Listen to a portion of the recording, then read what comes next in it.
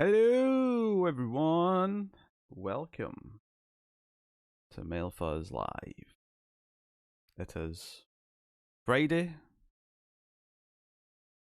the 25th of June, and we are here. I have barely had a chance to stream all week, but we're here tonight to watch some movies.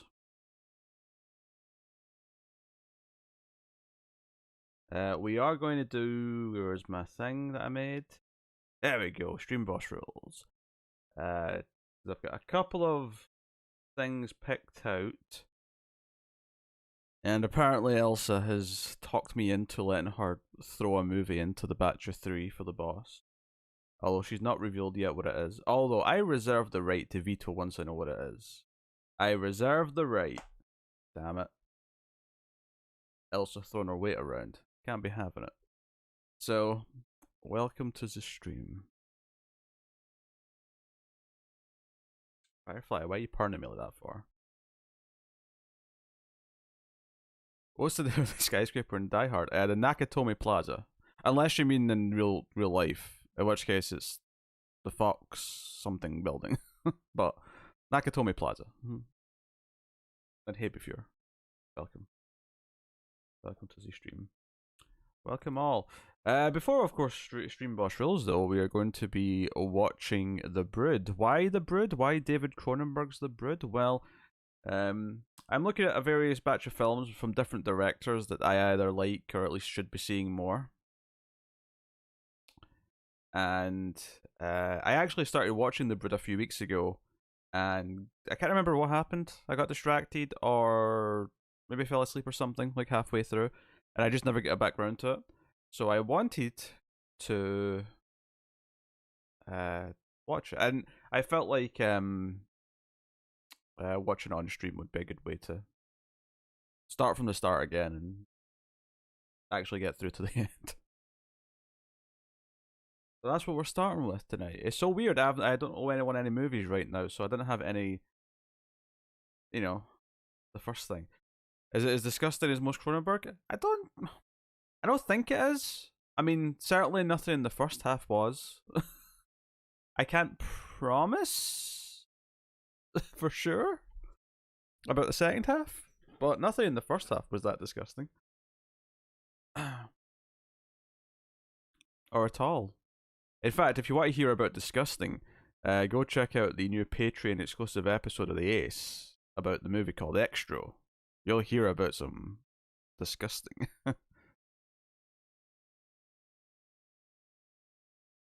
Hey, Nico,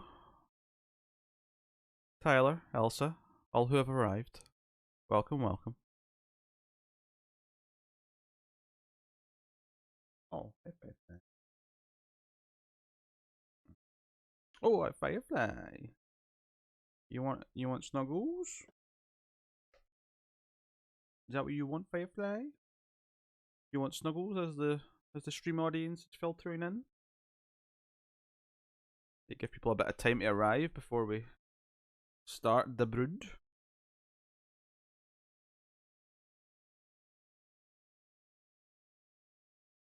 Oh no, Garrus is at the door. But that would be disturbing Firefly. And the Firefly Garrus rivalry is already at a tipping point. Isn't it, Firefly? Yeah. It's all you and your jealousy, Firefly.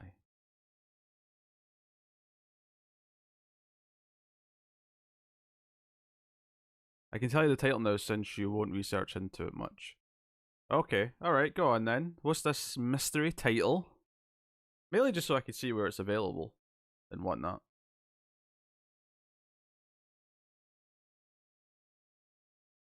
I can't get a Scotland flag. I'm not a big user of the emojis, so I don't know if there is one on YouTube. Or maybe if there is, it's only available in certain regions.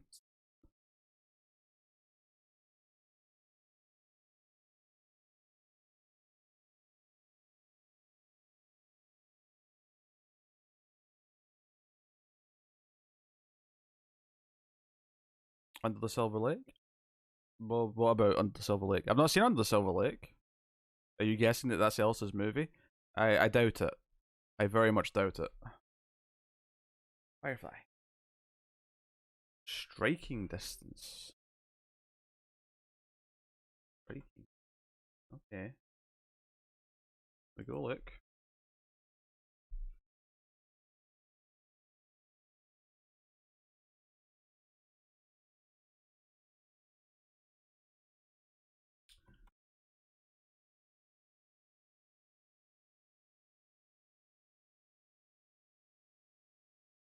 Oh, it's a Bruce Willis movie. I think I vaguely heard of this.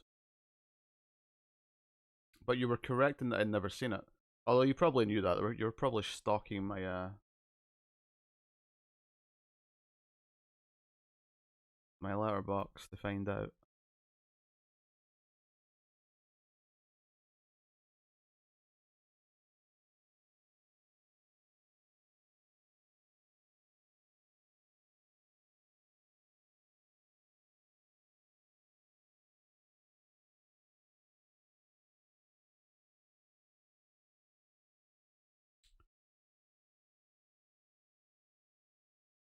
Da, da, da, da, da.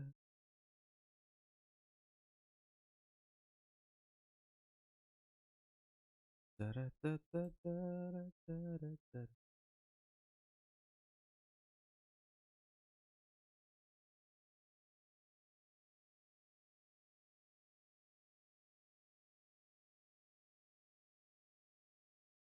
You did check my letterbox.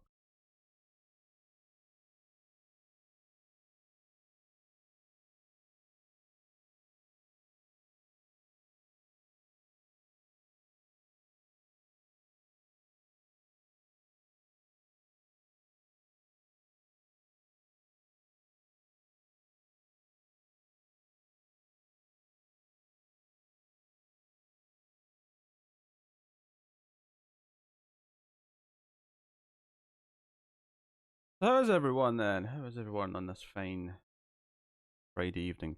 I did have a nap. If I sound like I've still not quite woken up, that'll be why. On the upside though, it means I'm nice and awake for the stream ahead.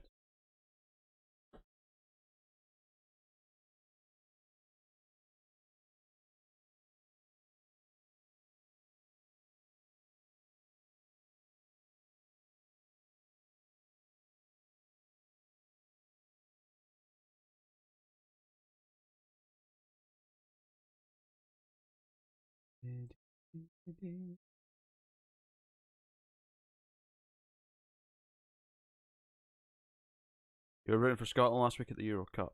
I have to admit, before I don't really do sports, so I wasn't paying attention to it. Is it available? I can get a hold of it, Elsa. Yeah. I don't know about the US people though. I don't know if the US people will have access to it. But that may only matter if the stream boss at the end of movie 1 picks it.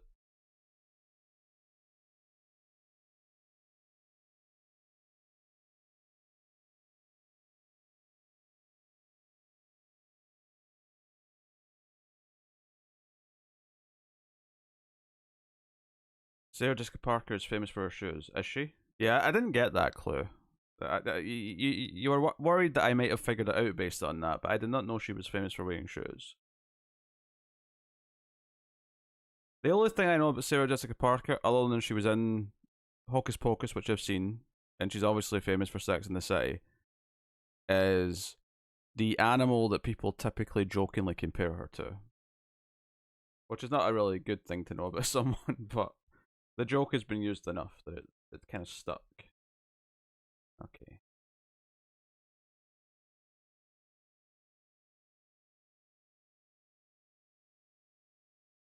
Well, of course wearing them. What else is she doing with her shoes? Weird sex stuff?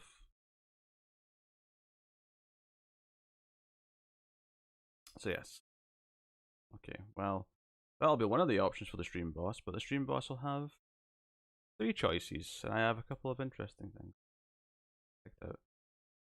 What animal? Oh, horse. People joke that she looks like a horse, Elsa. It's just an old derogatory joke that's been around for like the last 20 years. I have never seen The Family Stone. I'm not going to reveal what the other two picks will be for the stream boss at the end of movie one, but I will tell you that both films will be from notable directors that I am crossing off or hope to cross off another one of their films.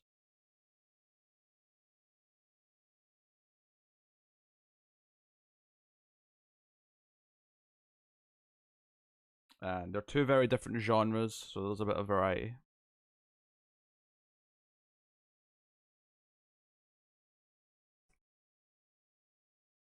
Not Kurosawa. Kurosawa is not really a stream friendly movie. One, because it's just too goddamn good, and two, because heavily subtitled, so tends to be difficult to look over at chat when I'm reading the subtitles constantly.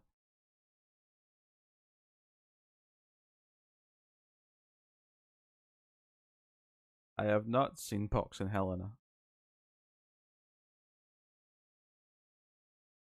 What's up, Firefly?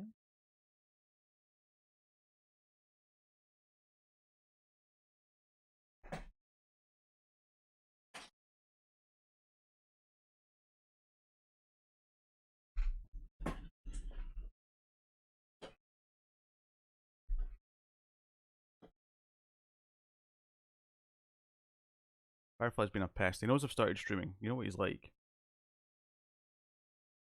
So, ideally, I want to be starting the first film in about 20 to 25 minutes. So we'll give people a little chance to come in.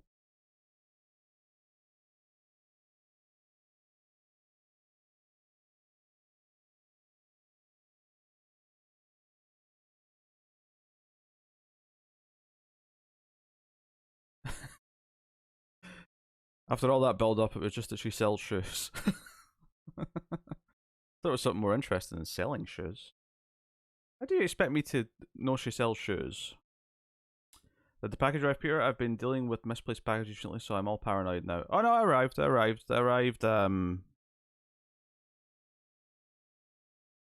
think it arrived like a day earlier than you said it was going to.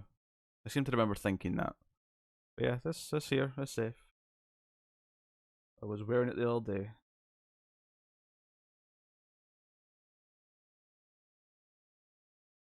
And thank you, by the way.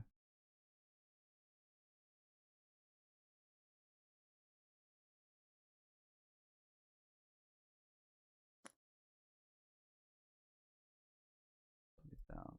Minimize that.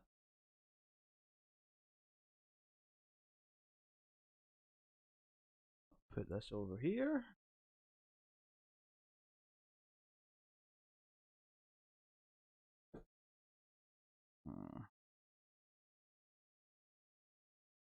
Hey, Cindy.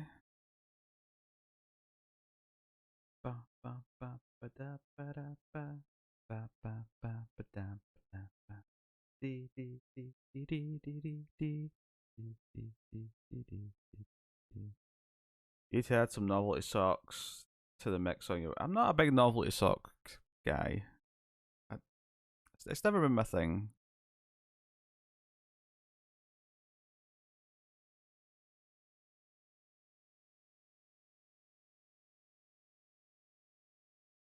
Is there any clothes that I actually need? I probably need more shoes. Funnily enough. I have one decent pair of boots that I go outside in, but they don't really go with anything more summery. I could probably use a few pairs of shoes. If you want me to add some shoes to my wish list, I'll add some shoes. As long as it keeps us from seeing peace. They're just regular human feet. You'd think I had like weird hobbit feet or something. I fed you. I got up and I fed you and Wesker like right away. Oh no, all my socks are either black or white. I have nothing. The most exciting thing any of my socks have is maybe like one or two stripes at the top, going around the rim, and that's it. I'm very fussy about the feeling of socks. I hate thin socks, which I find most novelty socks tend to be on a thinner fabric.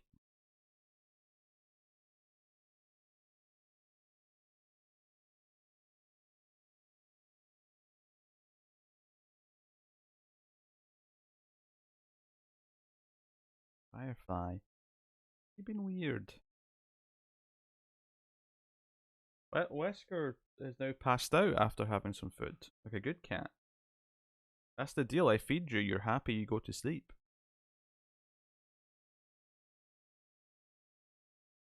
I guess your appetite's just huge. I'll feed you again before we start the movie, Firefly, okay? I'll make sure you're not waiting until the end of the movie.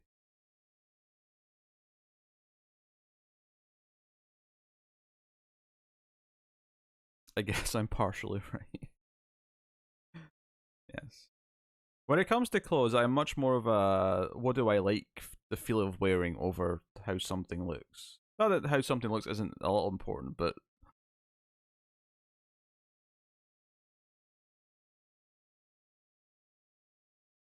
dead famous person.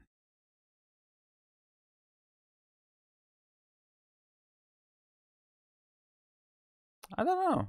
I've never been I've never been someone who like obsesses about meeting celebrities or anything like that. I've never like desired an autograph. The idea of getting something autographed to me is a little bit weird. I don't really care, even if it's someone that I'm a big fan of. It's not like I don't know what I would do with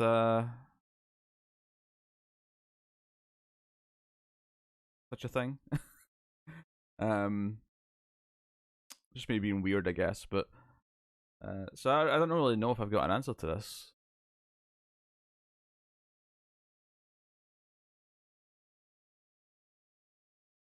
I don't know. I really don't know.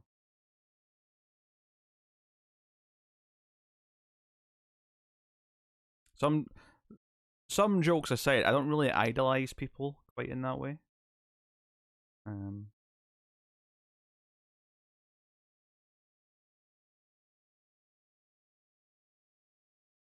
Firefly.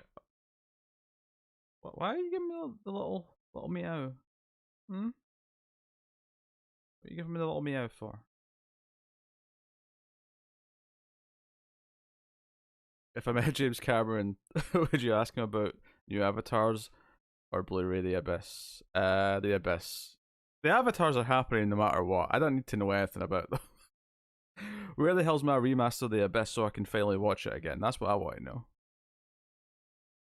And we're actually at the point now where I don't even want it in HD. I want it in 4K. We've skipped the whole generation of format.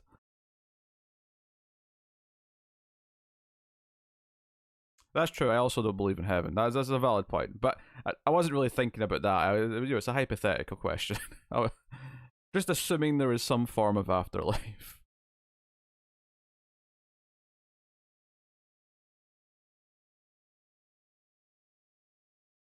But I don't really have any inherent questions for people who are alive for the most part. Other than Willie hell's my goddamn Abyss remaster. But that's less of a uh meeting my idol and wanting to know something juicy and more just I want it. Where is it, you lazy prick?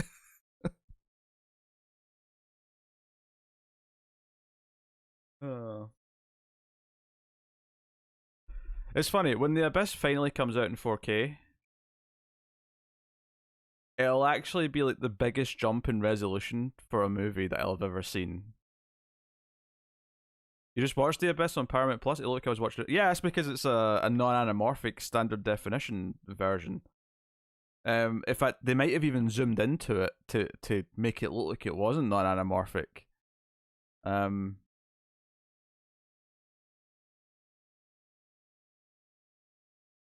so to put this into perspective, for people who don't know what I mean when I say non-anamorphic, because it's not really something that's used anymore because we've kind of moved on from it. It was only a thing during DVD days, but because TVs were all 4:3, they're all square shaped, right?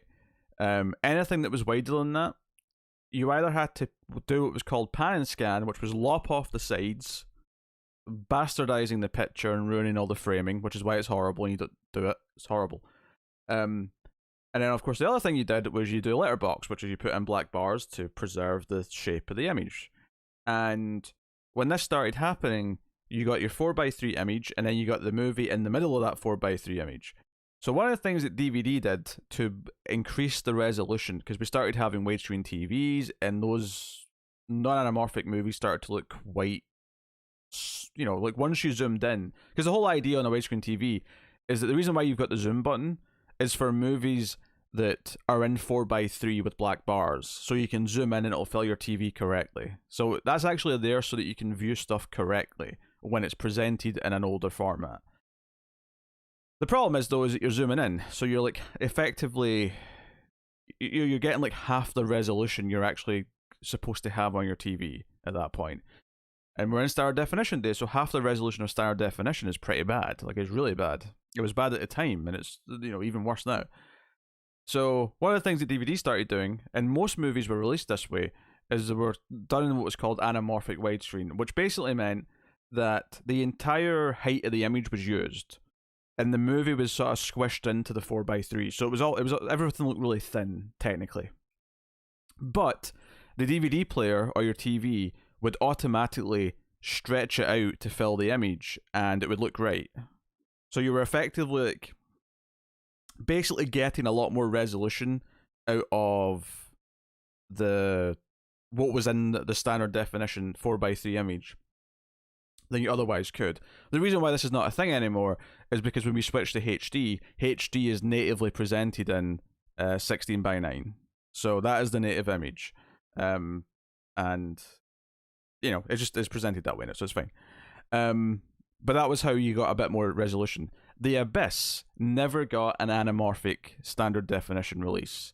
The DVD that came out was the same old Laserdisc print, which was a non-anamorphic, meaning that The Abyss, to this day, in 2021, is only available in half standard definition. Half.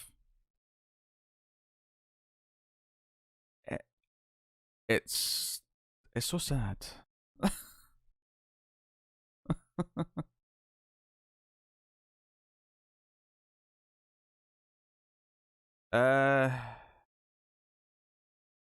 Is my chat with Connor about HD on Patreon? You mean there was a video we did a long time ago about aspect ratios? Is that what you mean? I don't remember doing a chat about HD per se. But I think you might mean the aspect ratio 121 extra thing we did. Which, yeah, that's on Patreon. I have to dig back a little bit to get it in the $1 section. But yeah, it's on there.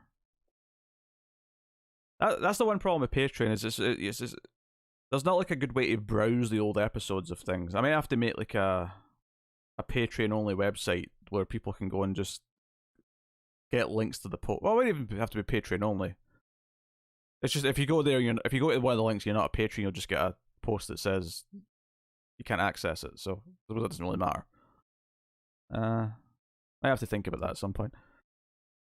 Just so it's easy to like browse all the episodes or the bonus episodes alphabetically or something like that. But yeah, I watched a shot on VHS movie a couple of weeks ago and it was awful in ways beyond description. Yeah, I'm not surprised. We're definitely beyond that, but this is the thing. When I watched The Abyss for the first time on DVD, well, it wasn't the first time. I watched it on TV first, but when I saw it in DVD and I watched the full proper cut of it, even then in like 2002, it was lower quality than everything else because it was non-anamorphic, and it's still not been improved upon from that version. It still looks the same, which is why I'm desperate for the Abyss remaster. Please. Everything else, like the amount of like B movie trash, and I love that this has happened, but the amount of B movie trash that has gotten like HD or in some cases 4K remasters. In the Abyss, a major Fox movie by James Cameron, is still sitting there with a relic format. It's maddening. I have no doubt that I probably brought up the Abyss on that Patreon video. No doubt. Baffling. It's absolutely baffling.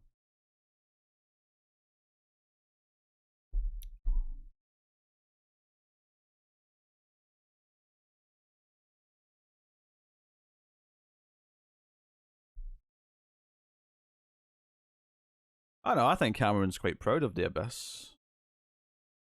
Bizarrely. I don't think he has any ill will towards that film. Piranha 2 he might hate.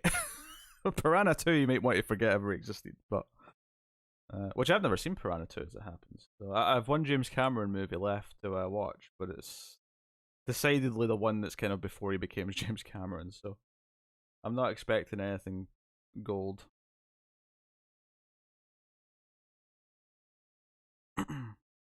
Oh yeah, Ed Harris is happy to be vocal about his time working with dictator James Cameron on set.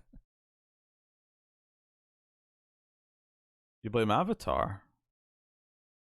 I mean, I'm not ready to blame Avatar necessarily, but he could take a weekend off and approve a new transfer.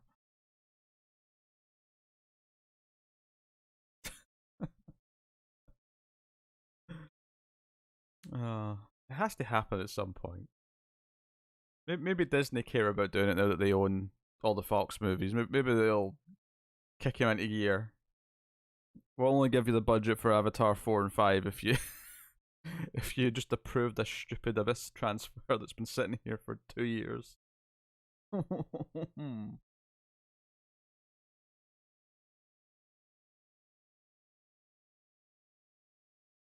It pains me, everyone. It pains me.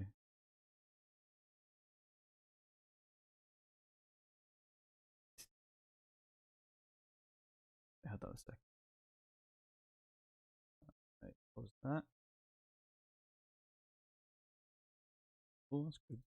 Okay. Yeah, he's busy with Avatar 2 and 3, I know. Which I look forward to, but I just want to watch the Abyss again. Why do it on the Ace? But it's the size of a postage stamp.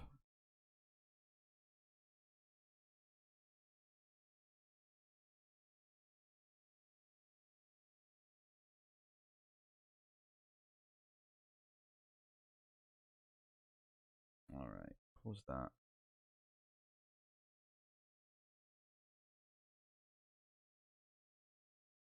Okay, interesting.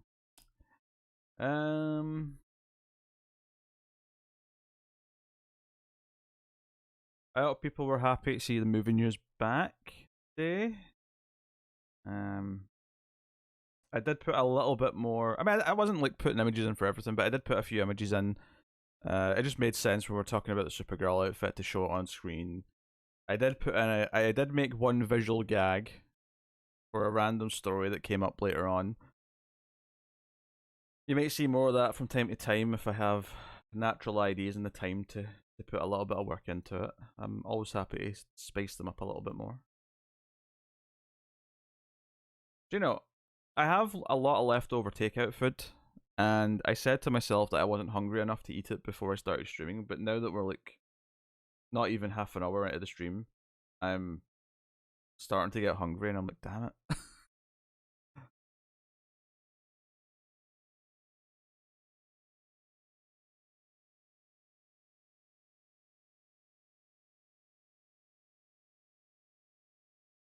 How do I know that's famous? I know a comic book creator slash stand up comedian by the name of Timmy V. I just watched all Dr. Harry movies. The last one was pretty difficult to get through. Felt like a parody of the other ones. Yeah, I remember the last one not being that great. I remember it's been a long time since I watched them, so they'll definitely do a rewatch. But I remember the first one being good. I remember 2, 3, and 4 all being various degrees of entertaining, but nothing special. I think 2 and 3 were better than 4, from what I remember, but 4 had like one of the famous lines.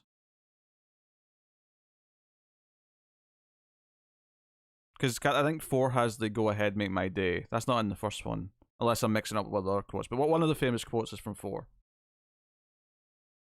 The first one definitely has the "Did I fire 5 shots or 6? Do you feel lucky, punk?" That speech is in the first one for sure.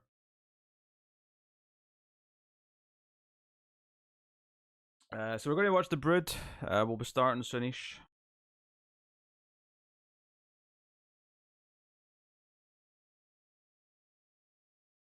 The only thing that's memorable about 5 is that it's got a very, very young Jim Carrey as like the villain or something. It's been a while, but I remember him with crazy hair. I think he was a bad guy. Oh.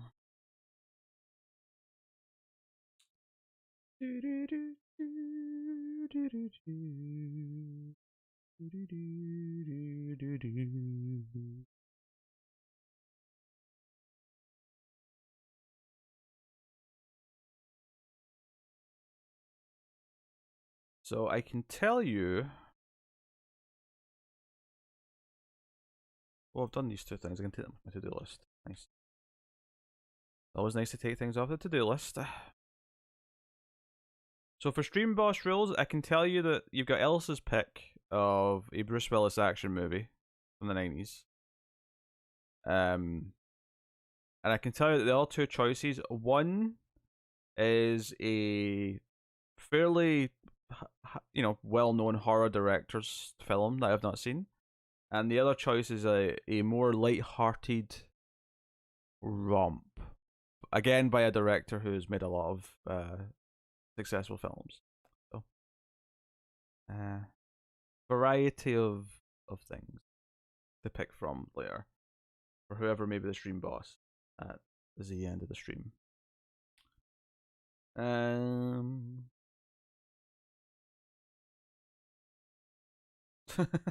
Oh, I forgot Liam Neeson was in it. That didn't stick out in my memory.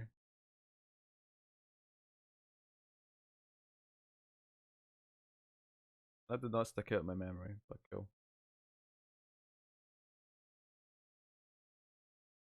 Very cool.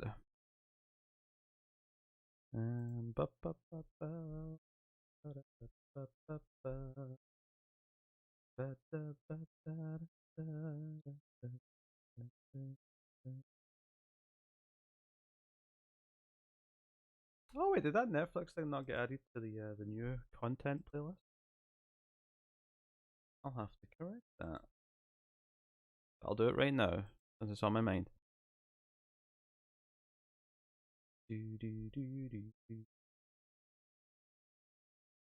Firefly. And I'll probably go feed that cat in a minute because he's being a menace. He's like, look at me, look at me.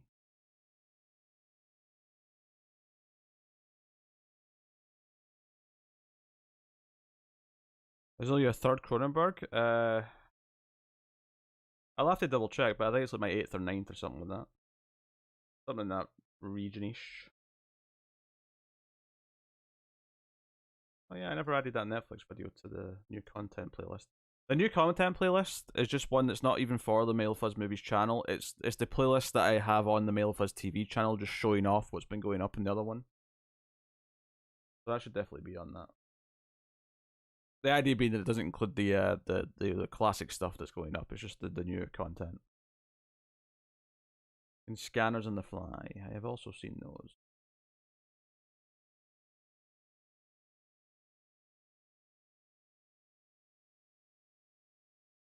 Damn, I'm getting hungry very quickly. Oh, The Brood is good because if you get bored, you'll get sleepy and ditch it. It is true. Sometimes if the first movie isn't that good, I end up not wanting to watch another one.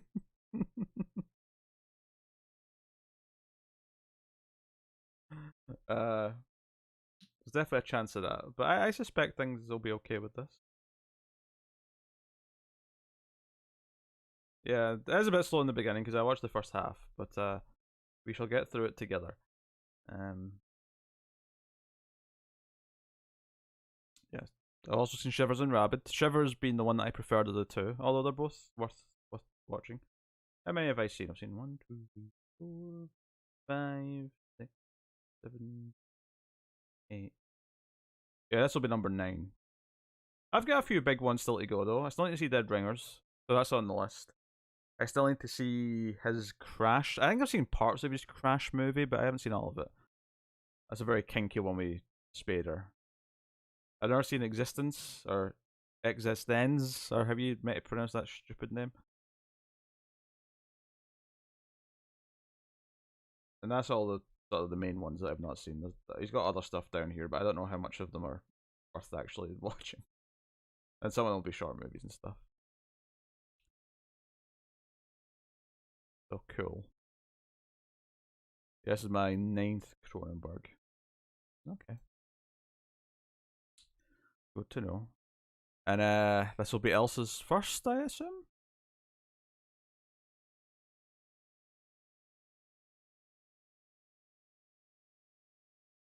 I don't think I remember that scene. I do not remember a cheeseburger scene. We did it on streams though, so you can go back and get my thoughts on it, presumably. I'm sure we have mentioned it.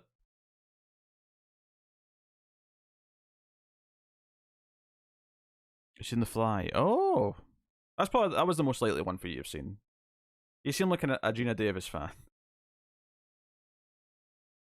And maybe Jeff Goldblum too. Maybe you're into Goldblum. He's a very bizarrely sexual man. Hard to deny. I'm getting so hungry. The food I've got though is not stream friendly. It's not a stream friendly. Indian food does not work as me eating on stream.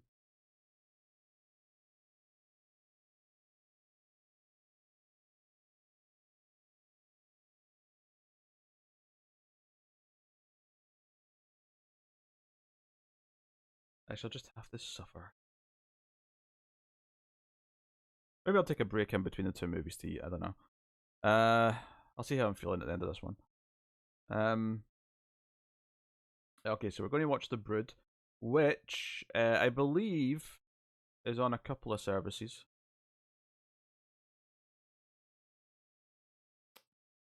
I know it's on Criterion for sure, and I think it's on A Prime. I don't know if it's UK Prime or US Prime though. Didn't notice. Oh.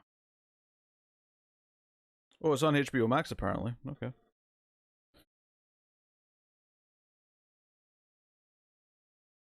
Wherever it may be.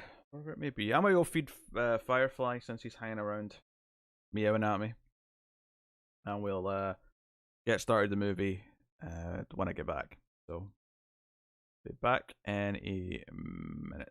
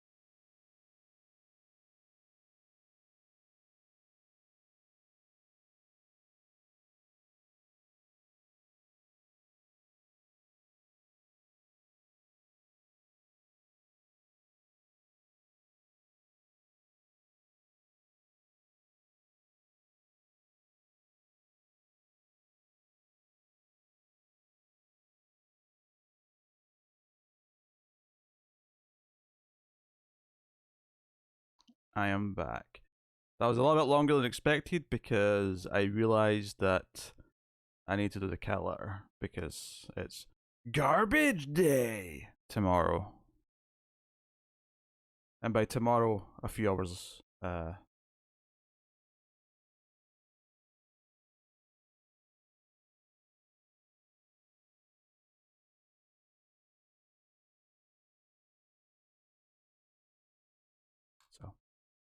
Wesker appreciates. Wesker does appreciate it. Wesker does love the clean litter tray. They all do, to be fair. They love clean litter. They love when the bedding gets changed because they love to ruin all the fresh bedding before I get a chance to use it. Isn't that right, Wes? Yes. So.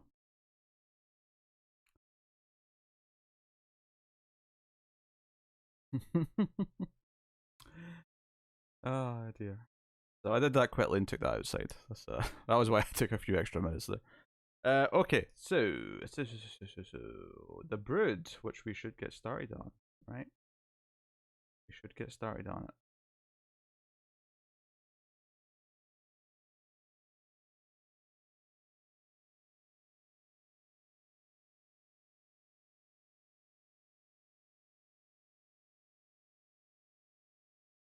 Tell Nico where I'm from. Or Mexico? Right? Do you want me to tell you from Mexico?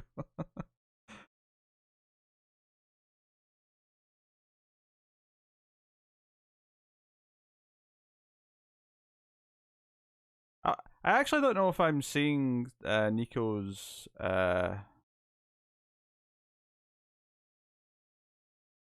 posts properly.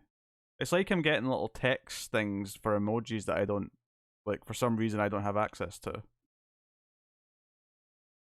Like, is that meant to be a flag, Nico? When you said where you're from, was that meant to be a little flag?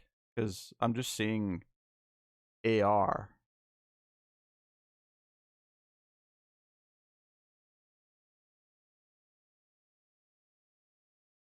I just wanted you to talk in Spanish.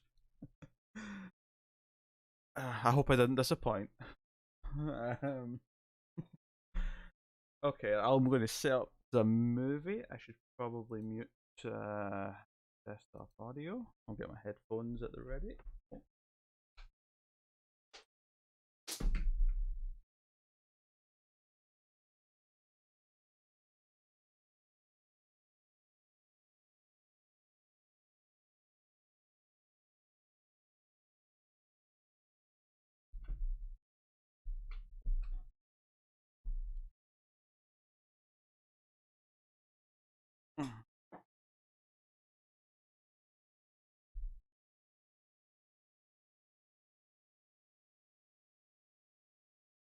I feel like it's a given that people in the UK have a hard time rolling their R's.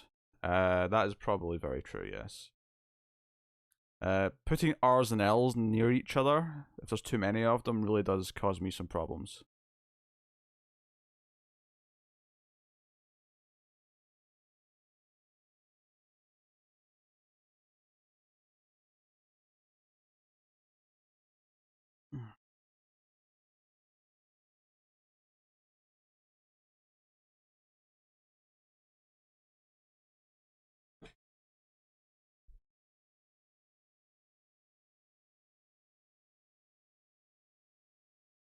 Particularly.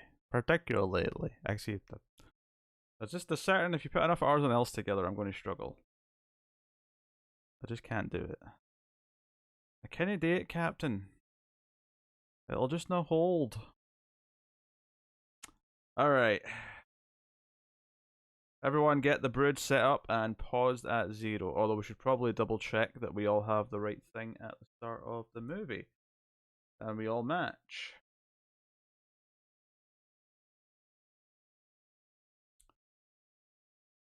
Right, so my version just goes straight into the first credit, which is Pierre David and Victor Salnicki present. There is no opening studio logos on my version. So if you have any, if you have either Criterion logo or something else, because I think Criterion probably puts Criterion at the front of theirs. go to the black just before the first credit.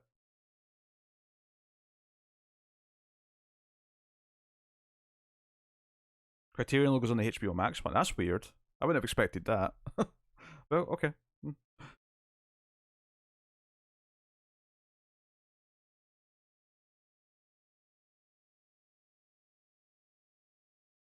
We're gonna watch The Brood. We're gonna watch The Brood. It's a light-hearted story for all the family. Cronenberg is kitty friendly.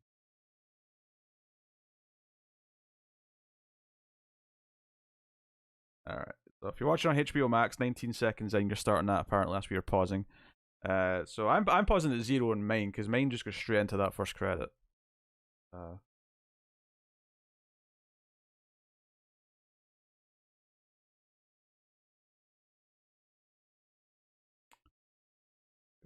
Go. Let's also see if this timer works. Admittedly, it's a little bit weird when some people will be on a slightly different time, but it at least gives people who show up late an idea where we are. Cindy's ready.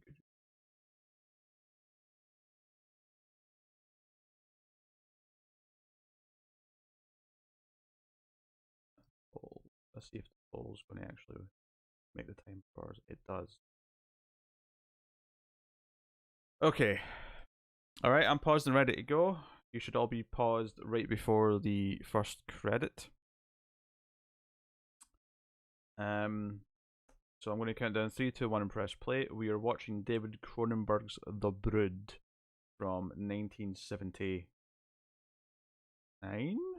78 or 79, around then. Maybe 77 actually. The late 70s. It's Cronenberg's film from the late 70s. That covers my bases. Alright. So here we go. I'm going to count down 3, 2, 1 and press play. And here we go. 3, 2, 1, play. Pierre David and Victor Solnicki present Oliver Reed and Samantha Eggar. The Brood. There you go.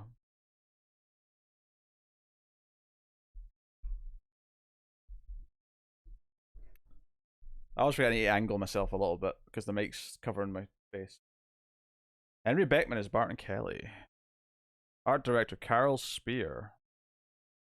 Editor Alan Collins, CFE.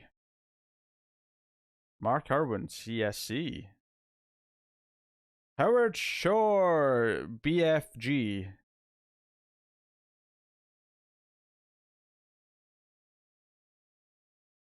What's so weird is that because I mainly knew Oliver Reed from Gladiator, is I never actually like realized that I was looking at him when I first saw him around this age.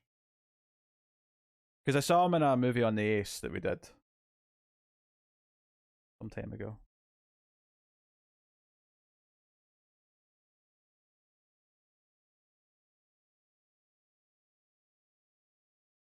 Oh no, something's happened. I'm glitching. I'm glitching.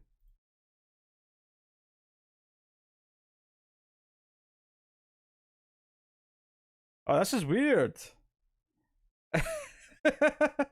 Okay, everyone pause. Everyone pause.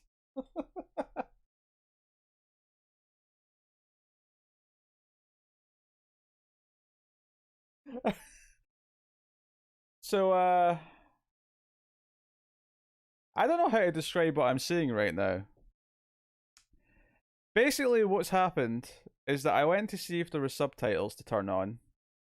And what's happened is that the head. So I'm looking at Oliver. So I've got it effectively paused, right? But Oliver Reed's looking at someone, right? In the back of this guy's head with the curly hair, it's like a GIF where his head's nodding. But the audio for the movie started from the start again, so I heard the music come in. So I was hearing the dramatic music with this head just kind of nodding. And he's still nodding.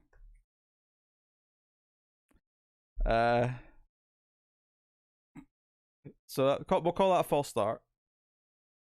We'll call that a false start. I had a glitch. I've learned my lesson. I'll just not mess with things. That's weird. Okay.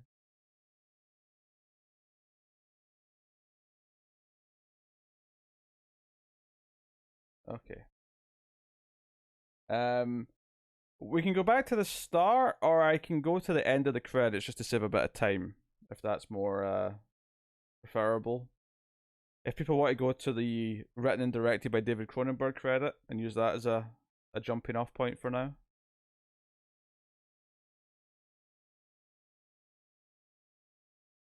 So we're not wasting time. It wasn't a long credits, admittedly. If people are already back to yeah, we'll just go back to the start. Back to where we started. Back to where we started. I'll just cancel that timer. Yeah. So back to 19-second mark on most versions apparently then, and back to the very start if you're just starting with the start of the credits like I am. That was weird. Now we'll just go back to the start, Nico. Just it's the easiest way. It means we have to sit through the credits again, but at least that happened in the first like second of actual movie. It wasn't 15 minutes in where it was going to be a pain. Obviously, we wouldn't start again if it happened then, but this is an easy enough jumping back in point at least. All right, so back to right before the start of the credits on the versions that have the intro logos and whatnot. I'll give everyone like 30 seconds to just get themselves back in place. Apologies. That was weird. It was just this head bobbing. But the music from the start started playing again. It was like da-da-dan, da-da-dan. Oliver Reed's just frozen watching this head nod. Oh, that was an interesting glitch. Okay.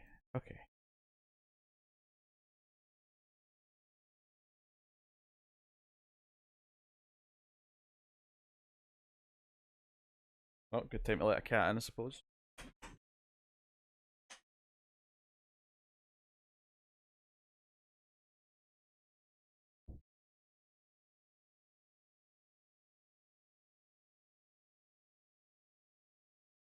But I wasn't sure if the movie had glitched or if it was doing some weird, like, I don't remember it doing this weird, stylistic, creepy thing at the start. It didn't, it was just glitching. But, okay. So, yes, once again, paused before the start of the credits, which for me is 0 and for many is 19 seconds. If you got the Criterion logo and all that stuff before that. And if you have different opening things, just go before the start of the credits. Pause in the black before the first names. So here we go. I have paused at 0. I'm going to count down 3, 2, 1 and press play. Let's actually, get going this time. Here we go. 3, 2, 1, play. Pierre David and Victor Solnicki. Oliver Reed and Samantha Eggar. The Brood. So I did that again for full effect. Alright, I'm not going to read them all this time, but I read a few too. So you can know if you're in sync or not. Cindy Hines! That's a weird name. Hines, it'll probably be Cindy Hines. I saw her name Cindy and I got excited.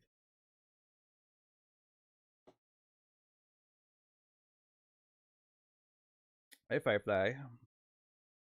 Are you happy now? You had like a whole extra half packet of cat food.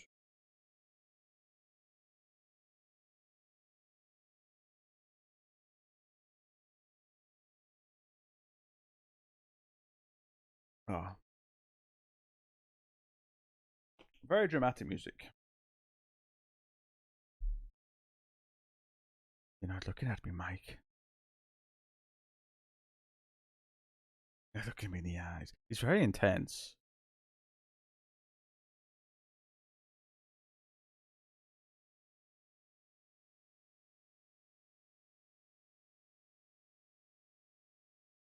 Daddy.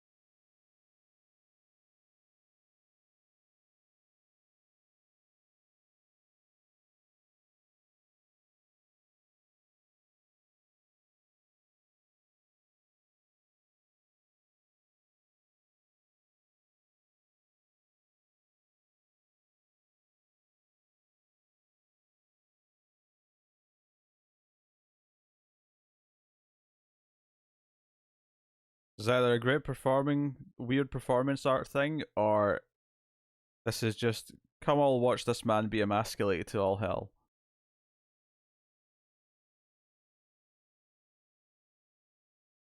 I'd rather not, Nico. I'd rather not.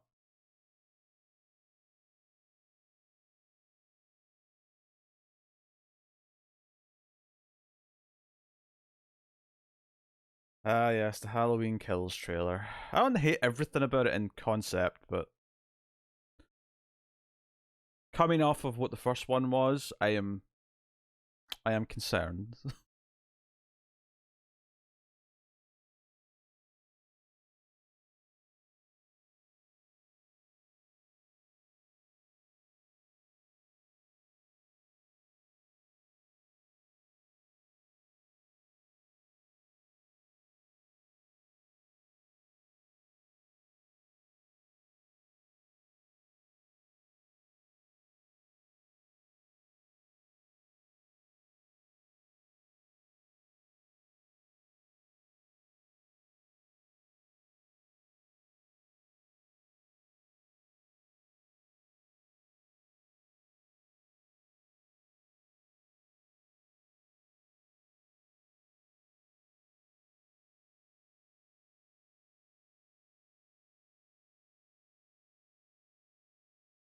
Those wounds are getting bigger and redder. It's like they're intentionally making them more intense as the scene goes on.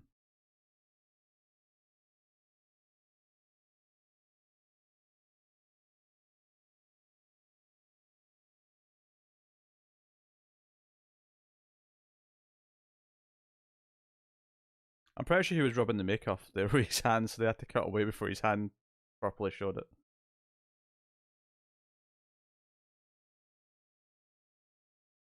You're seeing genius, Tyler.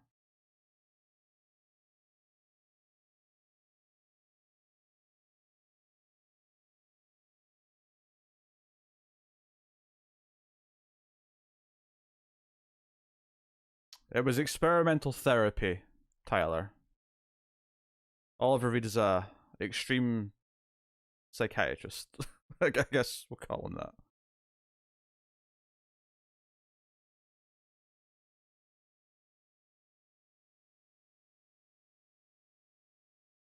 Look at me in my fancy coat. I have a very nice coat. I hope no one does anything bad to this coat.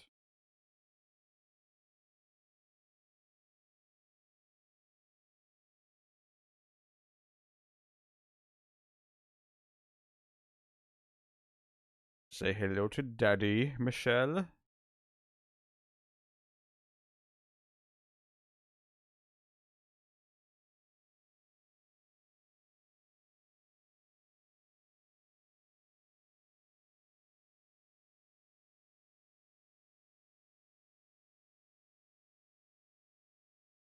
Look at that fringe.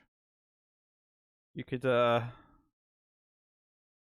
use that as a ruler, that fringe. Maybe a spirit level even.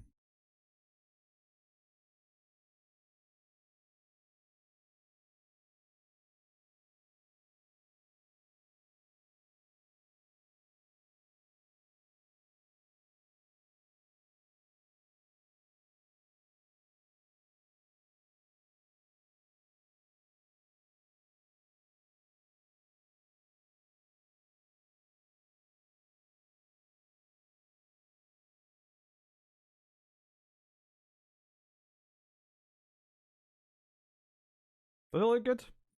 I've heard their bit rates can be not to get all bit rate on everyone because I know people are probably sick of me talking about it, but I've heard that HBO Max can be a little rough. Although I think it's just rough at 4K. Maybe HD's fine. Now I'm thinking about it.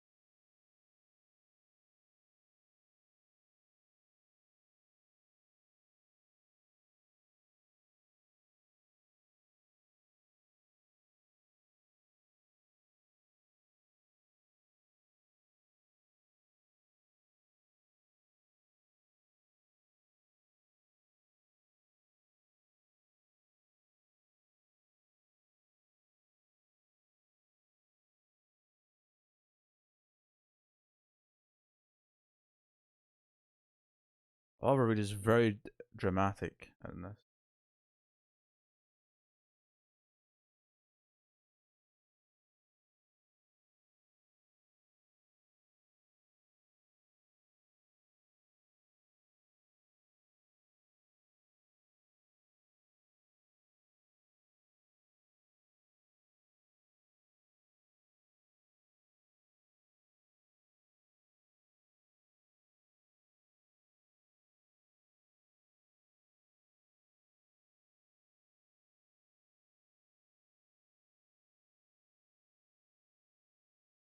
Yeah, Oliver Reed should really seem more concerned about the fact that a child has bruises and marks and whatnot. He doesn't seem concerned about finding it where the culprit actually is, even if he does genuinely believe it's not her mother.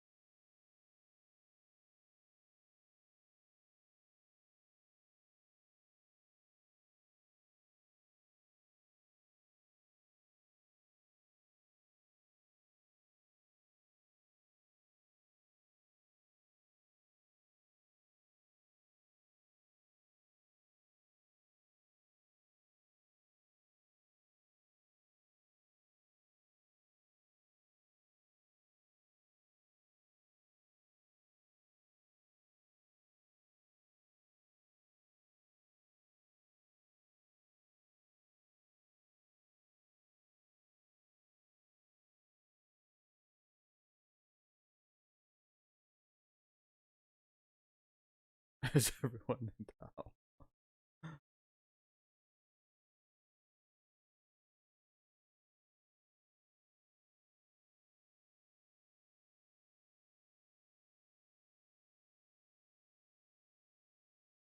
Egg chart. Egg chart. What's this about? Happy Days lunchbox. Okay.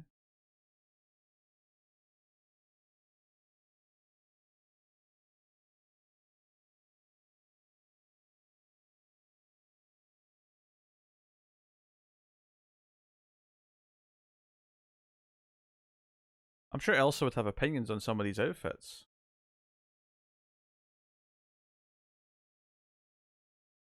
I think this was. I think this is Canadian because Cronenberg's Canadian. A lot of his early films are in Canada, so I suspect this one probably is. There's a lot of snow, after all.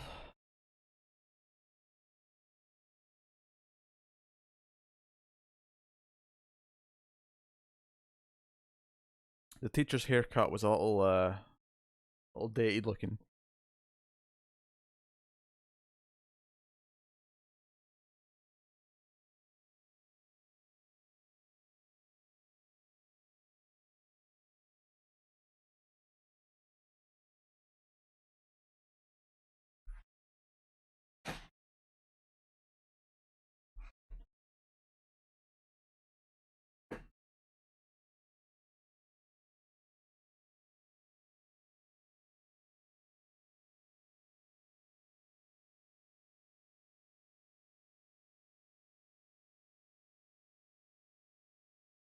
Candace is the most important thing in the world to me after my coat. I really like my coat.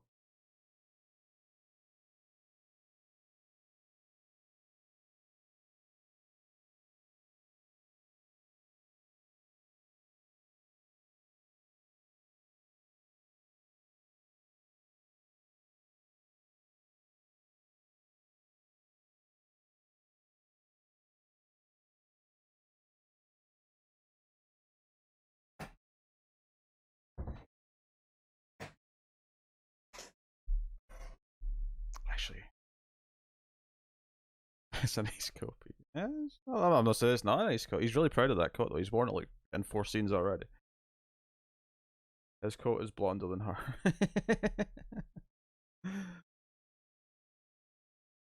Hello, my grandchild. Would you also like a scotch?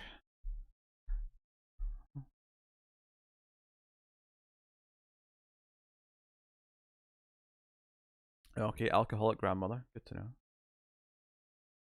I want to go grab something from the kitchen, but I don't want to pause it.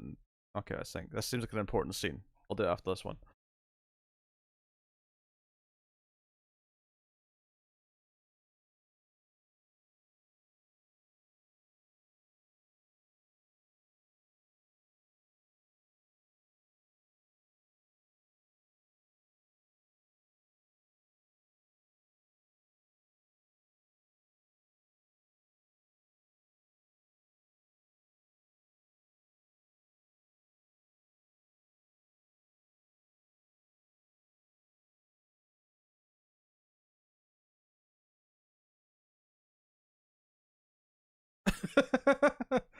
Mummies are bad. They're fucked up mummies.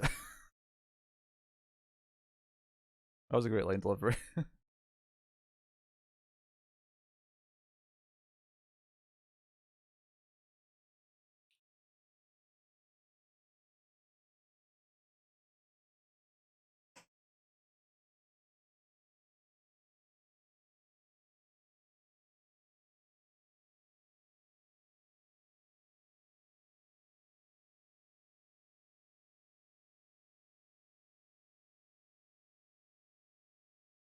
Wait, is she talking about the grandmother that little Candy's been left with?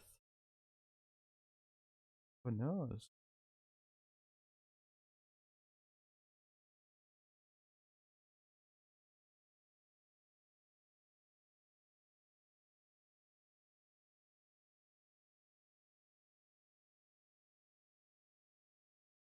She's looking troublesome.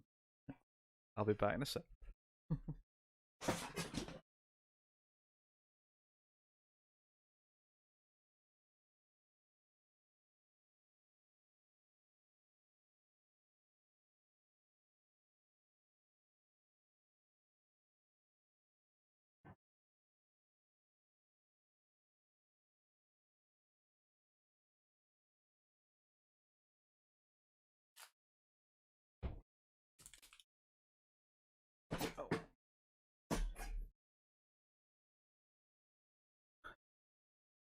Oh, do you think he was talking to Maximus? Like, did your mummy hurt you, Maximus? Did she? Did she hurt you? I got a treat. They also keep my hunger at bay. Caramel ice cream surrounded by chocolate.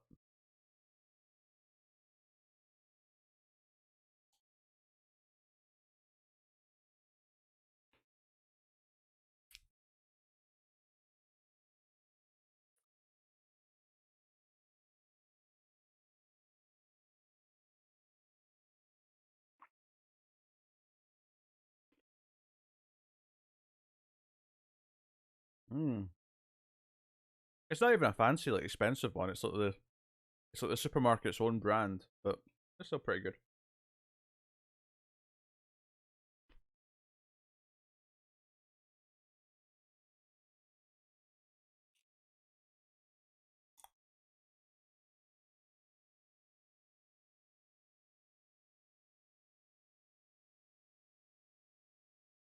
Did my cats get into her kitchen? What's going on?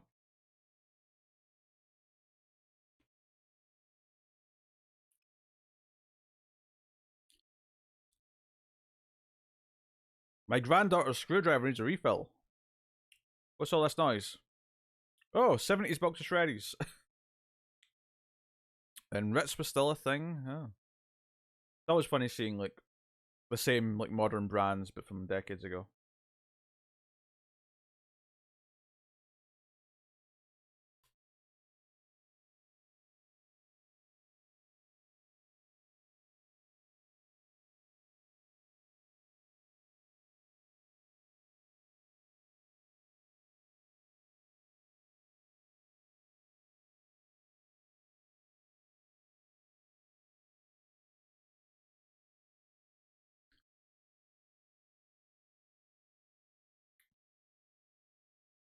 That's Candy's coat.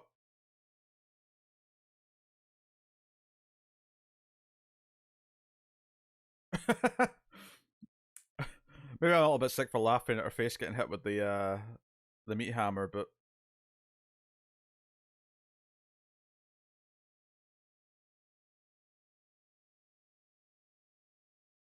it's a gremlin wearing Candy's coat. That's what it was.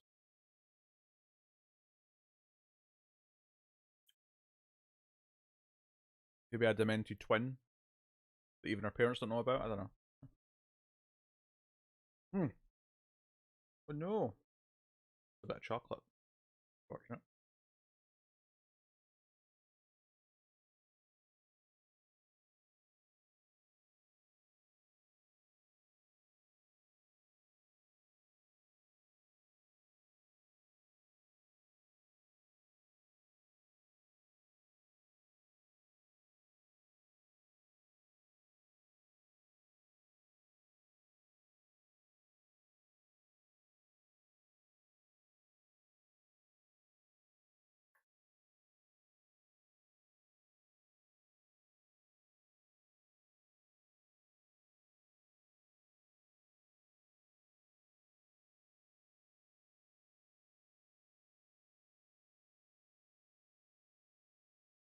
Fun.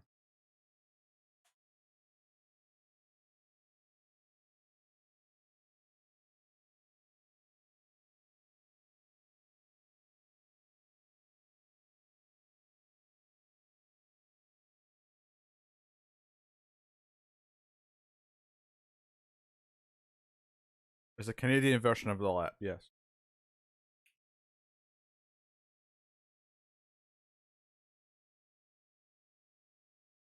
Listen, friend, eh?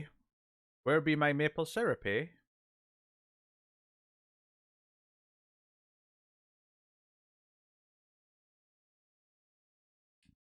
That's what he's looking for, his jar of maple syrup.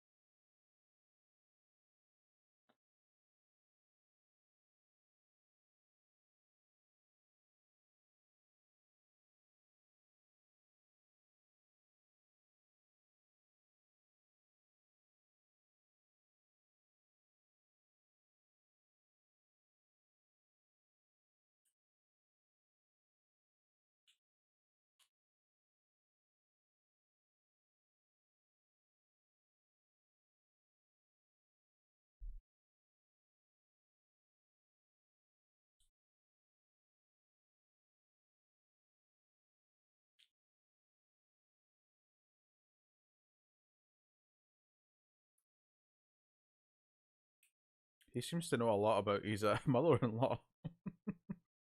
Got a long series of lovers.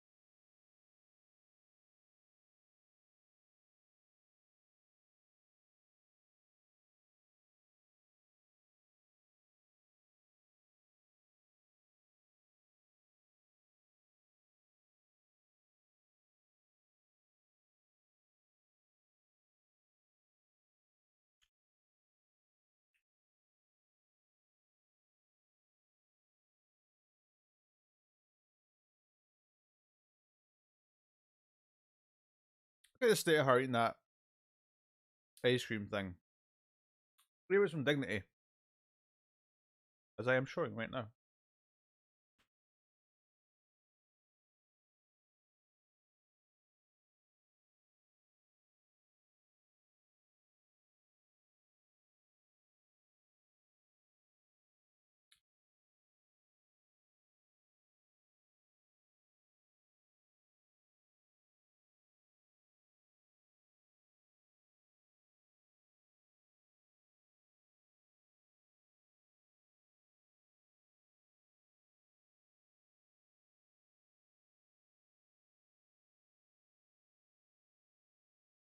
I agree. Kids are gross.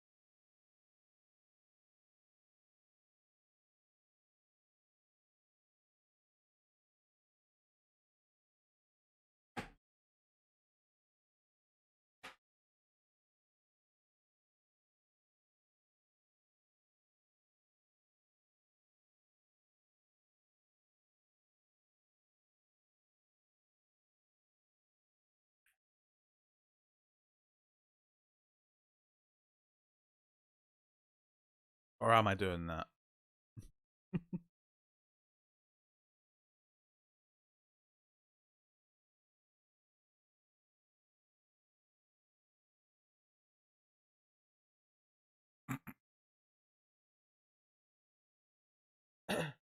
How many times are we going to hear Oliver Reed go, I'm daddy?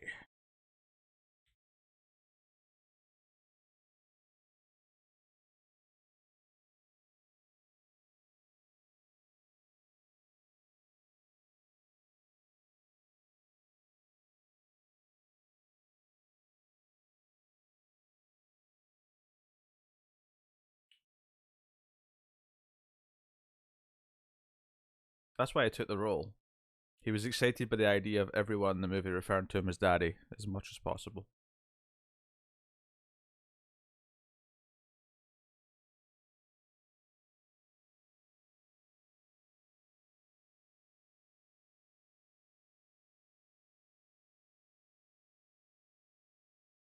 He could really misuse his weird role playing power in very creepy ways if he wanted to, couldn't he?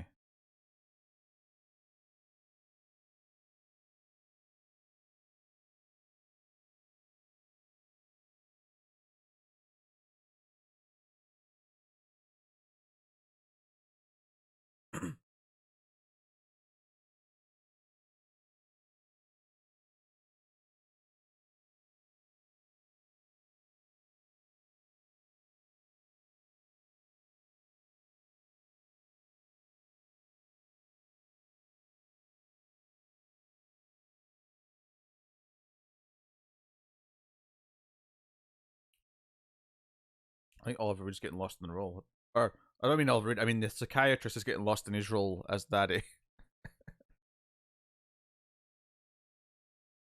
He's like, why am I upset? I'm not actually our daddy. I didn't remember that.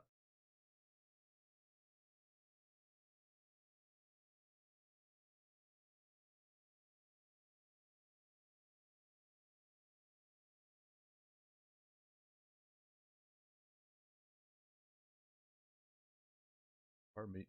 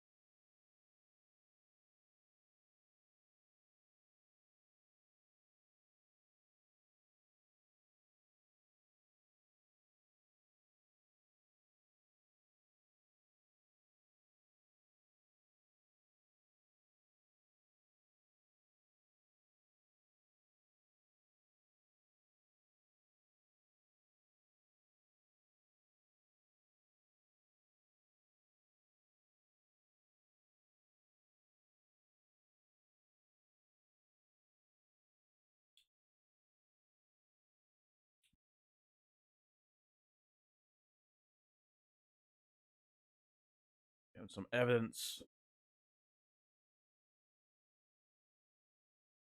Of course, now we have a little gremlin who likes to wear a jacket and kill her mother, or her grandmother, that could be the culprit to the injuries.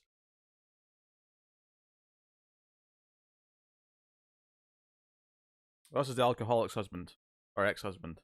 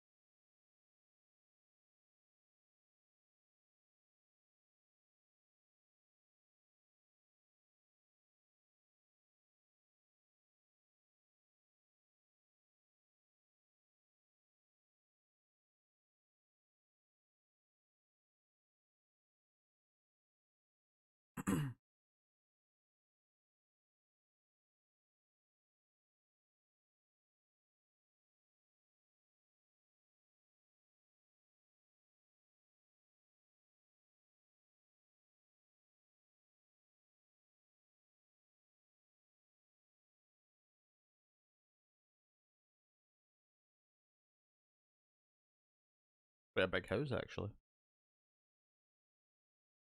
Well, it's not a house, that's why.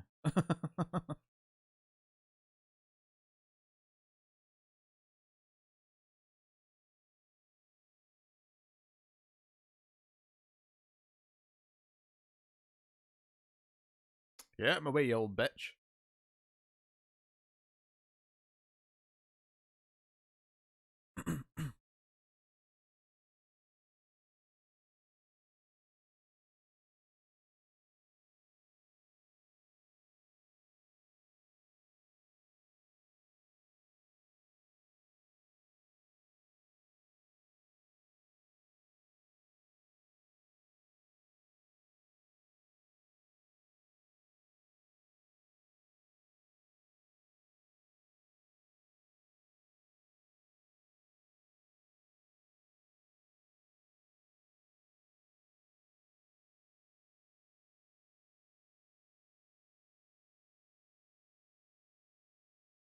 Oh, this dude's rocking a hell of a comb over.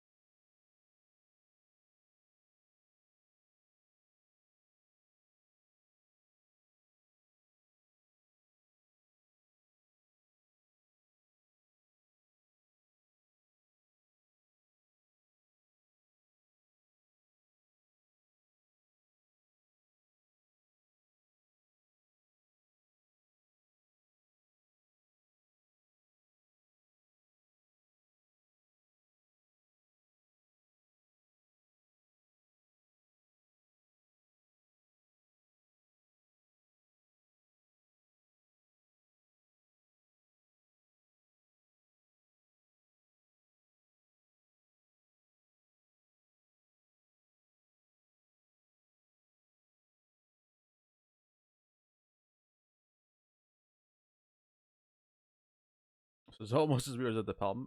I would describe Cronenberg as weirder than De Palma, on average. I feel like De Palma tends to do more straight thrillers than Cronenberg.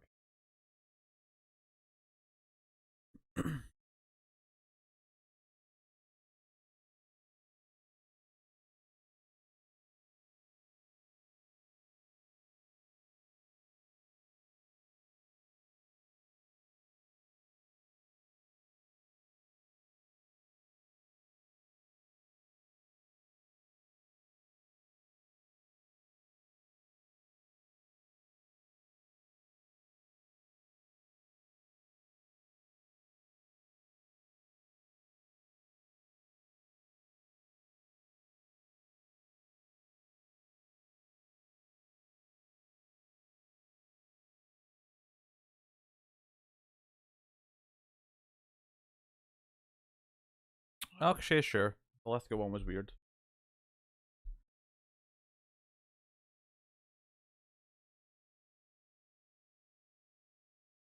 I think Cronenberg and Lynch are very different types of weird. It's hard to compare them.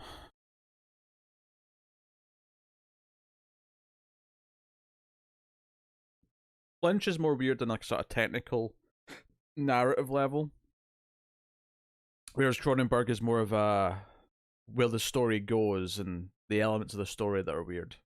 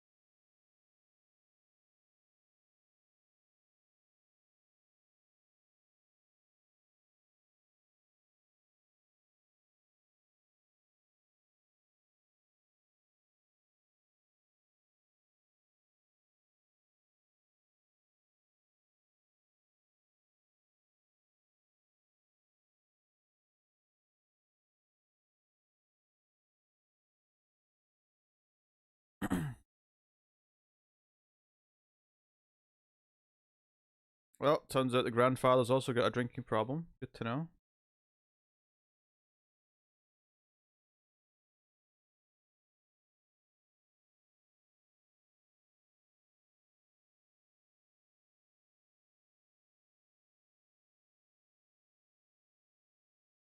Oh, the actual daddy. I'm a pretend daddy. How do you do?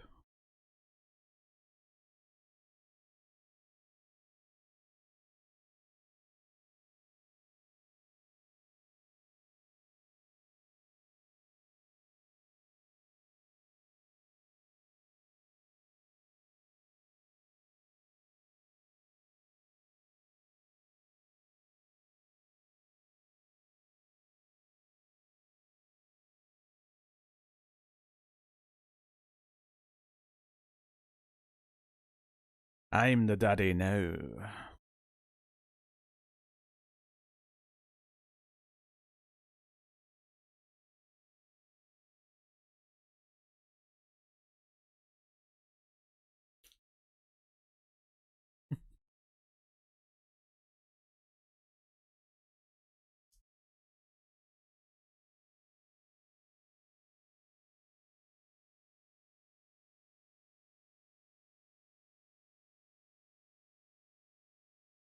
I suppose we're in this kind of climate. Everyone's got a nice coat. Need a nice coat.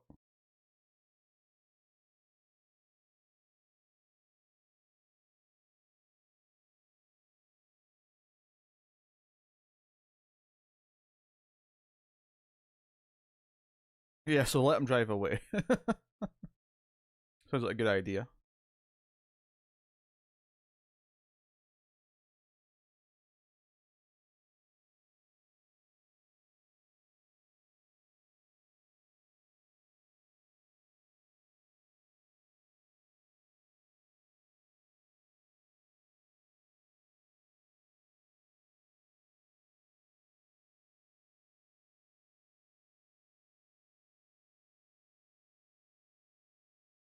Sorry, I was running in my coat. It's very nice, but it slows me down.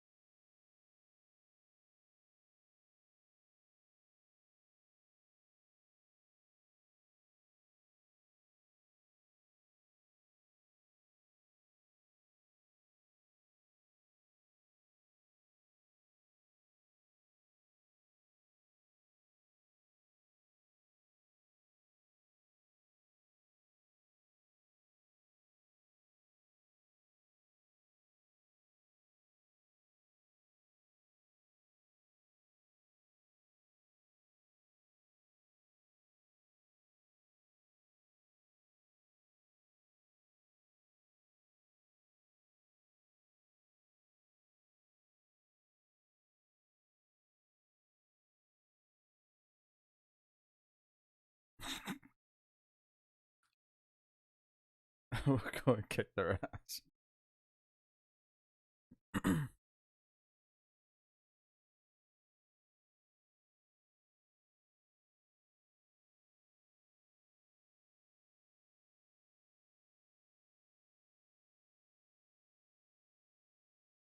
Oh, I could see that. Yeah, the young guy played solo. He's the 70s version.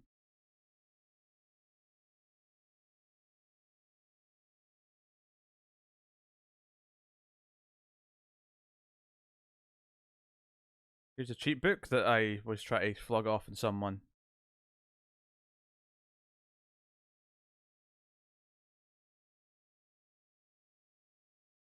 Oh, it's Daddy's book.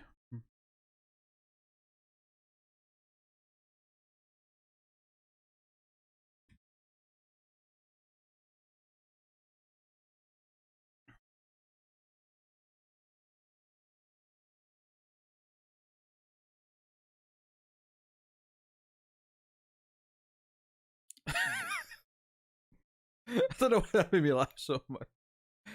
It's like it's tied to the drawer. What do you think is going to happen when you pull it out?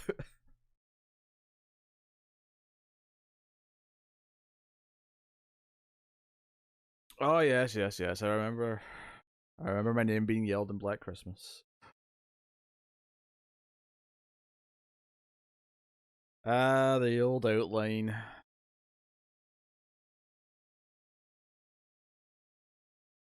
It's funny because this is not a cheesy movie, but the outline of the corpse is always a cheesy element just because of how fake it is.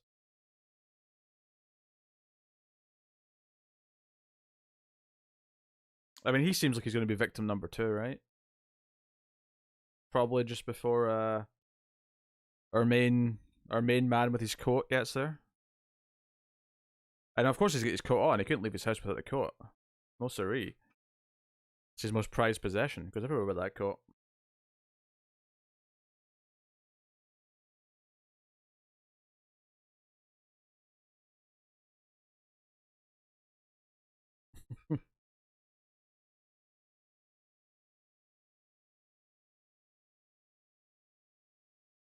I just noticed that the yellow stripes in the wallpaper actually go over the light switch. That's kind of weird.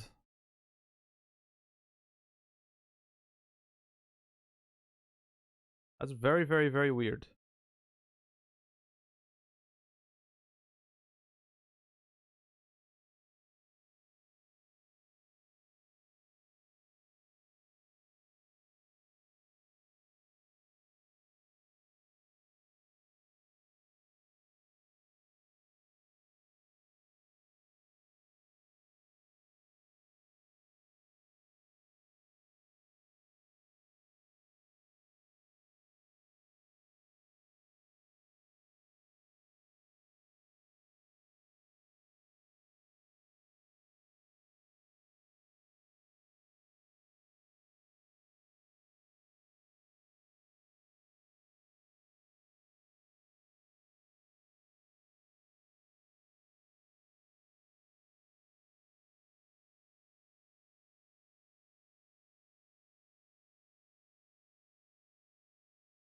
He seems primed for whipping some ass. Yes.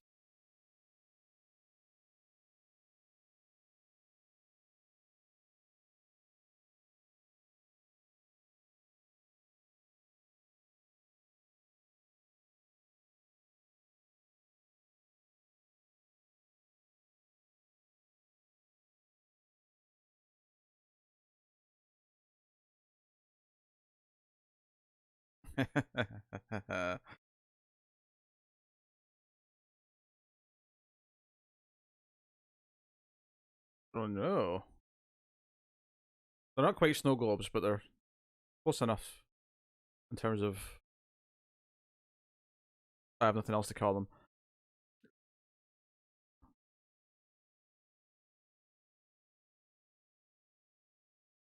Oh, this little monster really likes the blunt objects.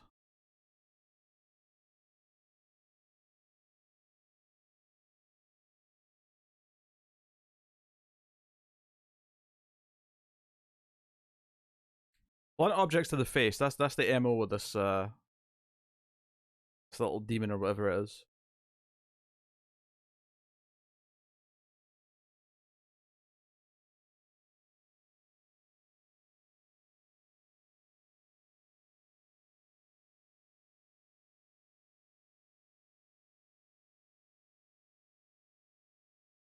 I just think he's drunk, Nico. I don't think it's because the size was comparable.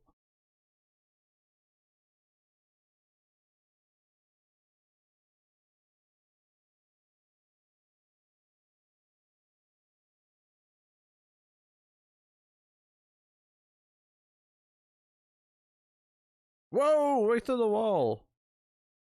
I'd have taken his head off of him.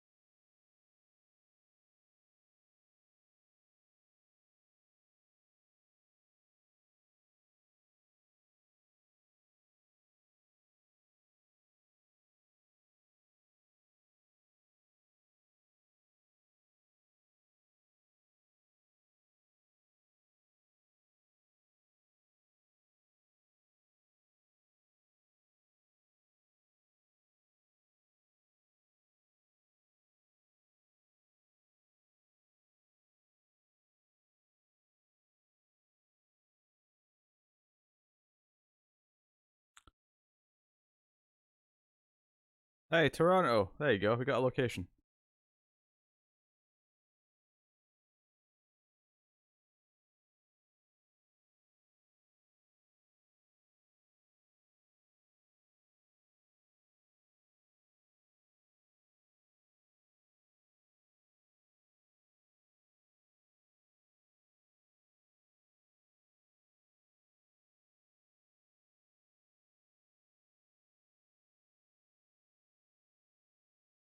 It wouldn't be the first time? Really?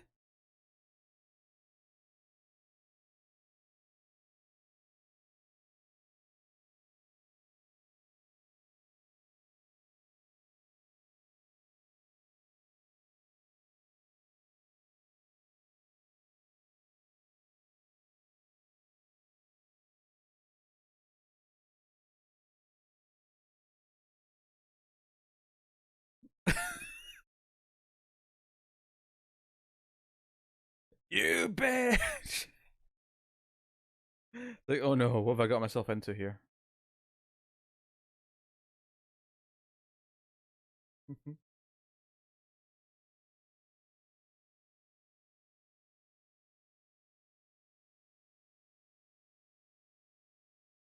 Yeah, that's not gonna be that effective. I bet that 45 minutes that he promised until I was back is probably gotten longer.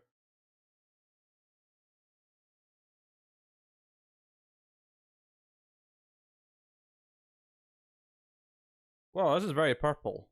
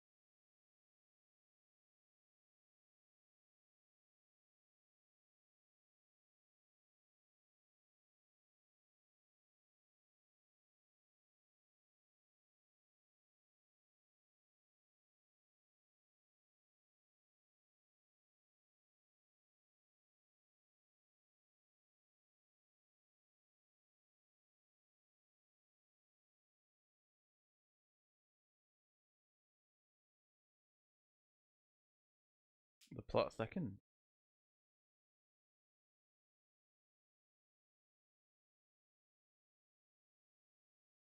Well, if that one's dead, then there's definitely more than one.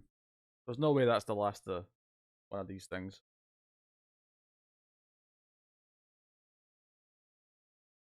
Oh yeah, fleshy sack.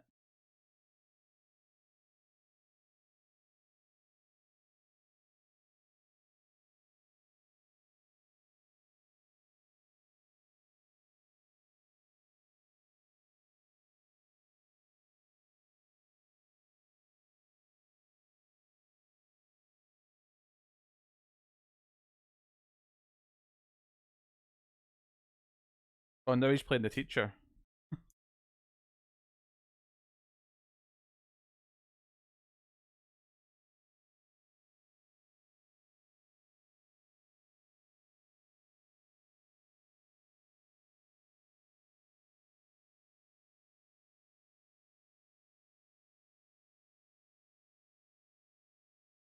Whoa, Tyler.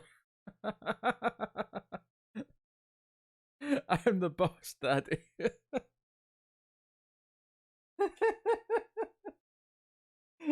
Thanks, Tyler. Daddy. I guess this is a daddy kind of night.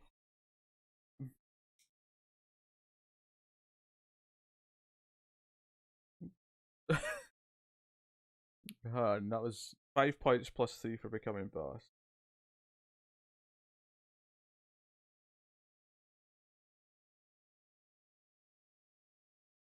Right, 5 spins are owed. I'll do that at the end of the movie.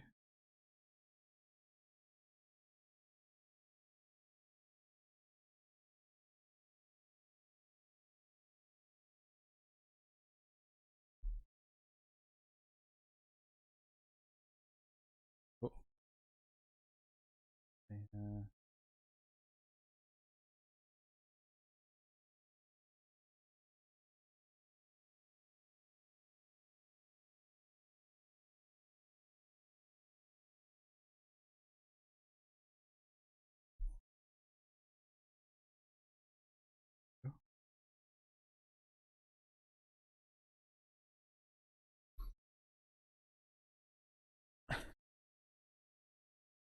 I guess this is daddy night.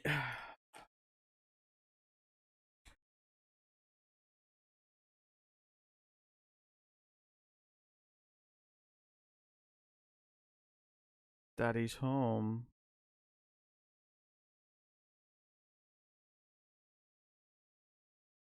Daddy. This is definitely the most I've heard the word daddy in a movie, I think. At least that I can recollect.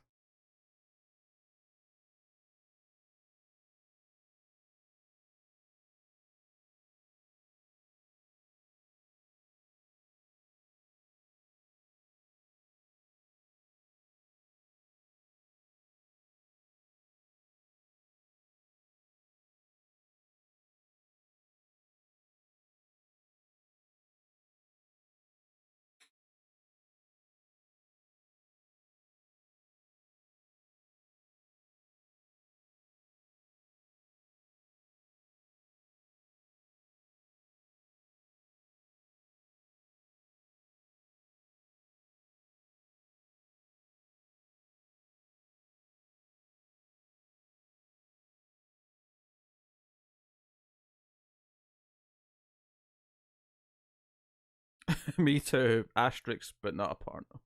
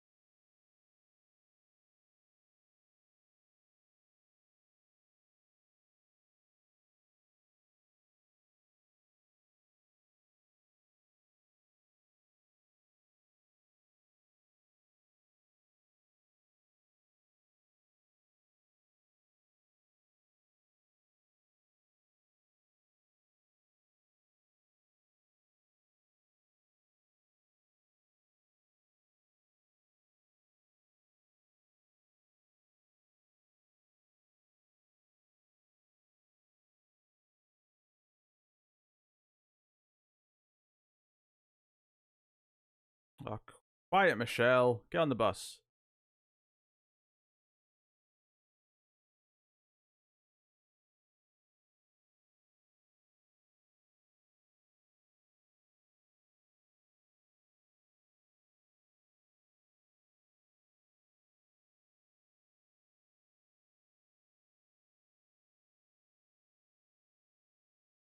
Oh, he doesn't have his coat on. He's got like a little jacket on.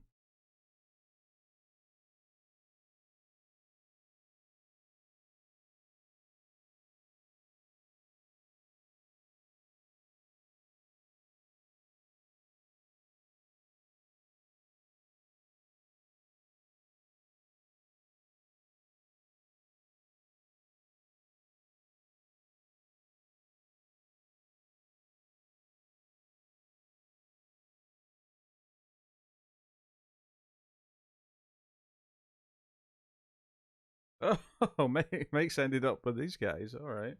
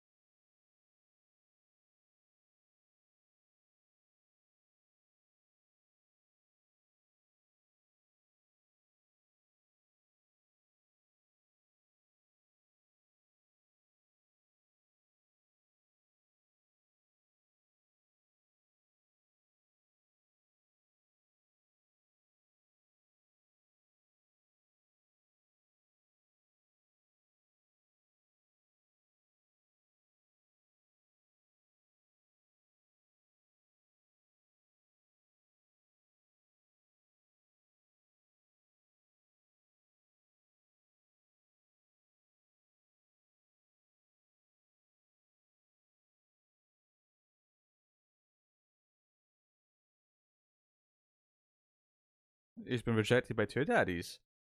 Oh man, this guy's comb over is making me feel sad. Just accept it, man. Accept it.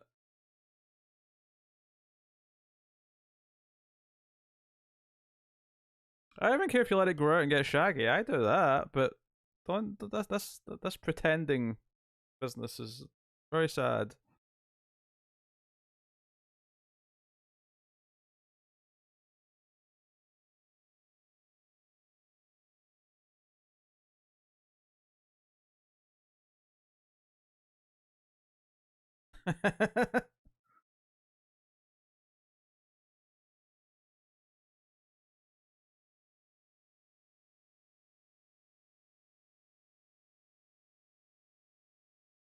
Will you be my daddy now?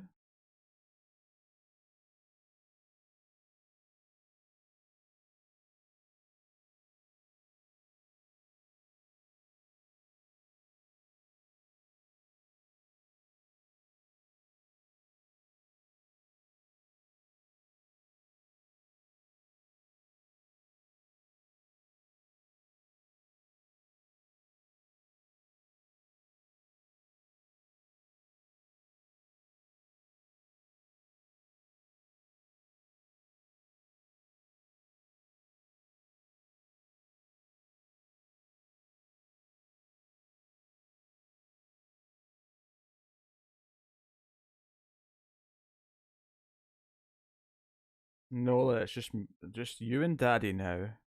We have this big fancy psychiatric getaway all to ourselves.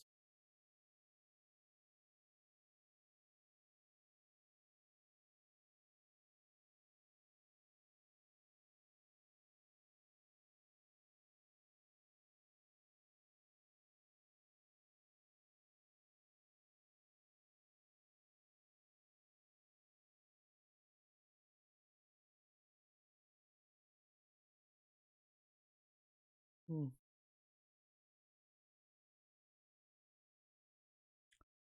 Daddy is to this movie what My Name is Alice is to Resident Evil movies.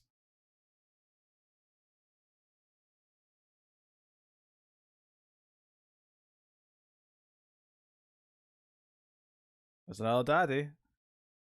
I mean, her calling her dad daddy's the most like accepted one, obviously. But at this point in the movie, the word daddy has just been so obscured and crazy that I can't hear it now without seeing Oliver Reed intensely say, "Daddy, come to daddy, come to daddy."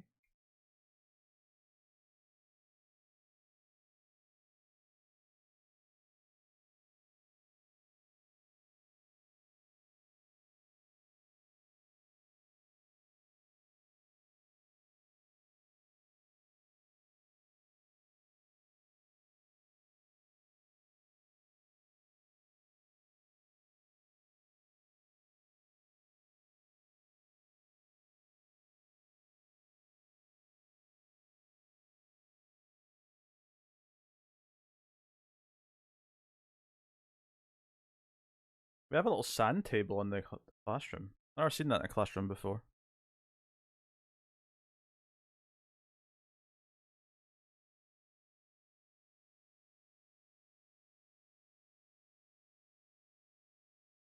Who's this Judas in the blue coat? Oh, it's one of them! It's one of them!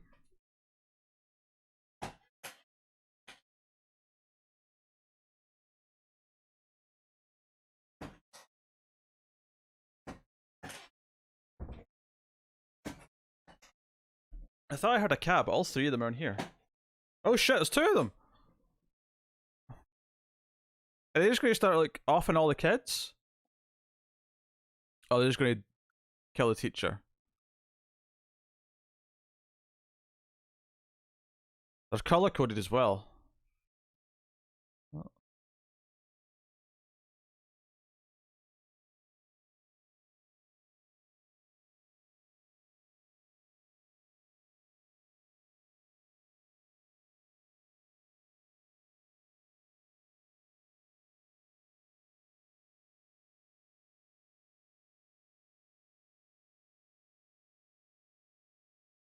Damn, it seems pretty dark.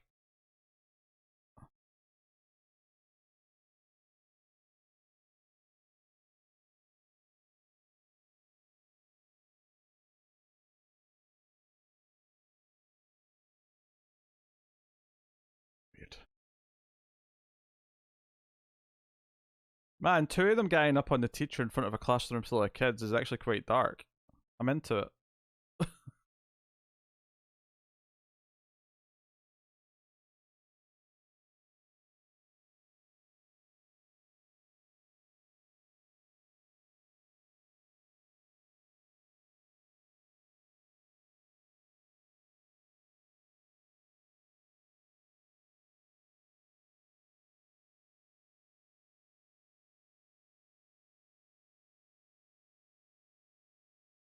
I like the idea that one of the kids is like, not my artwork.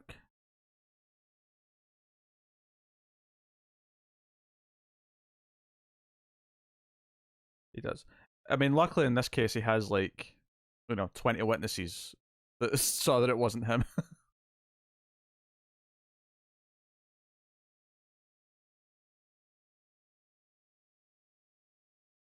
I'm starting to think Oliver Reed's got a little squad of mutants.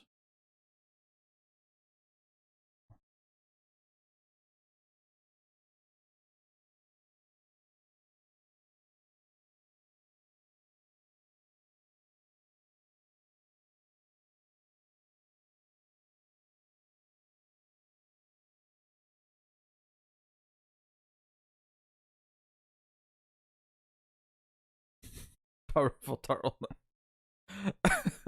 That's not a combination of words I thought I'd ever see together. The guy with the thing on his neck should get this turtleneck. He wouldn't have to wear the towel. He could just wear this turtleneck and he'd to be hiding his thing all on its own. Easy peasy, right?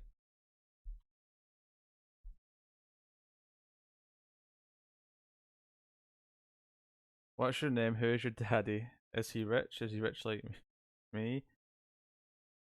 Has he taken any time to show you what? I don't know what you're quoting, Elsa.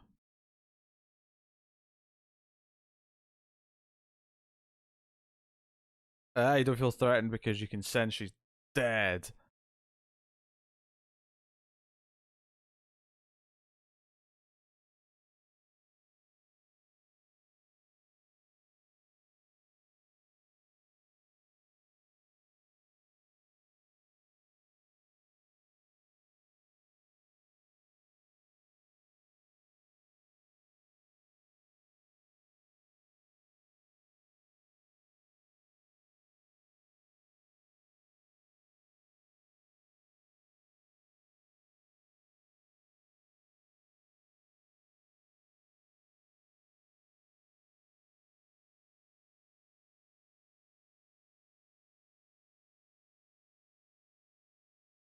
Not knowing the zombies.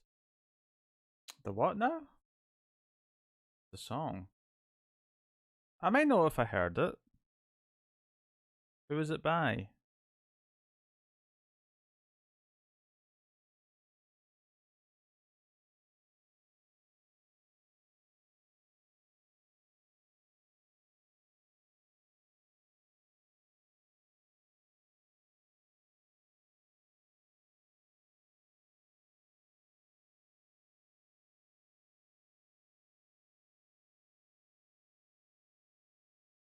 Definitely heard it. Time of the season. I like plenty of music. You say zombies and all I can hear is the Cranberries song. In your head, in my head. Oh wait, huh?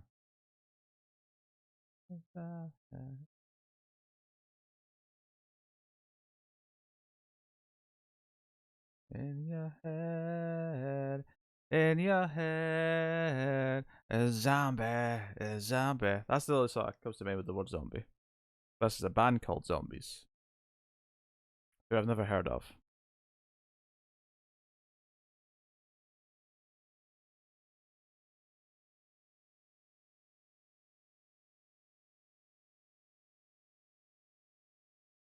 Only his coat can save him now.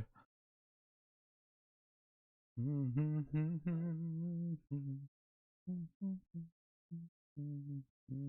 bet a song's to come ahead now. Hello? You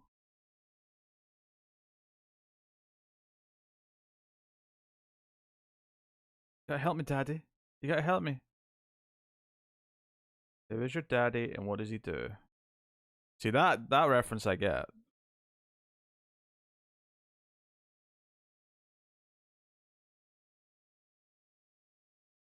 Can't say she did, Elsa. I'm sorry. The music I heard growing up was stuff from the 80s because my dad was into like Genesis and Phil Collins and stuff like that. New Order, that sort of thing. I think you're forgetting that my parents are presumably younger than yours.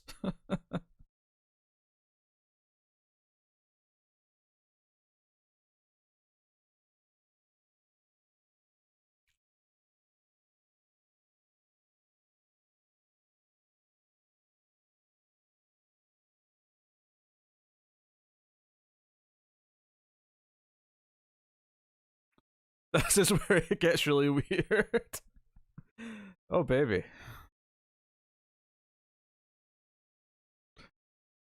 I'm not enjoying myself. I think some of the kill scenes have been quite good. It has been a little slow in between them, admittedly, but it's definitely not poorly made by any means.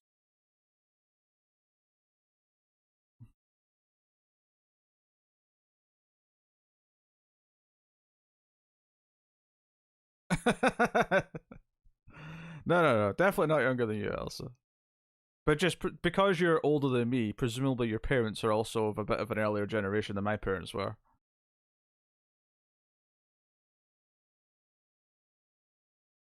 I mean, they were alive in the 60s, but they were children in the 60s.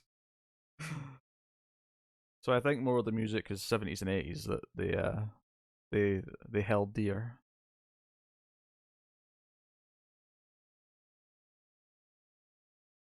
Is Patrick Bateman with Genesis? He certainly seems to think he is.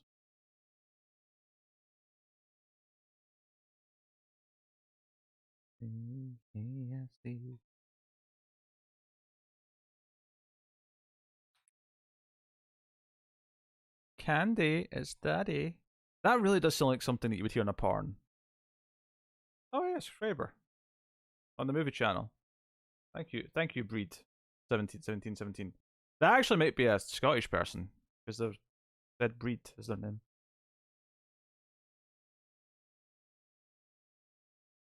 Uh, my father was barely 50s. My father was 59.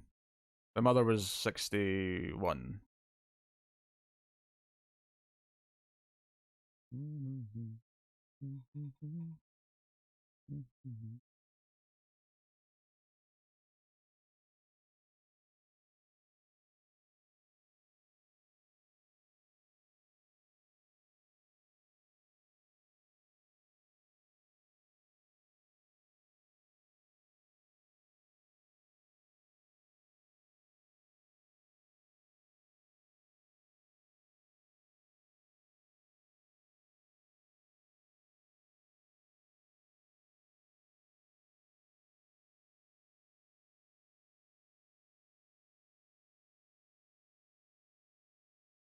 Frank, I've got a gun.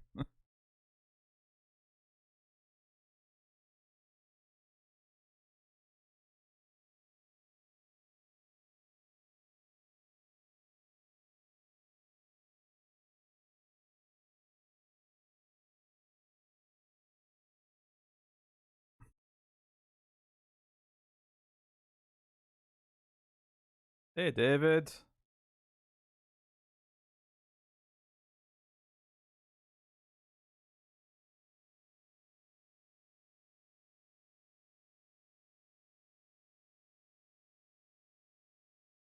Tyler being a terrible son and not being sure what year.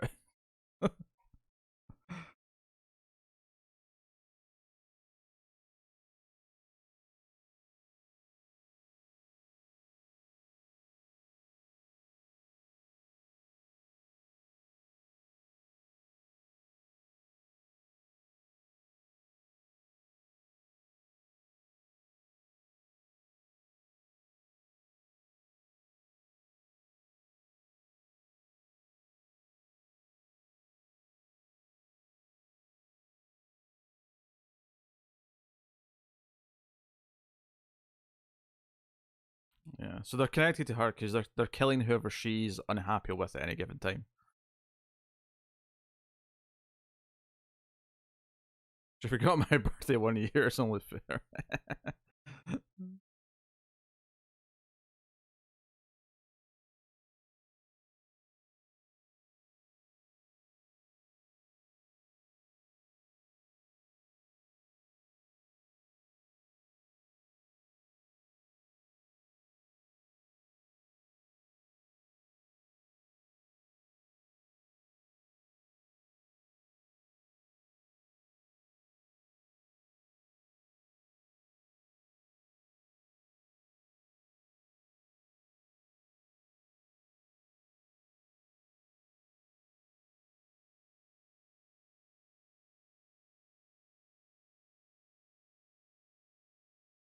That is the name of the movie.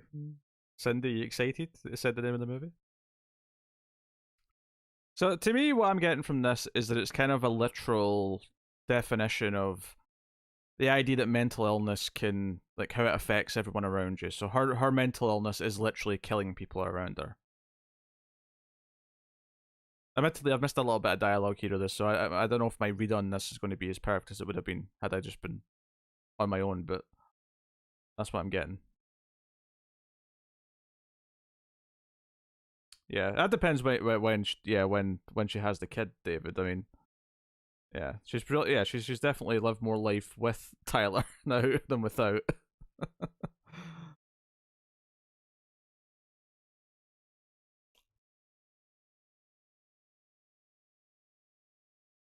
It's true, but my mother now actually, meaning I'm over the age she was when she had me, which is actually all sorts of weirdly scary, depressing.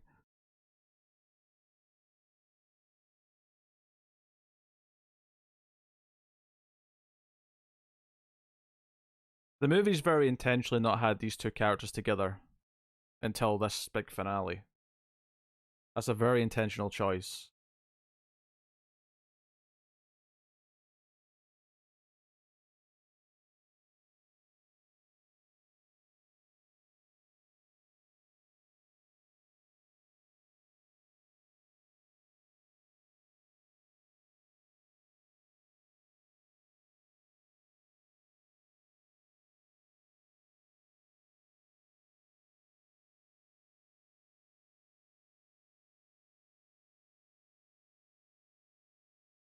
I'm pretty sure that it wasn't just the professor making that point in the Evil Dead review, if I recall.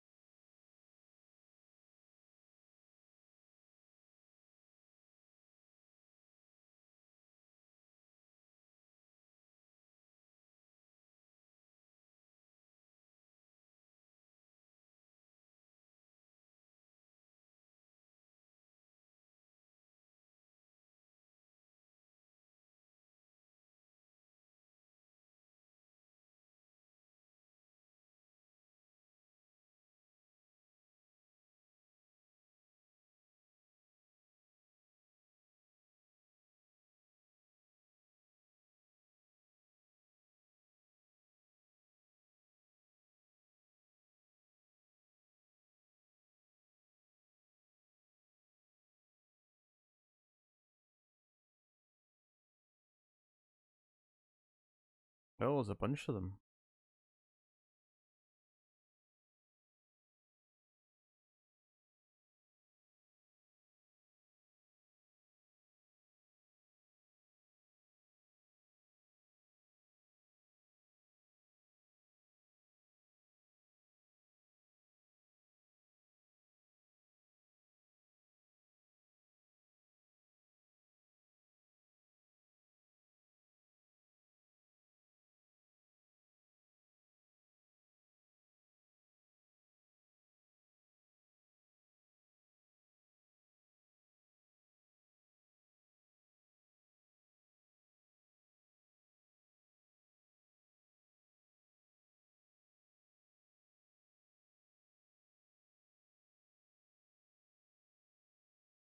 Ugh.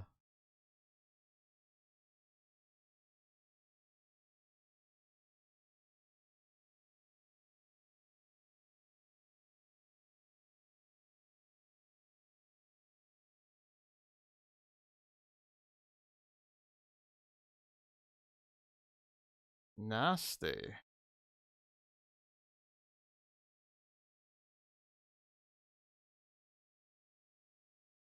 Well, it went Cronenberg. It went full Cronenberg.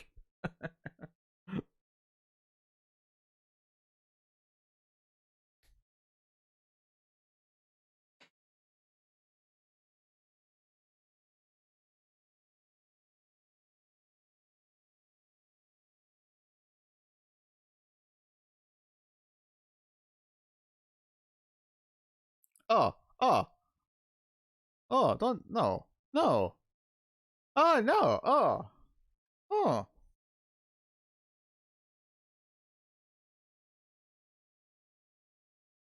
Oh, no, no, no, no. This is disgusting. Life was a mistake. Oh, I can't believe we've had two gross birth scenes in the last week. Oh.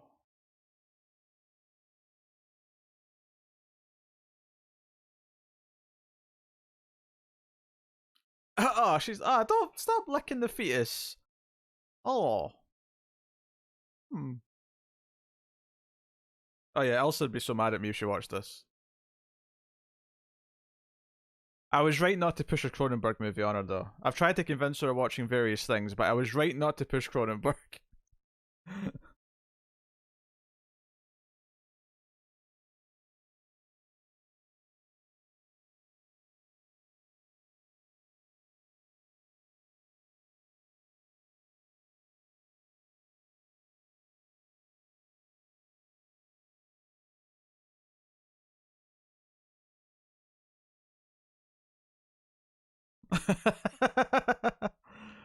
Streambot's not on this channel yet, Tyler, so that won't work. But keep it in mind.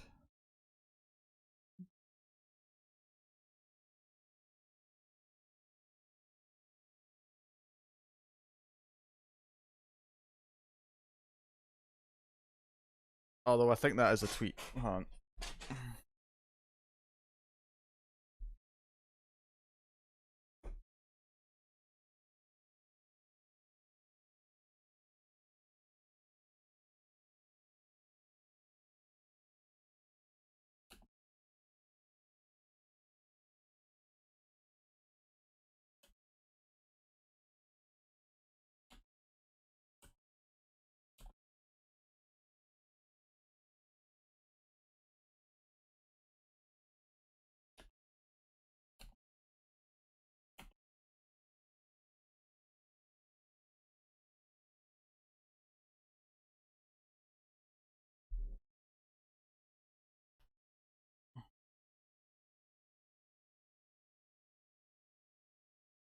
Oh damn.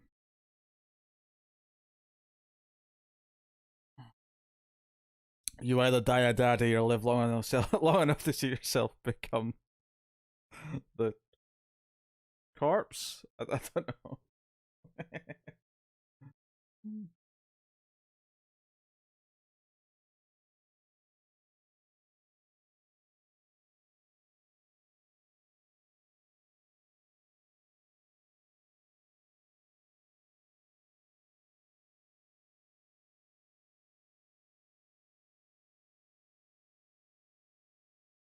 Actually, I suppose it's just you either die a daddy or you live long enough to see yourself become a granddaddy.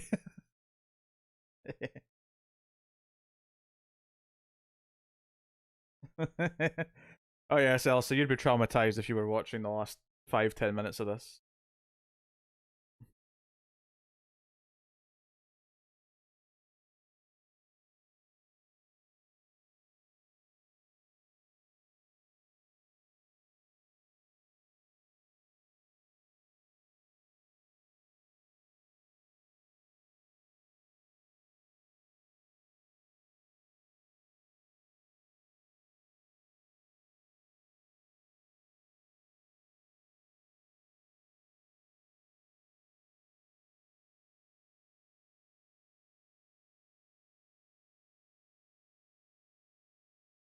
Time for daddy to put his foot down by the looks of it.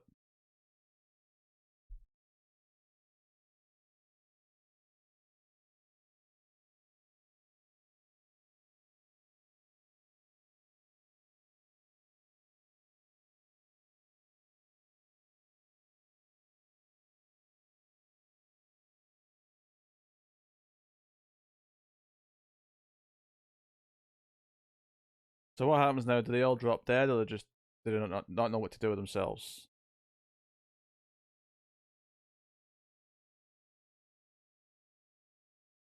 Ah, the remains of our sack are still hanging out. Oh.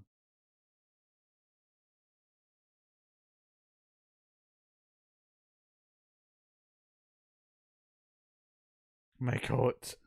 There's blood on my coat. Oh no. The worst possible thing that could have happened has happened. My coat has been ruined.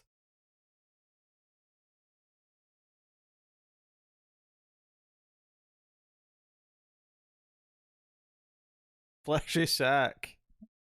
Exactly, Tyler. A fleshy sack. Oh, they all just dropped dead by the looks of it.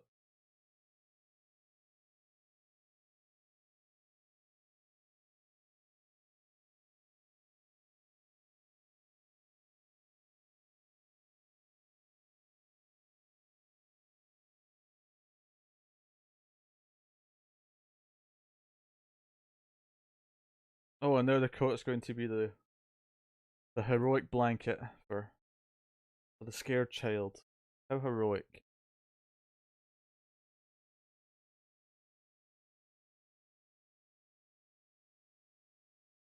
Now she's going to be traumatized for life. And probably start giving birth to her own weird demon babies.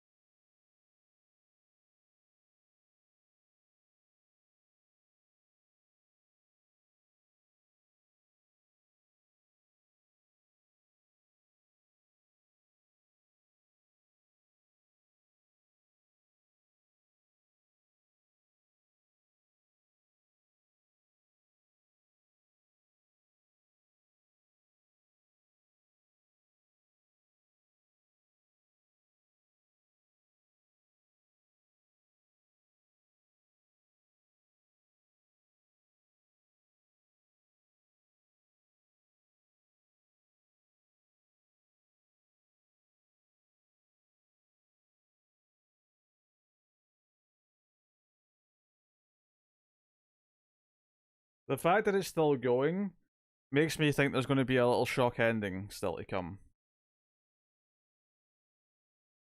Maybe Candy's going to act out or something. Oh no. Is she going to start growing things off her arm? A weird place for it, but whatever.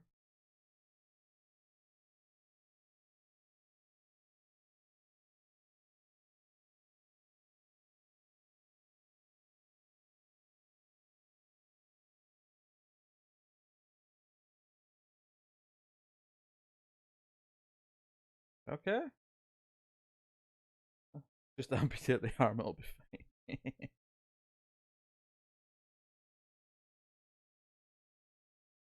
Funny how our main dude got third billing. I get that Oliver Reed's just a star, so he gets number one, but funny how the wife got second billing. I guess maybe she was well known at the time that I just don't. Which is fair enough, but it's always weird when that happens. I give my ears a break.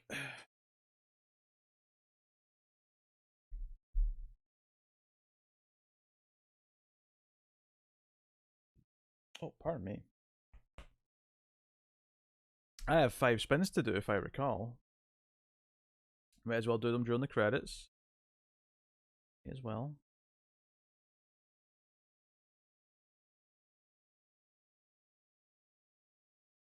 Spin number 1. On Gizmo.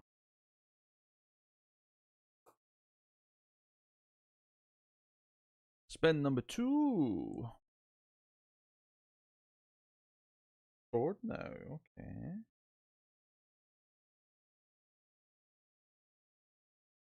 Oh, board was actually missing a point on the scoreboard that I must not have updated at some point. Spin number 3.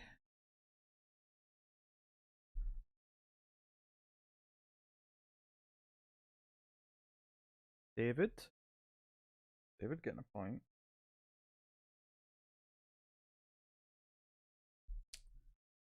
Spin number 4.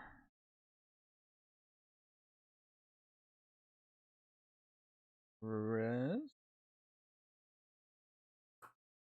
And then spin number 5. Rounding out the batch, we have Good Boy. Okay.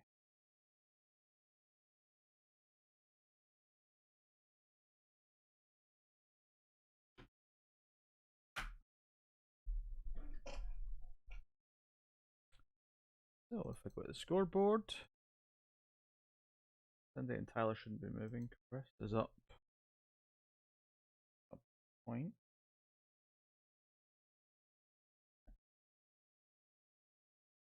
If it's up a point, I think board's actually up 2 though. There was one that I didn't update before. Yeah, he's on to 1 now.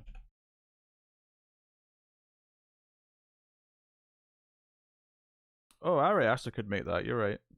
It feels very slow burn Ari Aster like in some ways. I can see that. Alright. There we go. Scoreboard's updated. Wait, I've got 2 Tylers now. What happened? What happened?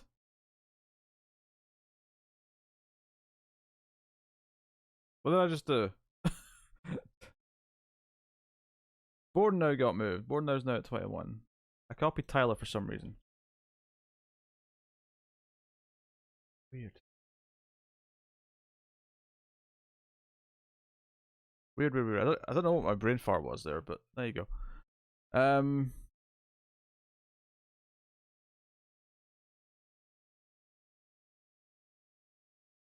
don't know why I did that. That was weird. I just had like a brain fart moment. Also, I did an extra space. There we go. Alright, all fixed. All done. Scoreboard's updated. Tight race. Coming to the end of the season. I should have one more stream probably on Monday to be the season finale. because I'm pretty sure I'm busy tomorrow and Sunday. I definitely am. I'm definitely busy tomorrow. There's no doubt about it. So even if recording plans fall through, I will be watching Dynamite. So Stream boss choices. Stream boss choices. Obviously, Tyler is the boss at the end of the movie, so he is getting the privilege. Take boss rolls away. Which comics are you doing tomorrow? Lots of them. There was like 9, I think, that I've got to read tomorrow. 8 or 9, something in that range.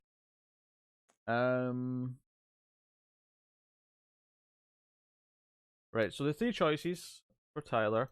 So you've got Elsa's Pick of Striking Distance, the Bruce Willis, I think, submarine action movie, belongs to the poster. Option number 2 is Romancing the Stone by Robert Zemeckis. That's your light-hearted, more rompy, fun thing that I believe Elsa would also probably enjoy.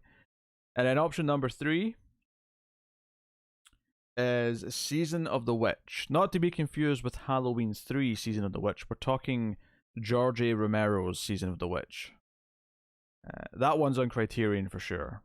Romancing the Stone, I'm not sure where that is. I think it's on Disney Plus in certain territories, but not all of them. And to answer David's question more properly, I'll go look at a list. I can't remember off the top of my head.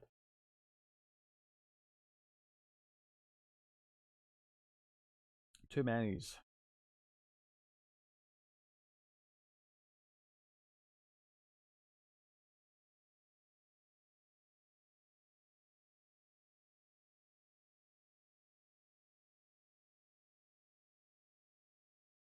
Oh, you say I should change it to another pick then, since you watched it recently?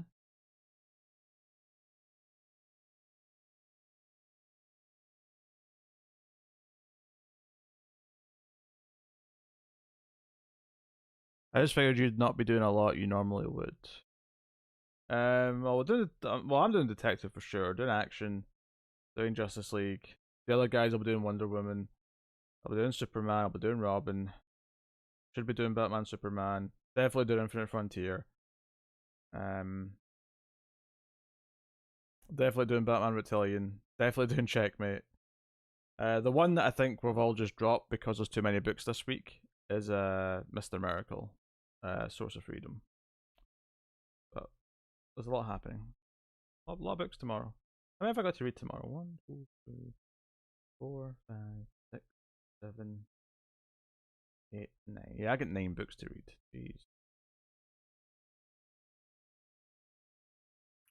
Happy Halloween. There was a Silver Shamrock reference in the new Halloween trailer. Alright, what was my alternatives?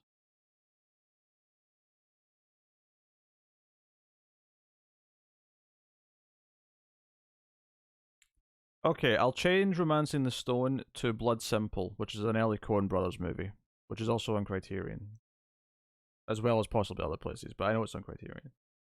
Because that's where I'll be watching it, if it's picked.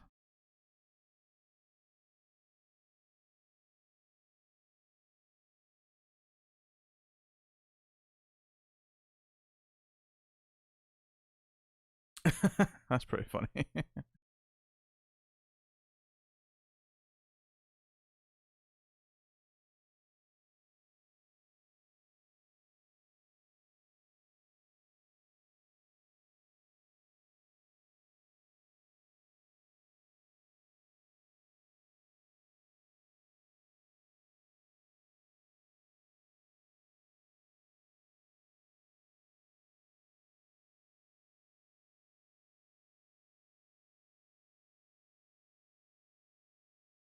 Hmm.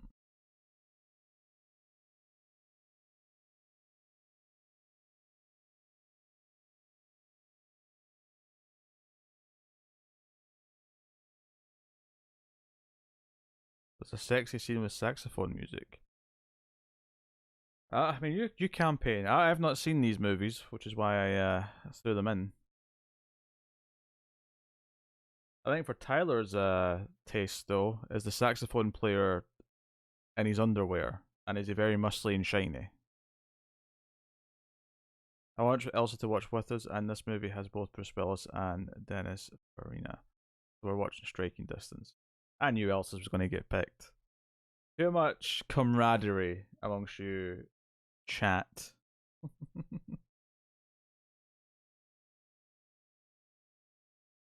Amazon's given you another Stars trial despite using one before. That is weird. Alright, then we're watching Striking Distance from the 90s starring Bruce Willis. Go and find your source.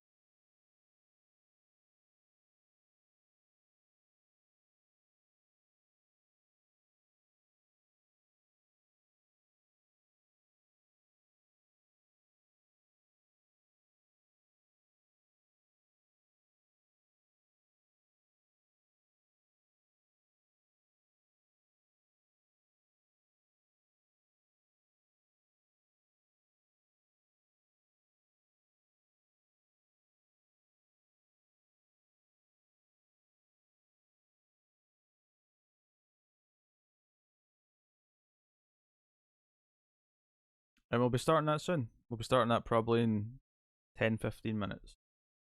Because I'm getting hungry.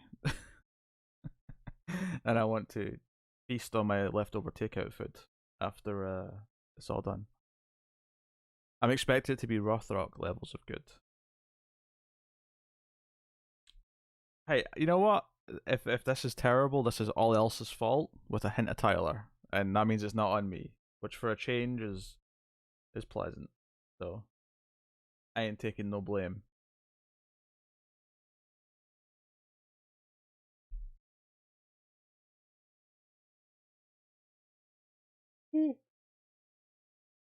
True, true. This is before Bruce Willis threw in the towel. Well, bye, Nico. Have a good night. Oh, there. Got that timer still going. Stop that.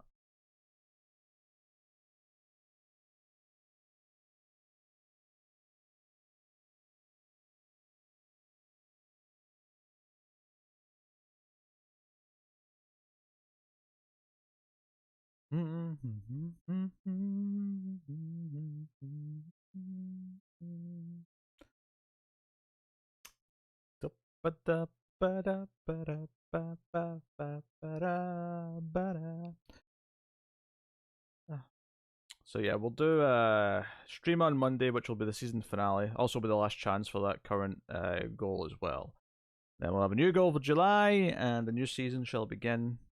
Maybe I'll even tweak the rules of the season a little bit to make it a little bit spicier or something. Not that I have any ideas right now, but I may consider it. Um. Um.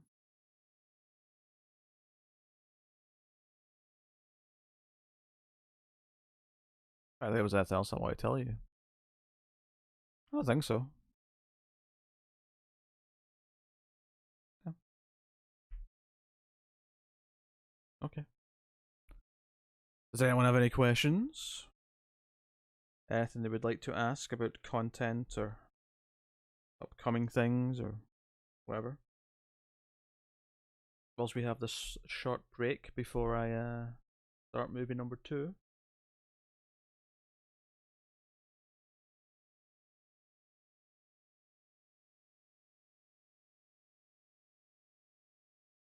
"1993 Striking Distance".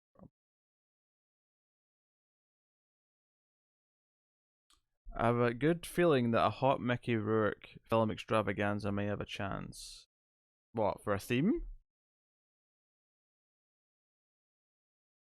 Have you noticed any change in any of the channel analytics? I mean, obviously the comics channel is up minutes wise by a considerable margin because the full episodes are there now. Definitely a few more subs from people who switched over.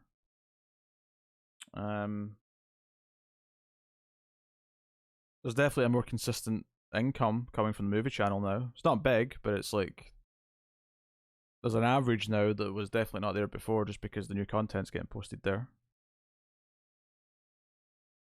But it's always kind of a slow build. There's been no sharp increases, if that's what's saying.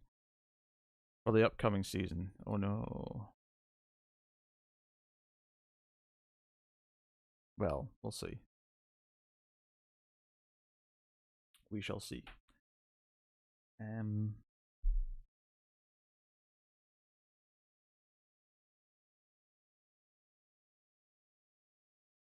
Because I was expecting a hit on the numbers on the Streams and Ace episodes, the new ones, and indeed there has been a hit, which seems to be about half of what it was doing before. So the movie channel right now is kind of fighting to have its first triple digit video, which obviously is a shame in that I'm used to having triple digits anyway, at least. But Mystery Science Theater episode, which was the first new thing on that channel, not counting news, is very close to that number. Did the movie channel subs go up? Yeah, they're always gradually going up. It's just a question of how many, how quickly.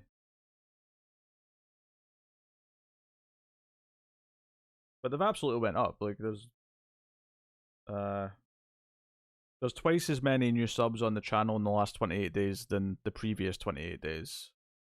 So, you know, put that in perspective.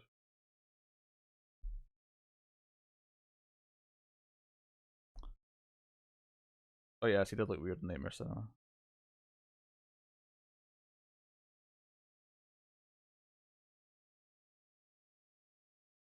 I've been working on more potential top 10s. I've got an idea for one that's taken a little bit of research to properly do, but I was doing a bunch of that today. Well, I was also writing a little bit of the script for the scripted format, which is like over halfway done now, script wise. I'm hoping to really get the gears moving in that though over the next week, and my goal is to have the script done by the end of next week so that I can actually, just record it and start editing the shit out of it. Since I mostly just watched Ace and sometimes streams, I like The Division. Oh, that's fair. We want Goat Daddy back. Oh, I know everyone wants Goat Daddy back. Don't worry. I'll be wooing him.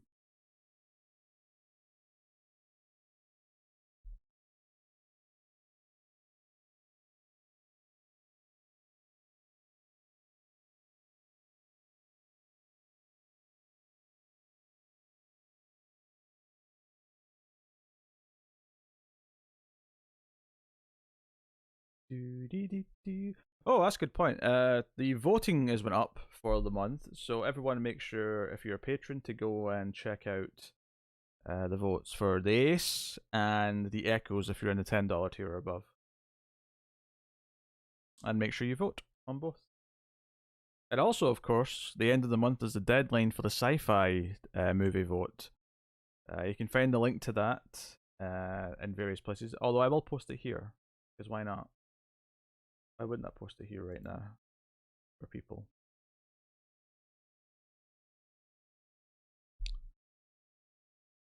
So you can go and post your own top 20 sci-fi movies or more, and contribute to the vote. Last Night in Soho and Antlers are making October look really good. Yeah, and on top of that, Dune's out in October as well. So October is a pretty stacked month for noteworthy movies.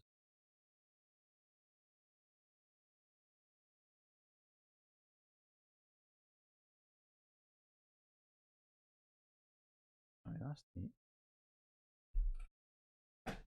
Oh. Where's my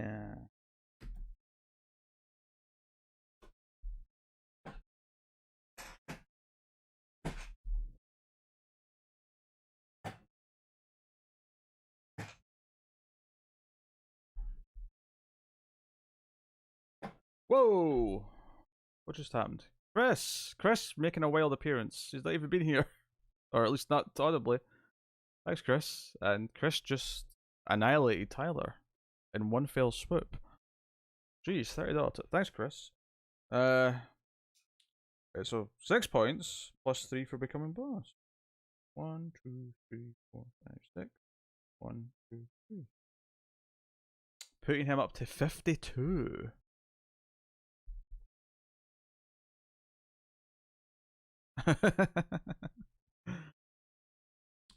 Also 6 spins to do for that as well now.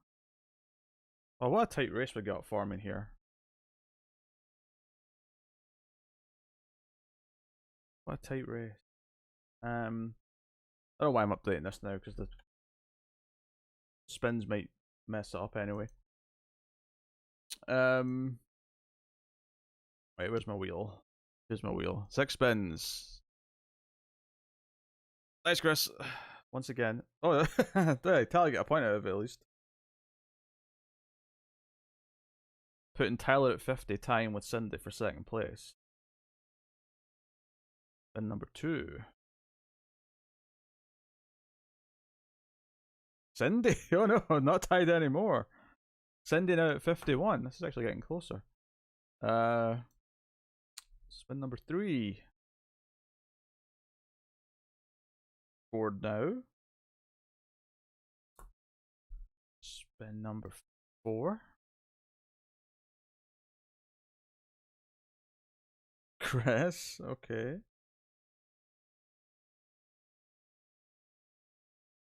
Spin number 5.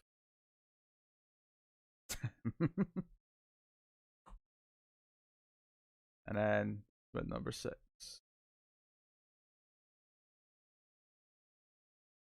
Okay. All right, that was a wild set of spins, with the top 3 all getting a point again, which basically means that it doesn't affect anything because you're all equally apart again. But still, kind of neat.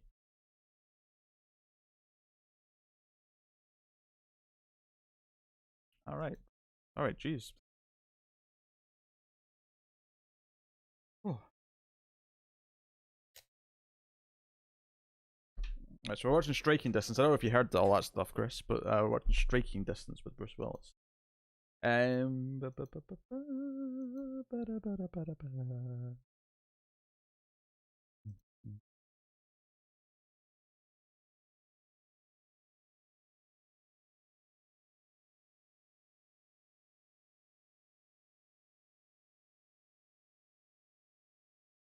Is this a sports thing? This seems like sports talk. I don't get it. I don't understand any of it.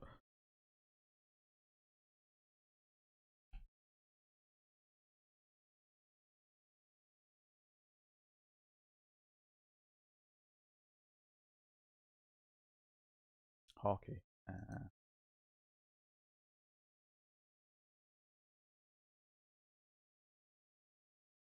Sounds about right.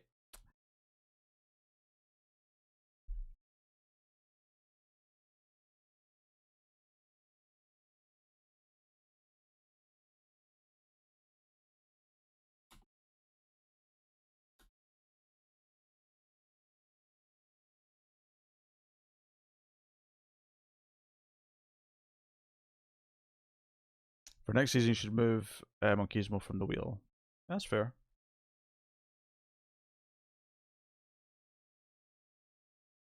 I think that's fair. Cool.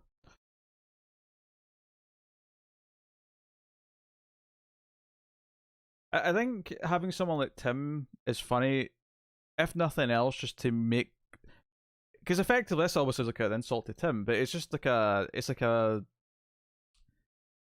like a meaningless land because he's never going to win. He's never going to be close enough to win.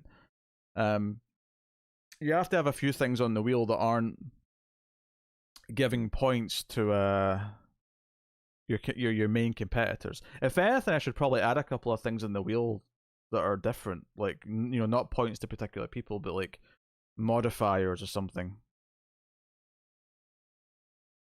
Like maybe there should be a spot where it lands where, I don't know,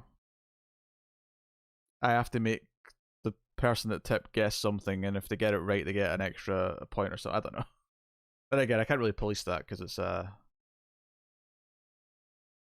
know, you could Google anything basically. I don't know, something funny.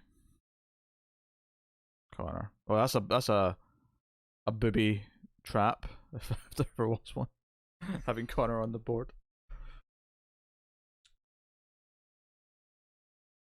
Have everyone have a weight at 5 and add one weight of one spot that bankrupts the leader.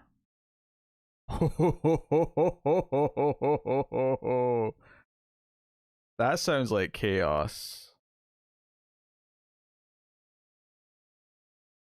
I don't hate it. maybe not have it be so extreme, but maybe like instead of making it so weighty, just have a spot that's the same weight as everything else, but it takes away like 5 points from the leader. So it's not like just a wipe of points, but it's like it's a dangerous one. It's like a balance of power. That's true. I suppose you could put in a rule saying it can't happen to yourself just to make it a safe for the tipper. I like that though. A couple of negative things. I like the idea of a couple of negative things.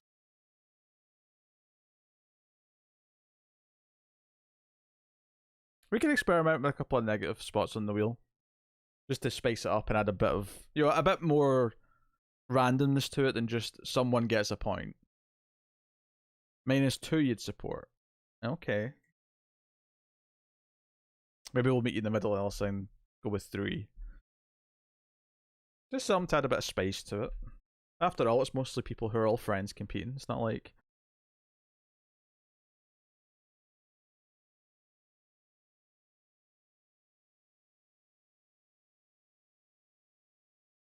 it's heated or anything. So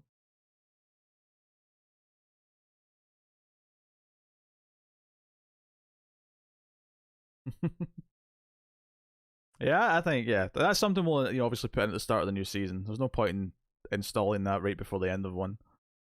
It's just adding a weird rule that's not fair because it's only been added in right at the end. So we'll start fresh with a couple of new spicy rules and a couple of spicy places on the wheel. I think that's a great idea.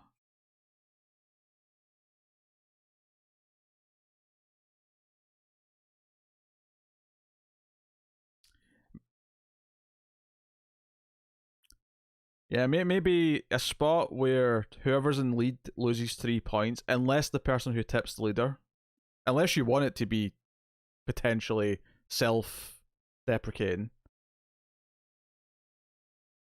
But to make that not risky, because I'm thinking another spot that is risky for the tipper, where it negates whatever points they just added with the tip.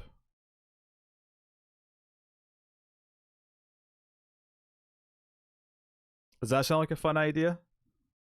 Like someone tips 10, they get 2 points, but then the wheel spin takes it away again. It can never take away anything else, only just what the current tip was.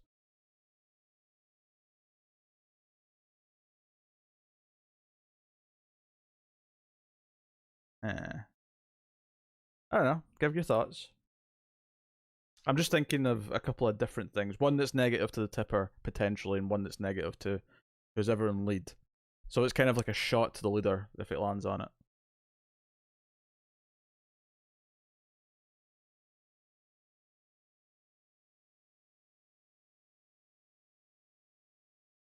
Or maybe instead of the points they just got, just a blanket amount like before. So if you land on it, you lose 3 points, regardless if you tipped more than that. What would be cool is if the wheel would adjust depending if I could like quickly set it differently. So like there's a bigger risk reward factor or something like that. I don't know. Don't complicate it too much, just add a -1 and a -3. Sure. Well, I think it should just be a -1 and -3. I like the idea of it being the leader that gets it, rather than the person who spun the wheel. I think there should be 2 distinct things there. There should be something that affects the person who spun it, and something that affects whoever's in the lead. I think those 2 distinct things can work well. Yeah, maybe the one that affects the person who spun it just lose a point, rather than it being over the top.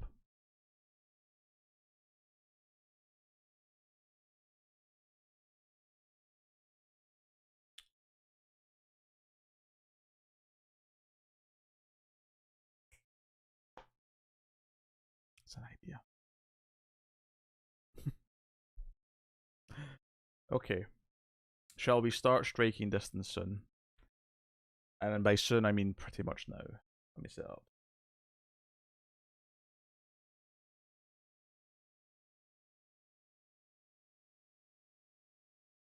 It just starts with a Columbia logo, so should be easily just pause at 0 for everyone for this. -3 for the leader and -1 for the one in 5th place.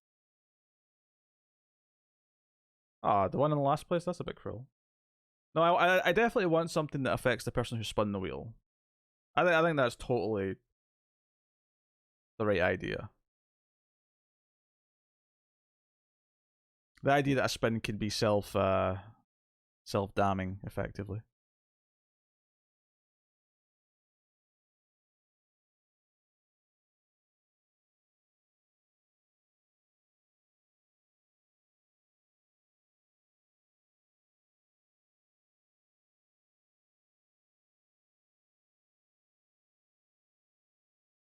Paused and ready? Yeah, just pause at 0, everyone.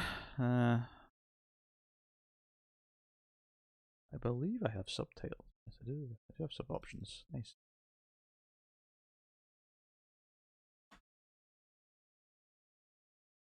Oh, the stars on Amazon add extra shit? Okay, good to know. So starting at 0 for most people then, but if you're watching with anything before the Columbia intro, you know, the statue with the I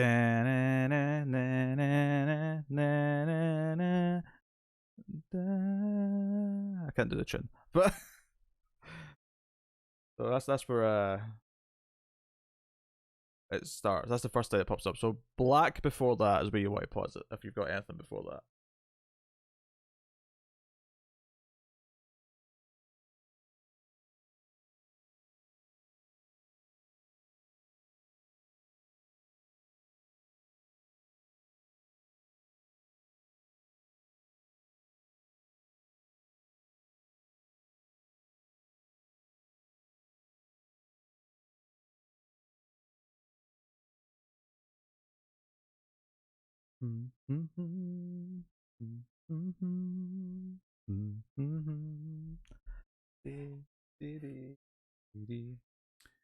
All right, let's get this going. I've got a lot of comics to read for tomorrow. And food to eat. All right, here we go. All right, everyone ready for Striking Distance 1993, starring one Bruce Willis before he gave up? Yeah, gave up for about another decade. He has plenty of good things in the late 90s. And Unbreakable's at 2000, and I love that movie, so. Not until after that. Alright, here we go. I'm going to count down 3, 2, 1 and press play. Let me get the timer ready. Okay. So, here we go. 3, 2, 1, play.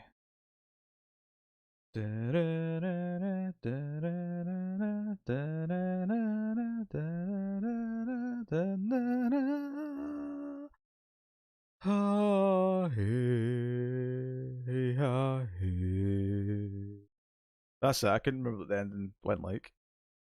I know when I'm hearing it, but it's tough. Columbia Pictures presents Arnon Melchin production. Film by Rowdy Herrington. Imagine your first name is Rowdy. Bruce Willis. Whoa! Whoa! We got electricity and shit. Oh, it's a toy. I was gonna say that was a really bad miniature, but someone played a toy. That was a nice transition. Dennis Farina. 5 stars.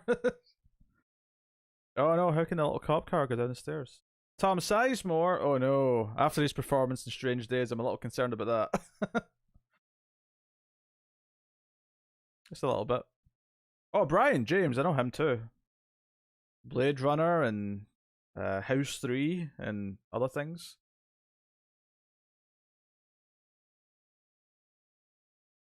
Oh, it's a kidnap woman. Okay. Things got dark again. I have no idea what this is about. I'm going completely blind. John Mahoney sounds familiar.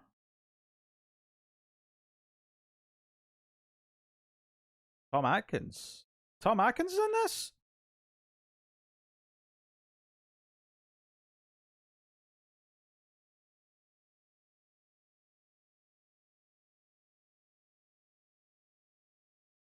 He's in a Twilight Zone episode too. Brian James. Brian James. I said that weird. But it's spelt funny. Not spelled like Brian. So I kind of emphasize the O a little bit, even though it probably doesn't actually get emphasized that way.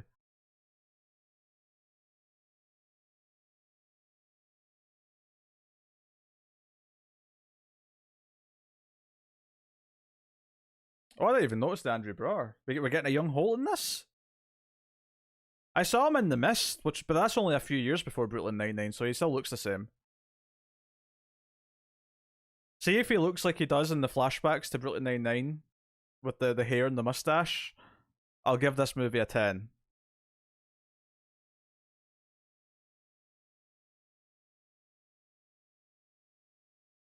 Mac Ulberg? That sounds like an alternate reality version of Mark Wahlberg. Vindication! Uh, just a wolf. Although you could argue that the way the story describes the wolf sounds more werewolf-esque in a lot of ways. But it's more like a cartoon wolf who can just talk and do stuff. There's been a murder. Alright, so we're in 185 to 1 for anyone who doesn't know their aspect ratios. You'll notice thin black bars at the top and bottom of the screen.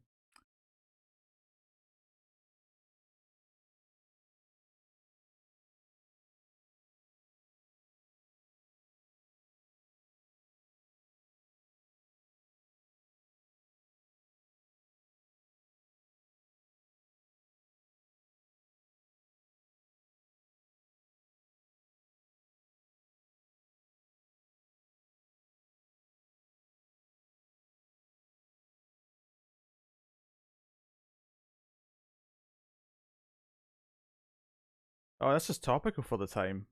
This came out in 93.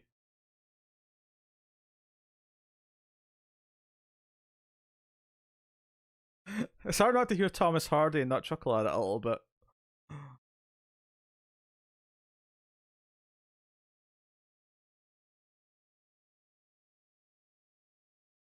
Oh, Martin Crane!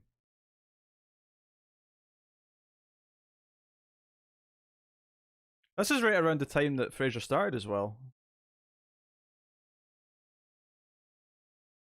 Because Cheers ended in 93 and Frasier started in 93. So he probably filmed this right before season 1 of Frasier.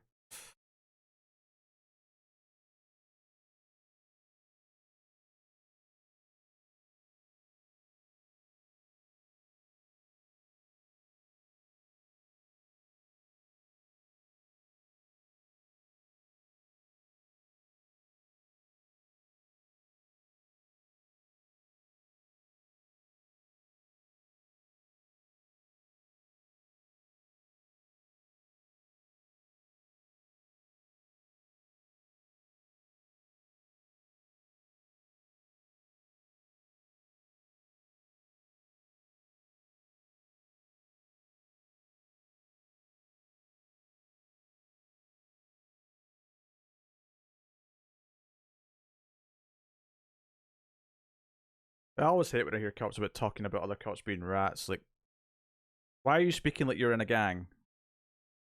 Stop it.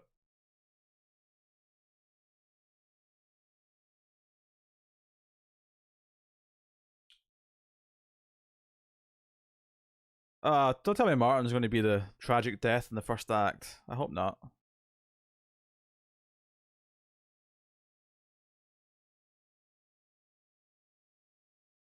So where did they say this was? Ohio?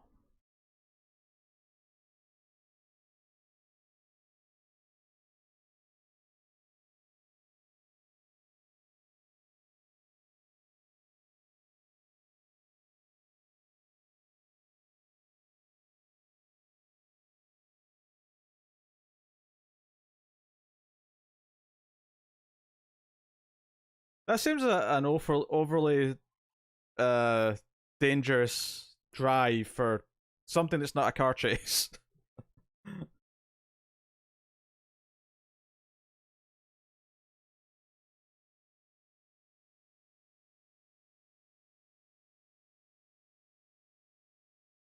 Bruce are like 40 at this point.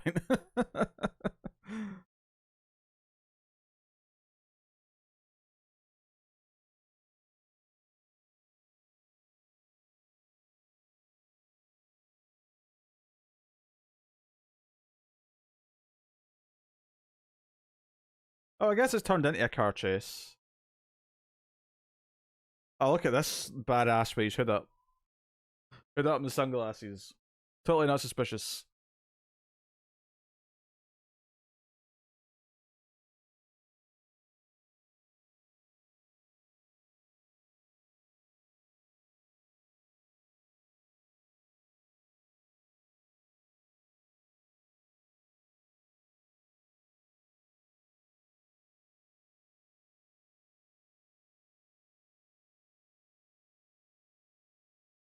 When did Die Hard come out? The first one was 1988. The second one was 90. The third one was 95. So this is in between Die Hard 2 and 3. That is Fraser's dad, yes. I reacted immediately to Fraser's dad. Fraser's dad's also Tom Hardy's dad.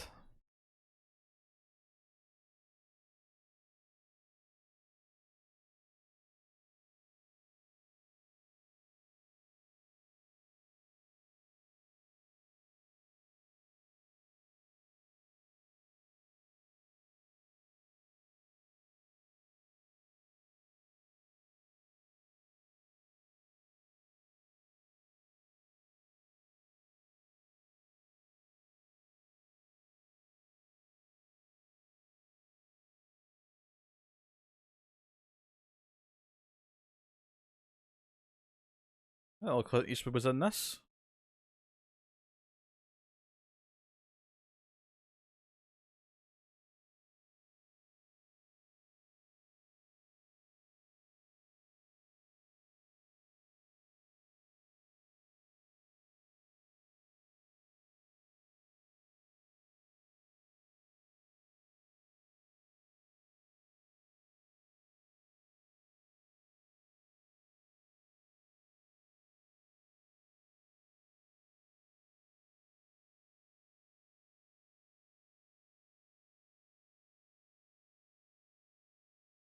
Oh, this dude. I couldn't tell you this guy's name, but I've seen him in a bunch of stuff.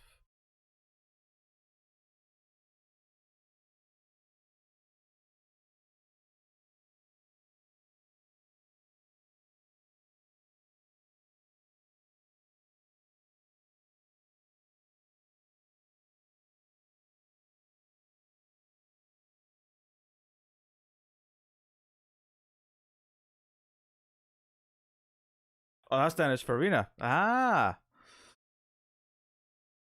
Maybe I'll remember his name now. But yeah, I've seen him in a bunch of stuff too. Definitely a lot of 90s faces popping up in this. I think Bruce Willis is in my top 5 most actors seen, so he's getting another point in that regard.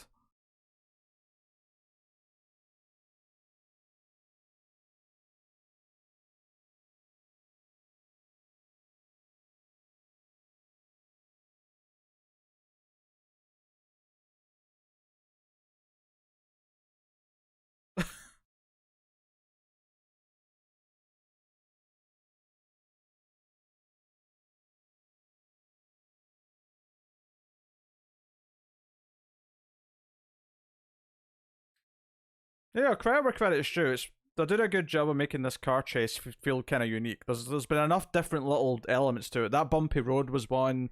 The way you got out of that shootout moment by going out of the car park. Like, I'll remember this because it's actually doing different things. They don't just feel generic.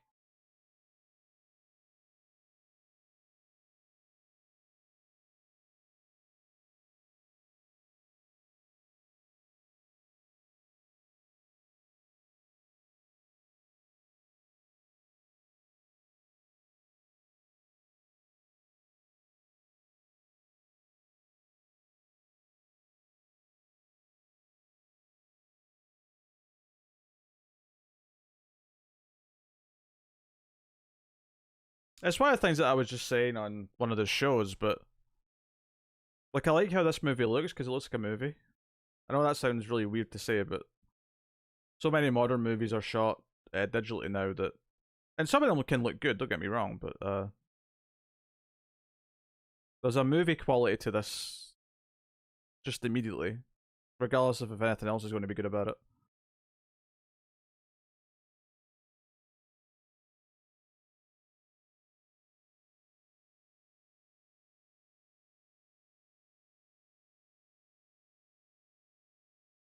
No, not Martin.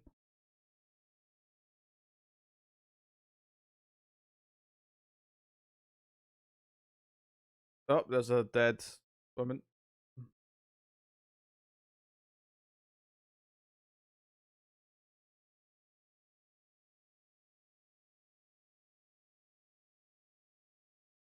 There's out of focus William Hurt standing next to Dennis. I would expect there's going to be a lot of daddies in this, though, comparatively. Ah, there's Brian James.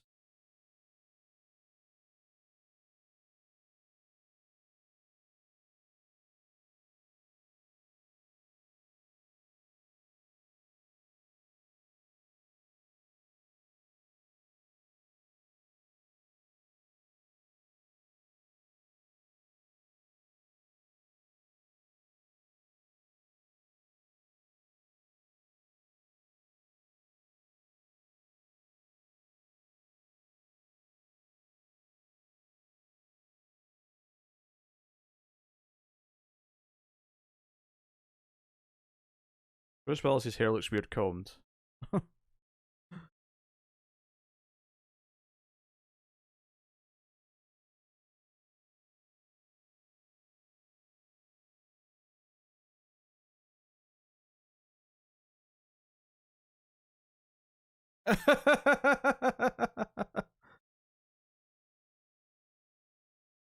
Yeah, that looks like the right guy.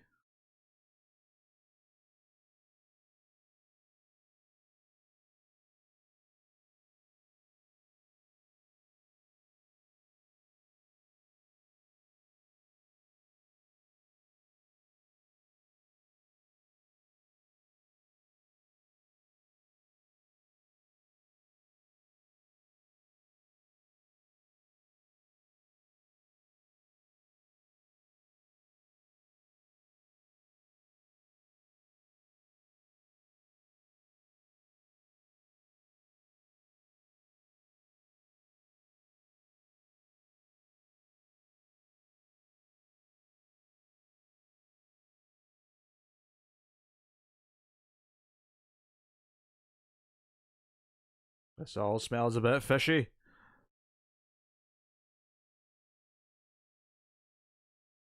Right, I wonder how much coke Tom Sizemore was doing before each scene of this.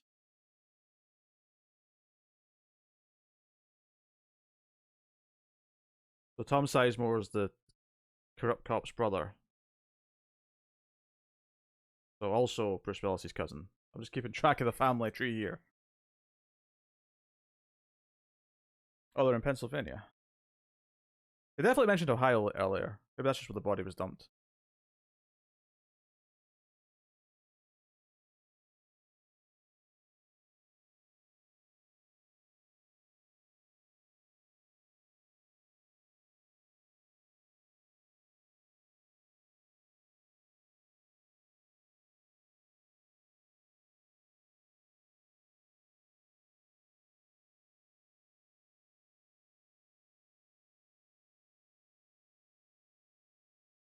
Okay, two daddies.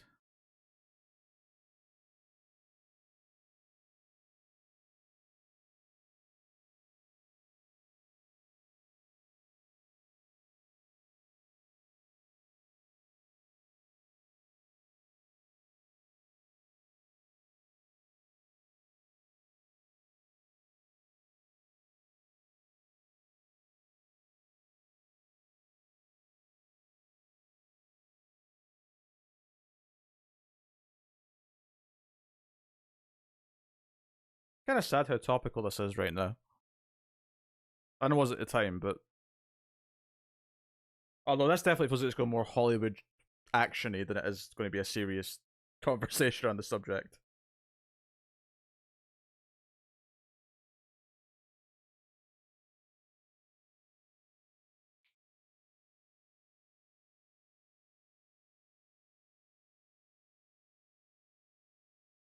What, Jimmy? Yeah, I definitely recognize him too.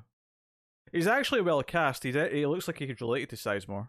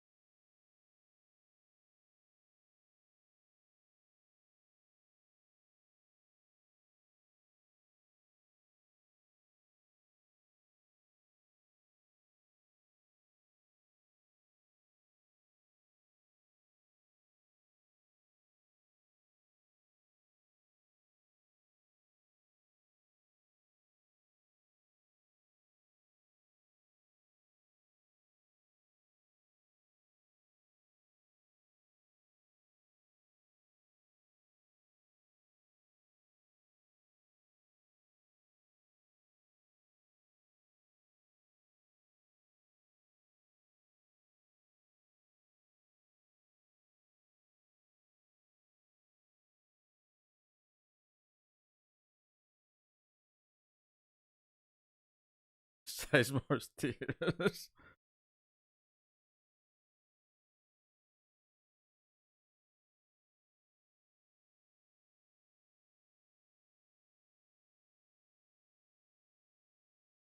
Man, that was a lot to happen before like an early 2 year time jump. Okay. Uh, we have this murder mystery going on, the dumped bodies, the death of his father, the death of the partner that he was testifying against.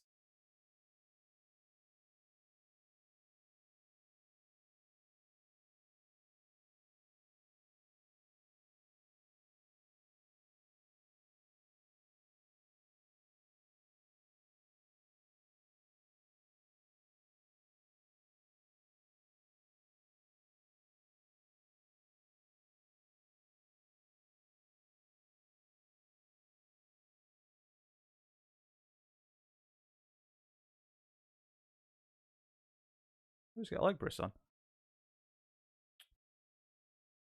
What is he exactly? He's Coast Guard? Special River Patrol? I don't know. Riverside Rescue, okay. I was trying to work out exactly what department he was in.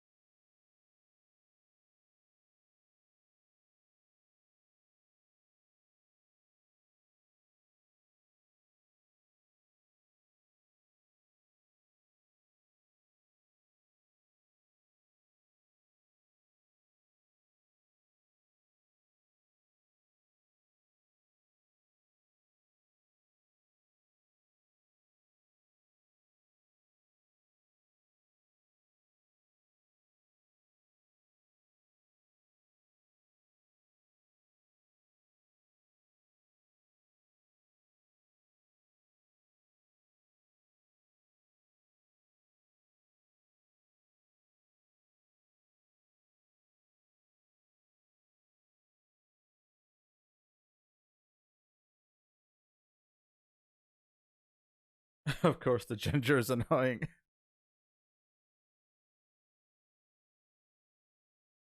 Hey, some classic 90s movie humor.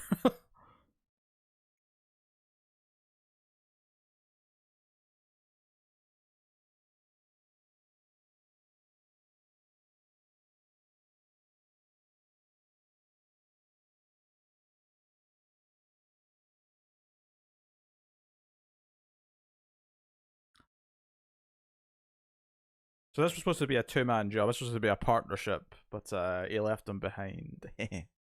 um, so this is the setup of this movie then. So this is what his role is now for the rest of it. Honestly, we spent so much time in that first stuff that I didn't necessarily think we were going to jump to like a new role.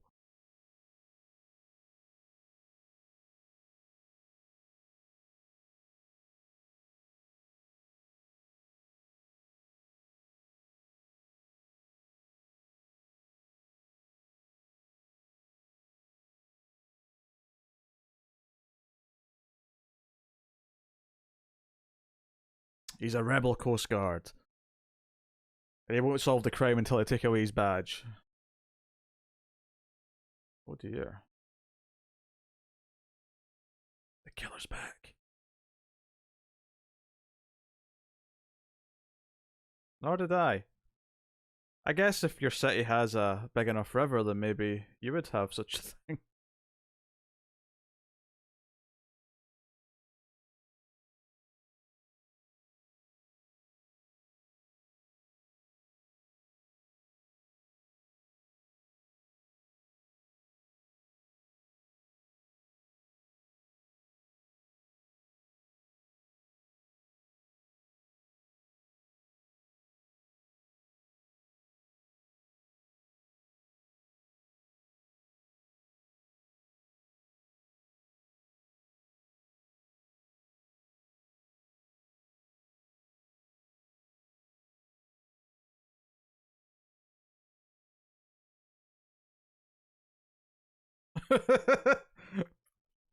Who's this guy? Tom Hardy. Speak of the devil, and he shall appear.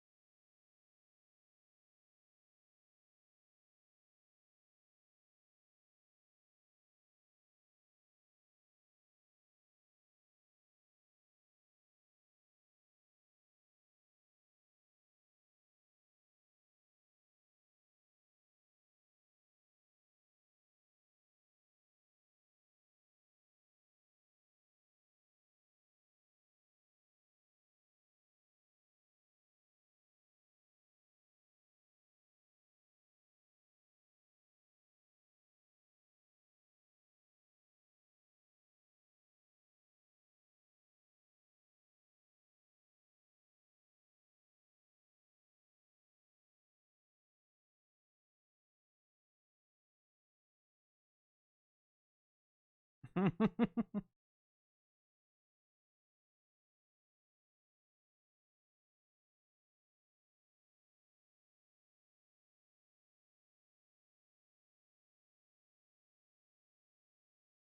so used to Brian James playing like a psycho. I mean, he's a bit unhinged there, obviously, but like I'm not used to him being in a suit and meant to be like a member of authority.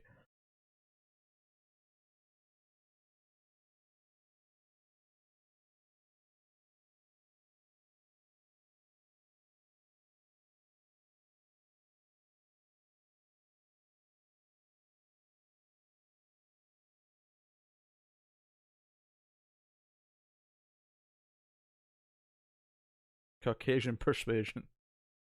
Did you want that to rhyme, or did it sound just more cooler?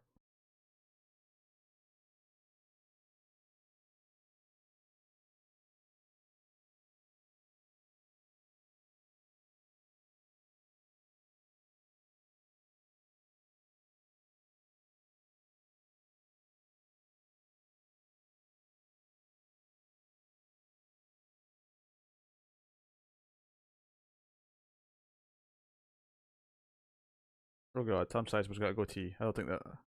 I don't think this works.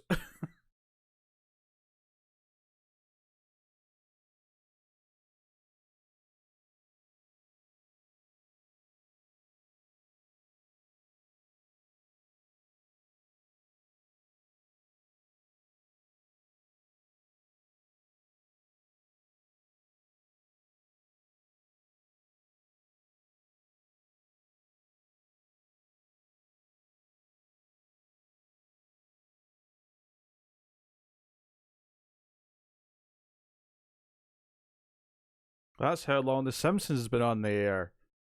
Jesus Christ.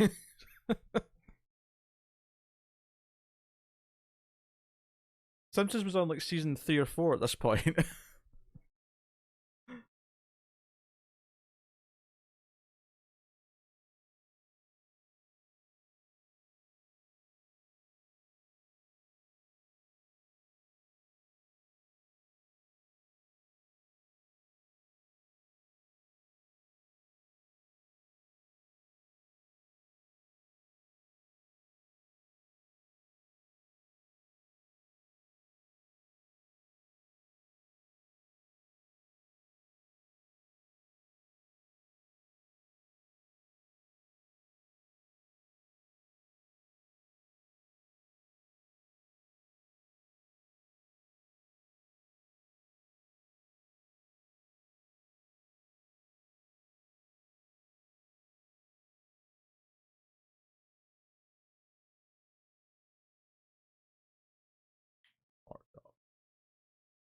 I'm sure that's not the official name.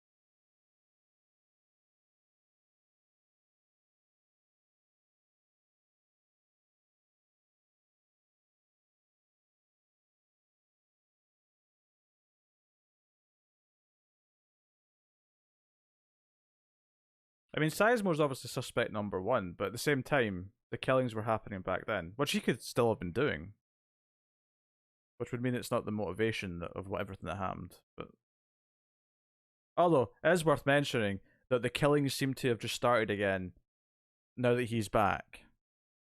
Kind of hard not to notice that part.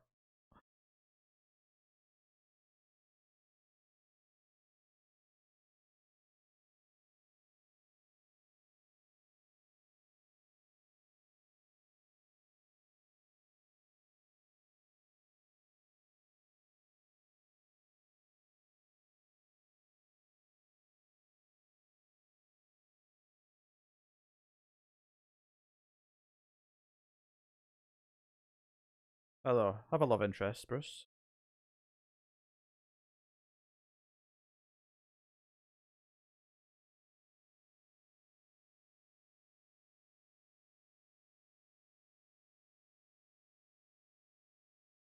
Yeah, what was his name? Siobhan? Bet there's a lot of shitheads at that sentencing screaming like Brian James in this movie.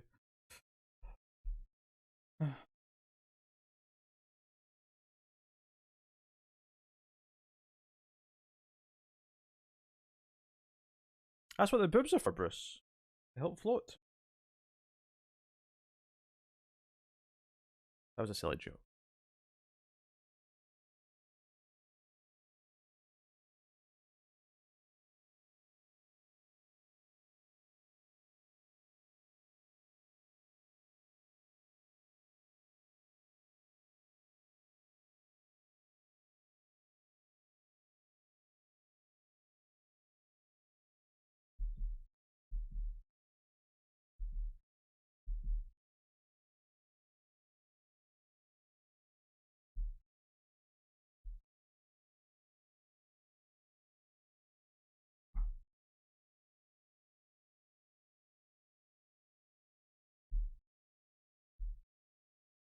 You're not allowed to drink on the boats? I presume whoever's driving the boat's not allowed to be drunk. Just because, you know. Same reason you don't drink and drive a car, but. Is there anything against the others drinking? I'm not familiar with boat law.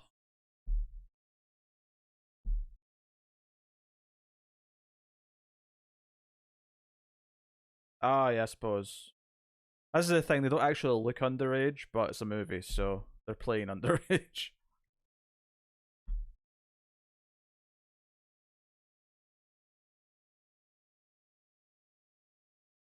River law.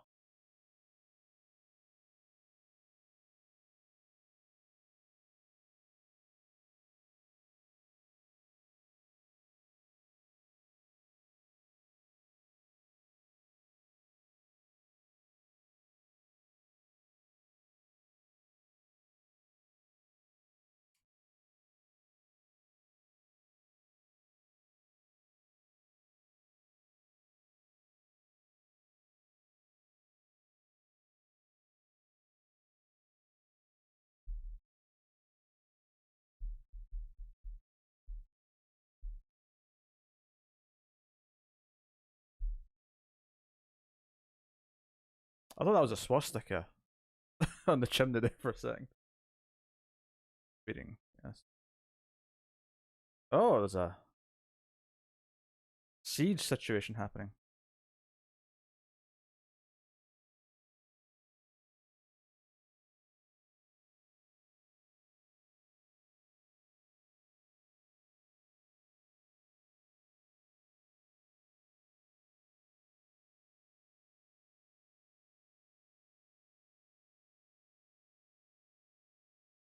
Yeah, it was just like a fan, but just the first glimpse, I thought it was a swastika.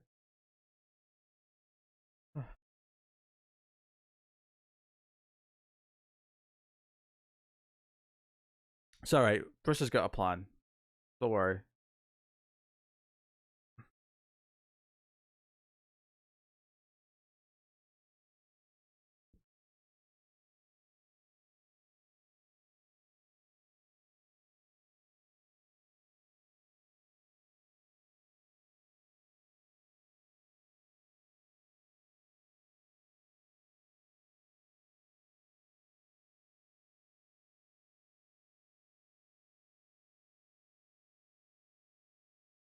Does Bruce Willis always wear the same type of sunglasses?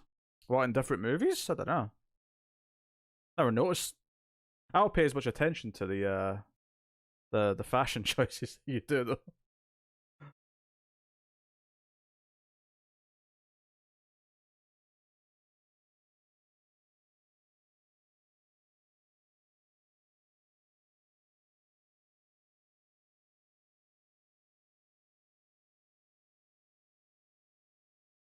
Hello, I'm a ginger. Oh, bye, ginger.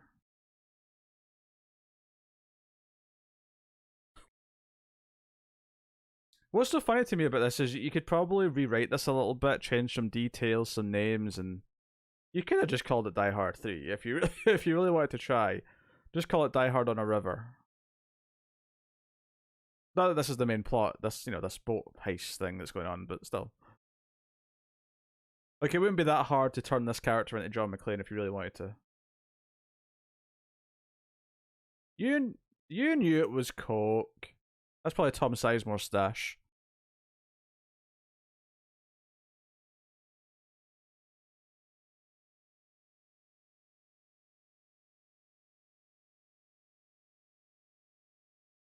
Oh hey Chris, we're watching Striking Distance.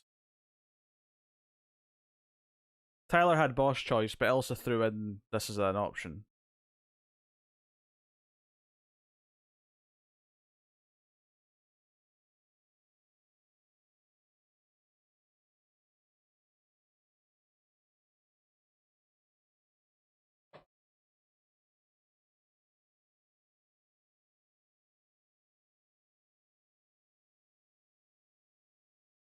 Murder from the deep.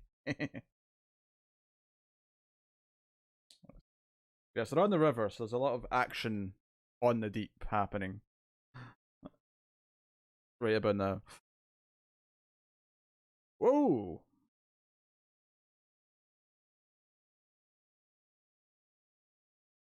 He looks really silly in that hat.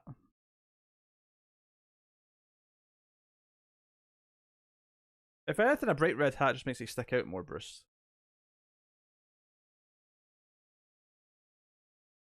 Does this mean we have to watch Under Siege at some point? Because it's on a ship. Therefore, it's action on top of the deep.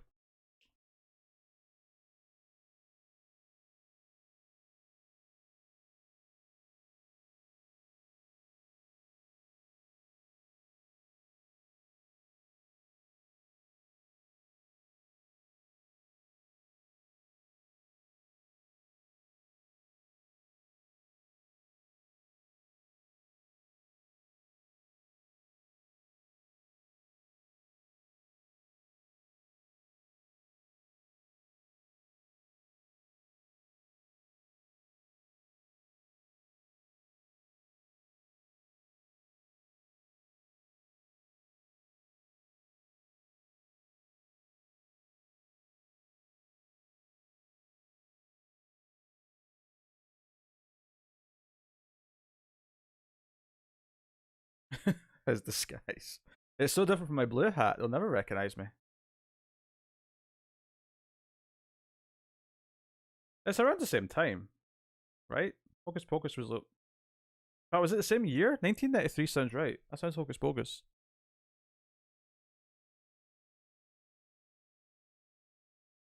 This is the killer's next. This is kind of a weird movie to categorize because you've got kind of the thriller element, which is the there's a murderer going around, and we're even getting a scene here where we're following a victim who's about to be kidnapped, presumably. But we also have Bruce Willis being a more typical action hero with car chases and boat heist situations. It's kind of a weird mix.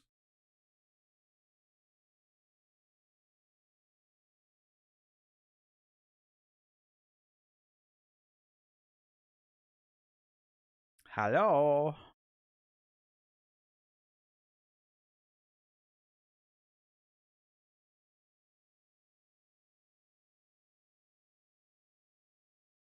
Down, down, down, down, down, down. Oh, he glued up her lock or something.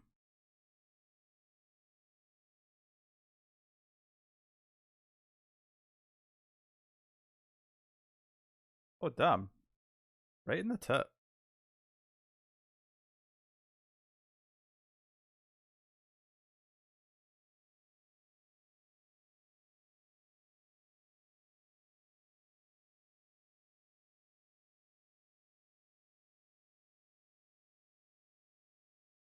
So, is it Tom Sizemore or is Tom Sizemore far too obvious? That said, they mentioned the brother's body wasn't in the casket. Maybe he somehow survived. Maybe it's the brother. It being either of those brothers, though, feels far too easy.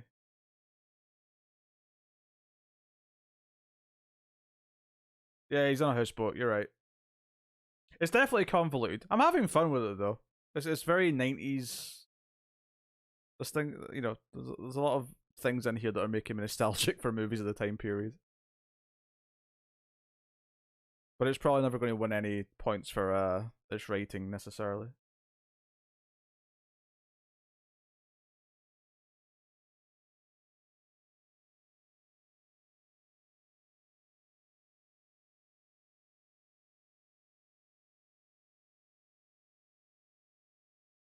Oh, look at him stealing files.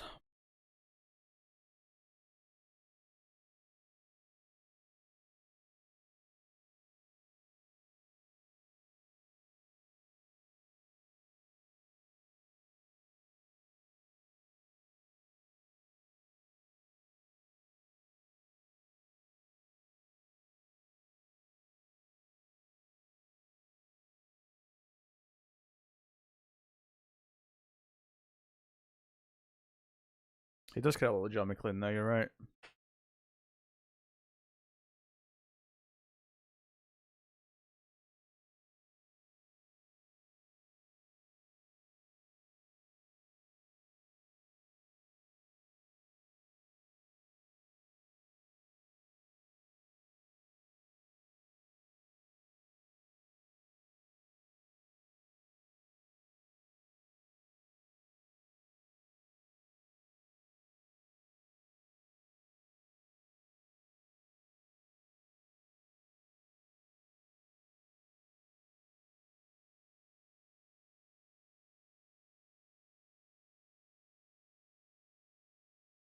What a comeback.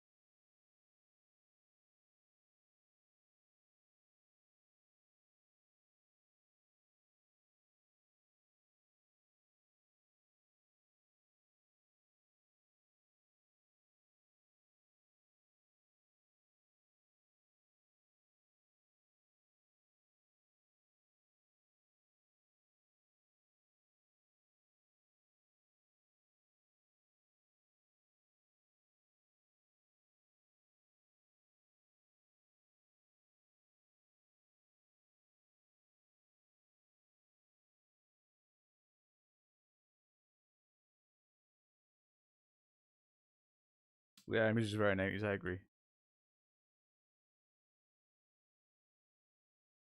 Yeah, you go have dinner. I'll just stay here without food.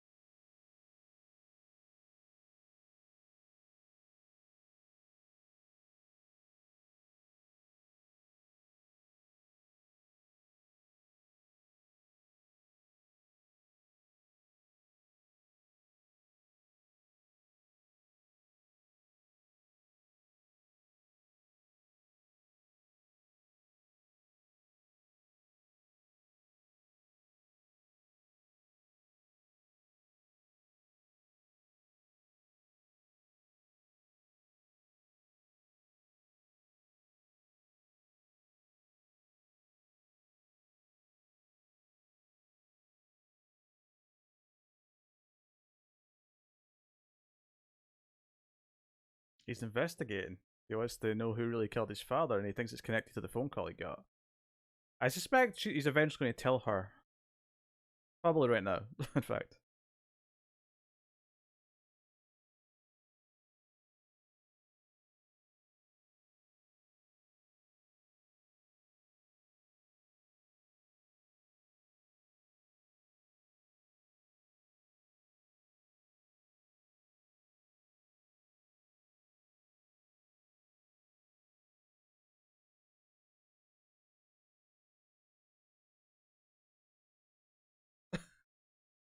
Hit him.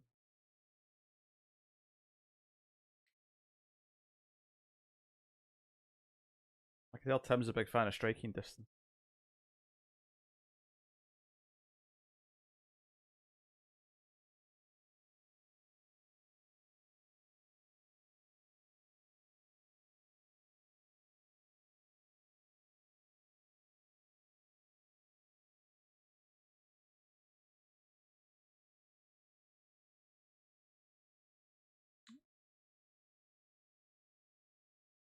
Uh, that was missing the Primo Willis.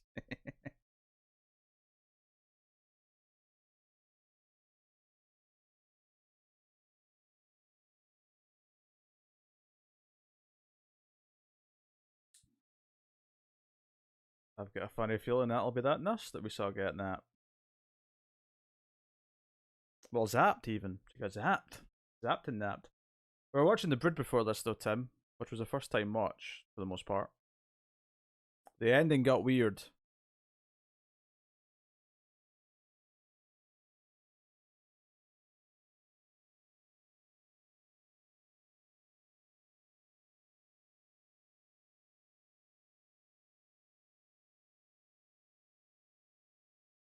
Oh, by the way, Timmy, I've got a fun one-off idea that we might do at some point. I'll discuss it with you away from the prying eyes of the fans. Yeah, I got disgusting towards the end.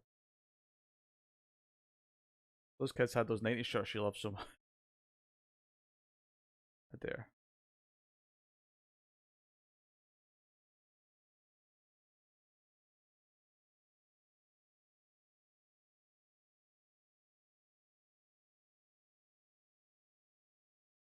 A workout video? No, not a work. Not a Screams After Midnight branded workout video. A killer workout. A killer workout. Oh, what a gem that watch was. That's definitely got bonus movie potential written all over it for someday. Once I've forgotten it enough. Killer workout, of course, also known as aerobicide.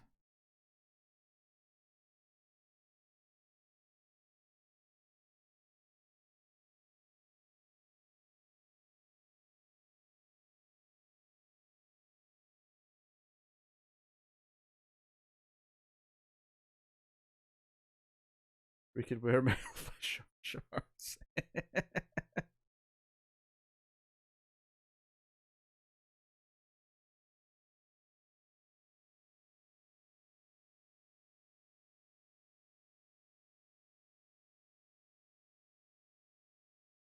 Oh, that's the nurse he was talking about in the opening scene with Martin Crane. I always get it confused with Death Spa. I think Death Spa is more of a proper movie that has a budget, but I think I might have enjoyed Killer Workout a little bit more as a silly horror movie. Why is my name not up in that corner? I'm afraid you don't have enough points, Tim. You are on the wheel though. You do have some points. We keep your name in the wheel kind of as a funny booby prize. You got 7 points.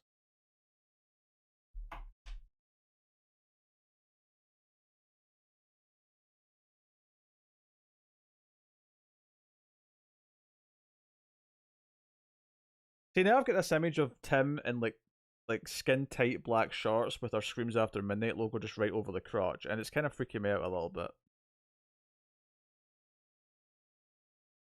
Like basically like a cyclist shorts, and it's unnerving.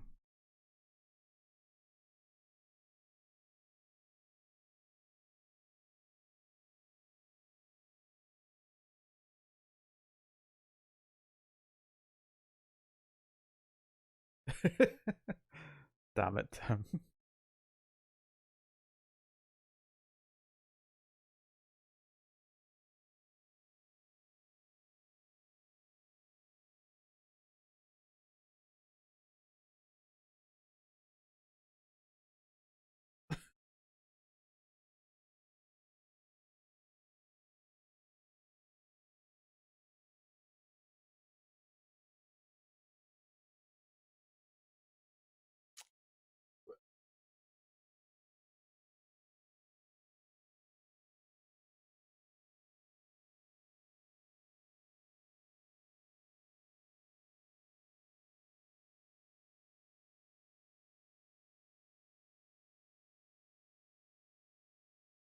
Oh no.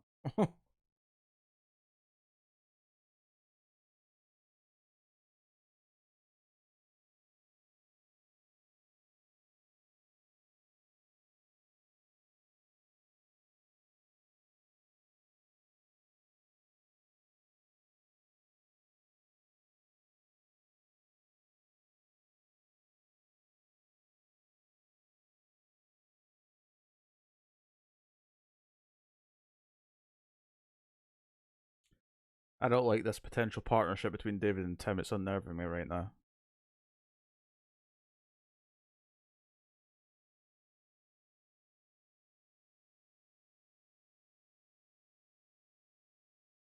Screams before midnight.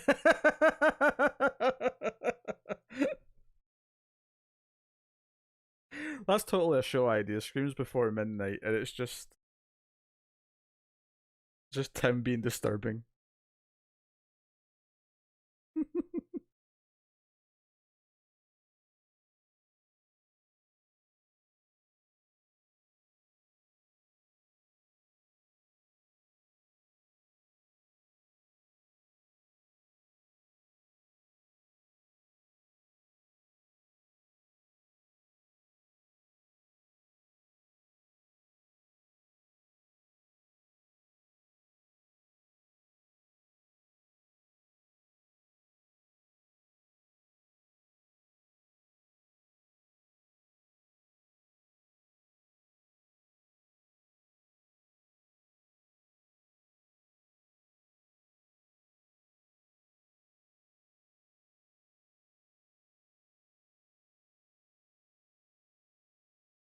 Oh, screw you, Tim. If your first word on your first episode back is anything to do with transcendence, I'm going to be very upset, and there will be consequences. Hmm. Consequences. Cockamamie. Cockamamie is a good word.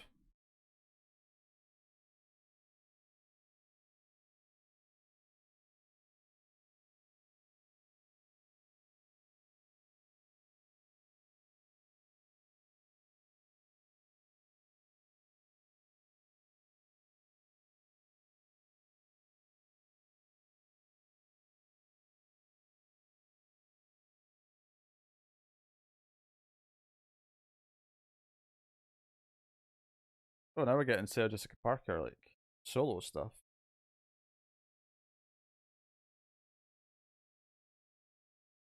Whoa, that's a hole. It looks so young.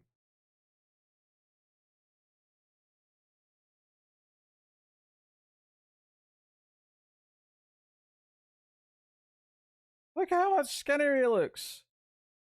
Holy shit.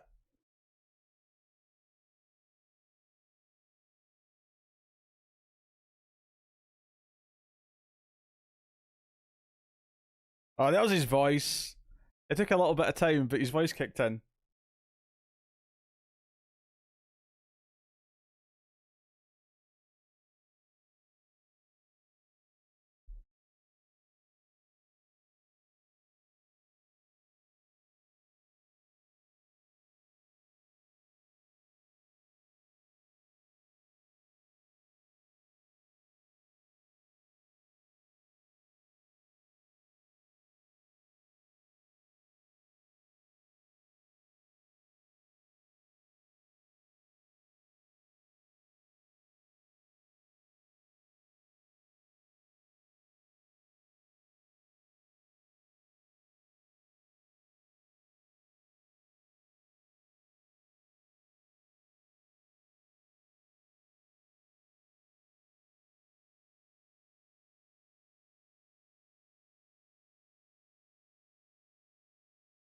It's so weird how his voice is still his. Like, it's still.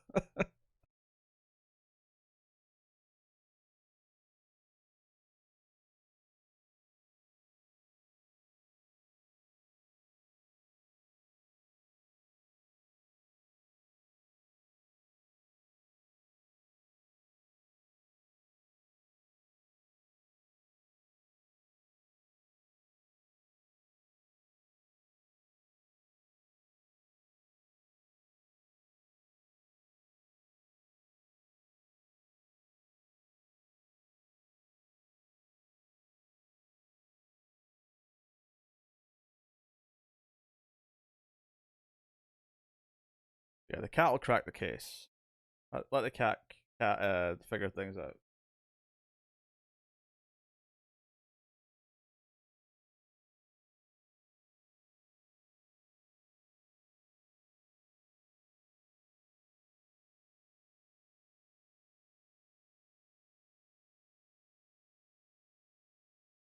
This is a little bit predictable in that he's going to grow closer to Sarah Jessica Parker, and then she's going to be in jeopardy because she'll be the one that the killer targets. Is the cat's name? I think it is. I think that's what he called the cat.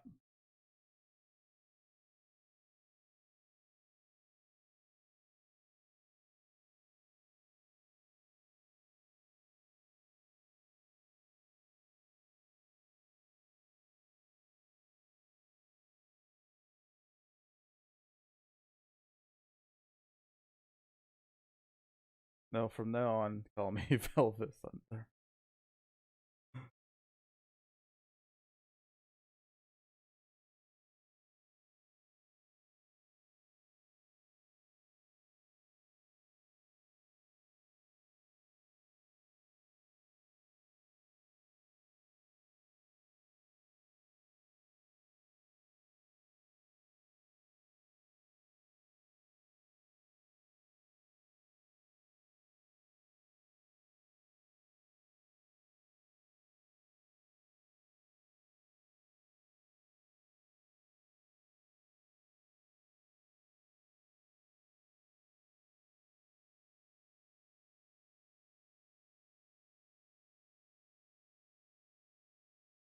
Did you want to pause the movie and play a game?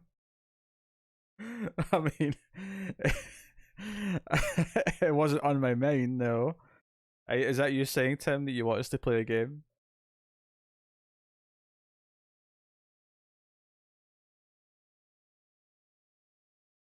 Alright, Tom Atkins finally. Tom Atkins showed up. Yay! Um, oh, it's definitely better than Nick Cage. I mean, I don't think his hair's unnerving. It's just because it's only a little bit more than Die Hard. It's just the way he's got it combed. It's a little bit different.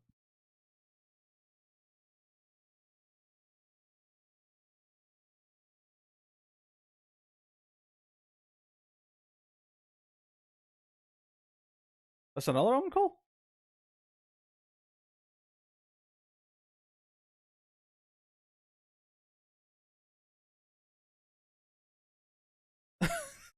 Oh yeah, because Tom Atkins was in The Boy. Yes.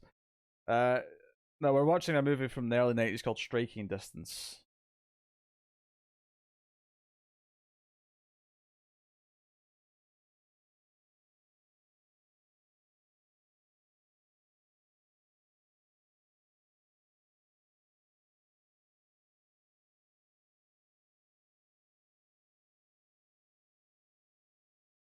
Although Tom Sizemore is trying his best to ruin things.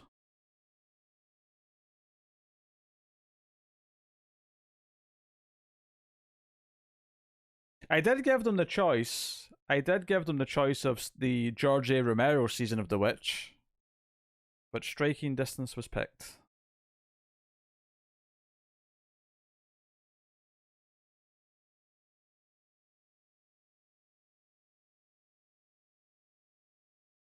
Soccer rom-com.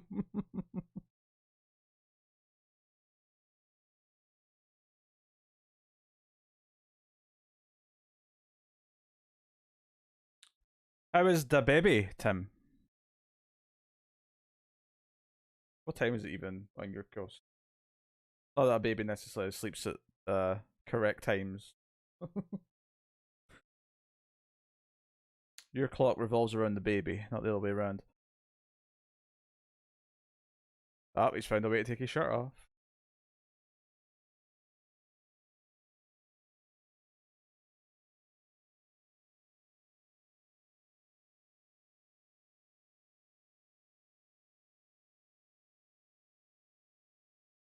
I mean, it wasn't that serious a conversation about Strike Force.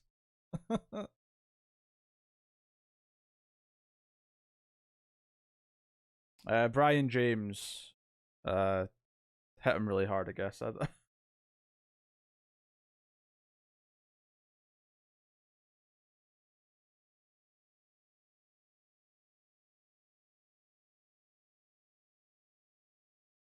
She's already trying to fix his drinking problem.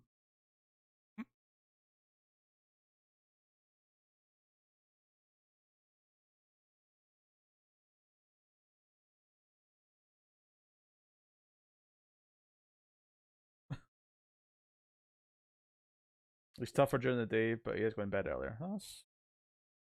That sounds like just a trade-off, really. But the sounds of it.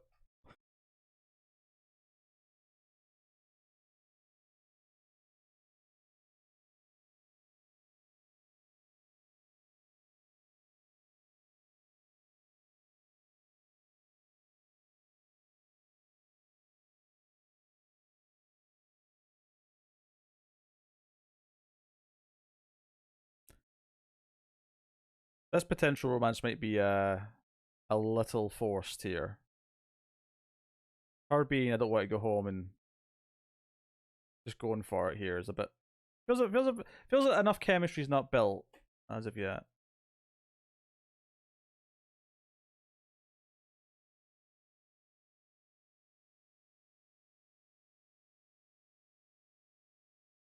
Wait, you know who Rowdy Harrington is? I've never heard of Rowdy Harrington. Who is Rowdy Harrington? I noticed his name because it's such a silly name.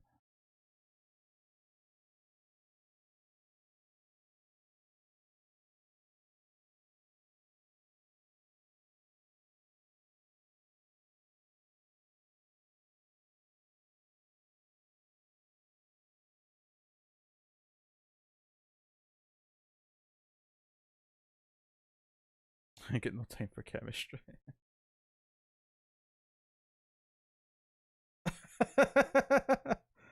Wait, her last name's actually Christmas? I didn't notice that. We're getting some saxophone. Oh, and Handover Boob. Oh, okay. He directed Roadhouse? Damn. That overrated movie Roadhouse.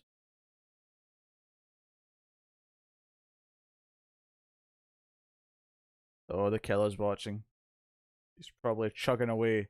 Someone break out the cornflakes so we can catch the killer jacking off. Christmas is gonna come twice this year. I hate that I got the James Bond reference there. I hate that I did.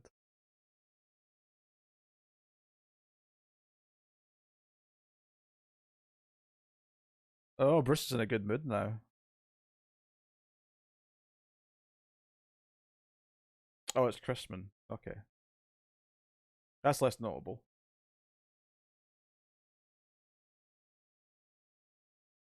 Hmm.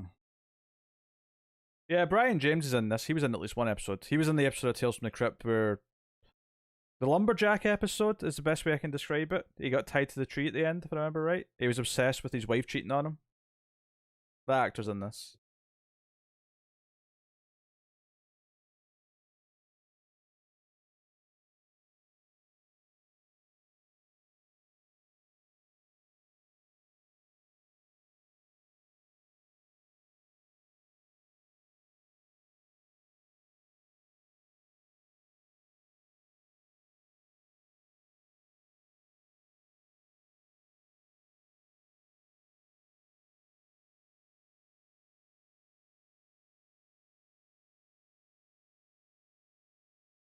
Only 4 minutes of Bigfoot? That must be disappointing.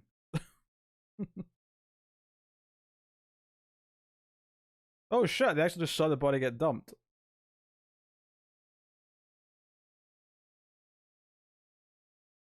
Elsa, I'm pretty sure it's because he got laid. just a thought.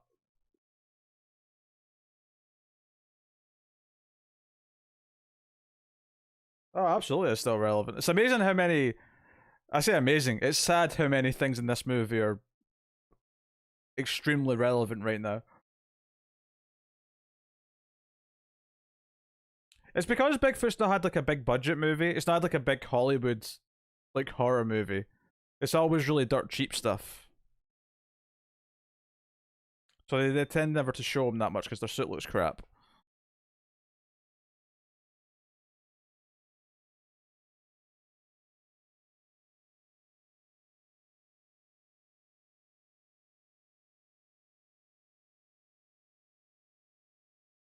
Oh, he's got the flare gun now. This is the dumbest chase. It's a shame because the car chase at the start was actually quite good.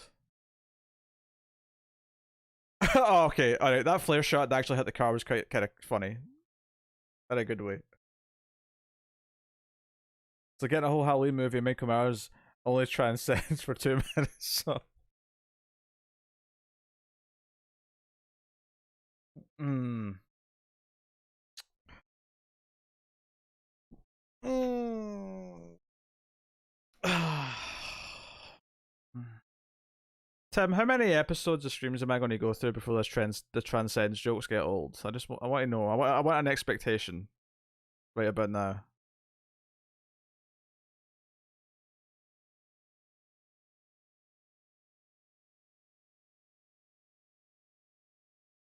Oh, was the Lance Henriksen Bigfoot movie?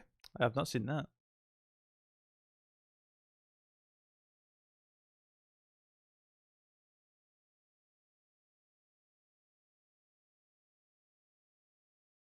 The Ginger's been annoying again.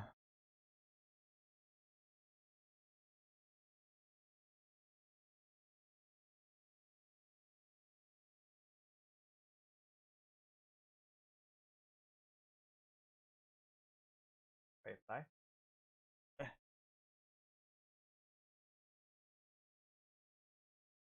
Firefly.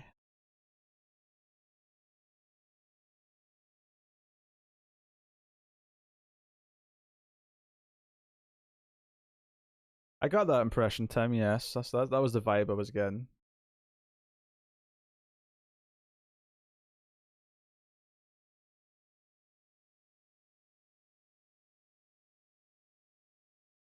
Five. Oh, long have we got left this? We have half an hour left of this. Oh.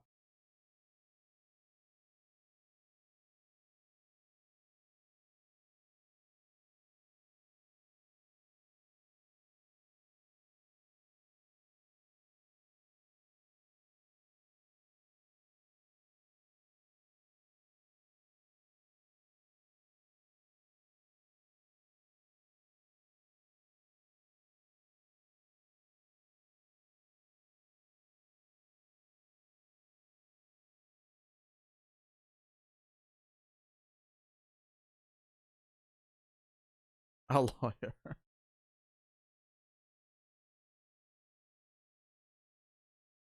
Oh god, Tim's saying.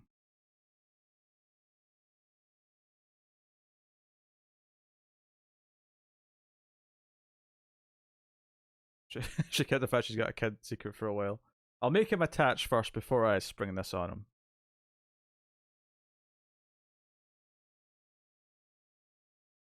Pete, would you do a jumping jack every time someone donates $1? I mean, not forever. If people wanted to have like a gimmicky a gimmicky portion of a stream where I have to do a jumping jack every time someone donates $1, I might.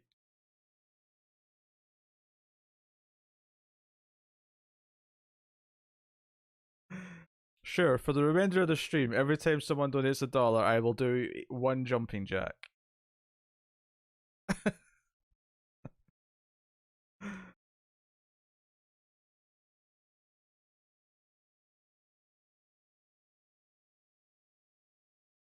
Yeah. The movie sadly has kind of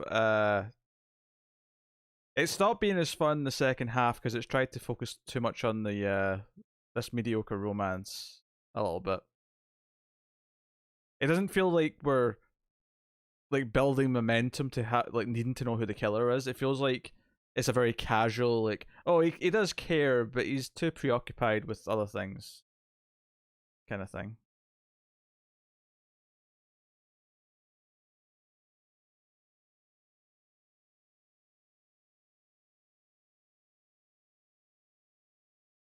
Deto Razzies.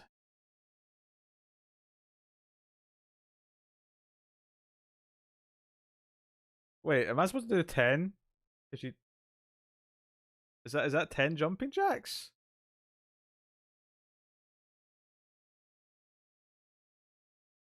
Well, that's at least 2, possibly 11. 11 jumping jacks. All right, Firefly, get up. I need to jump. I need to jump and jack. Jump and jack. Oh god, another one. David, calm down. Calm down. Can I do this with my headphones on? You may not see much of it. Oh.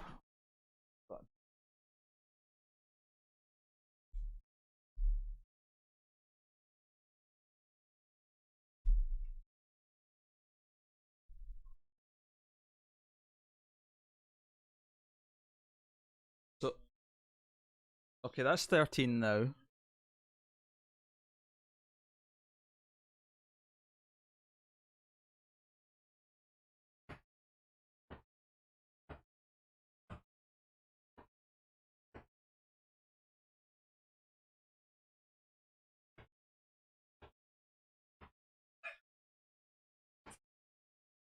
Alright, that was 14. I caught that one. I caught that one. Also, the goal get hit, so that's good.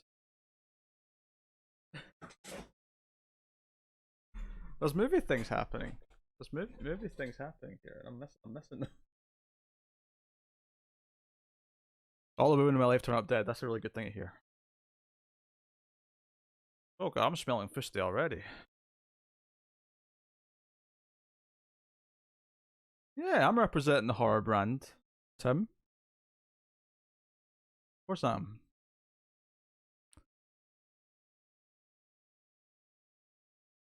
Alright, Tyler gets 2 points there as well, didn't he? 2 points and 2 spins.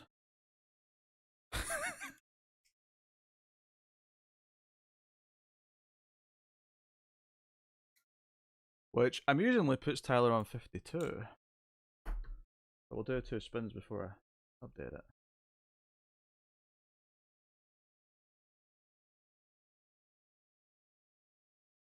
Coach right, Fletcher gets a point. And spin 2. Monkeys.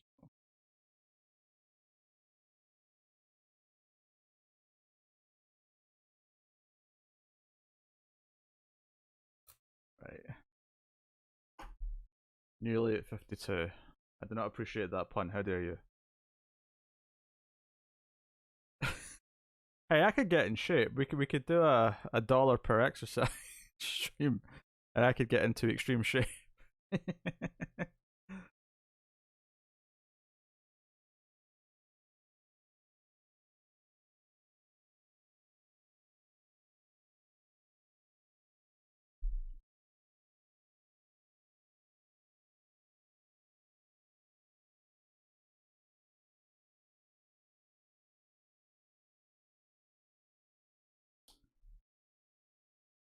Tim thinking he's funny.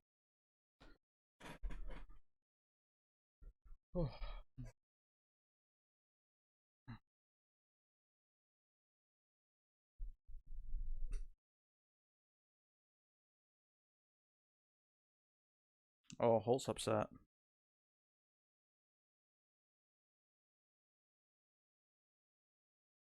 I got that impression the first time she came to see him. It felt like she had connections already, and it wasn't just like a spur of the moment. I'm going to go check out stuff.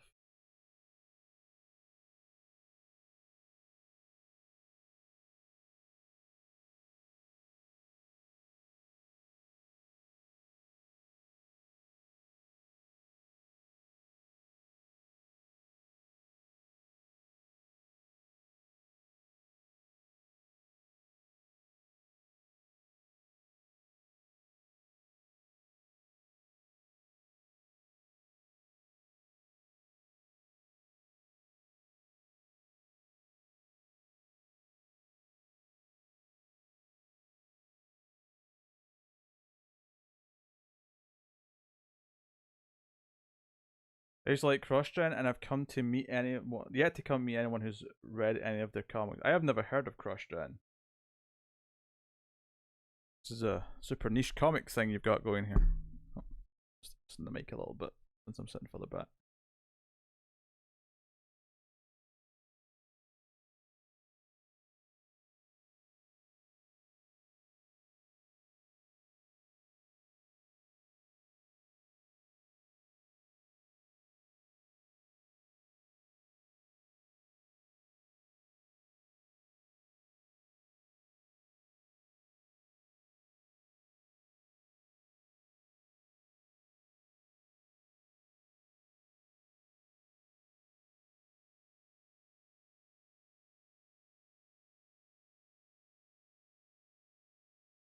Pulled out my headphones to do 14 jumping jacks.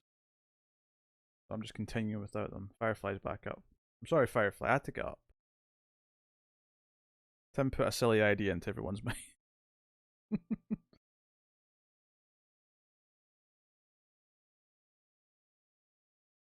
lot of Mark Wade. Okay. I'm sure there's probably good stuff there. I genuinely don't think I'd even heard of it. Oh.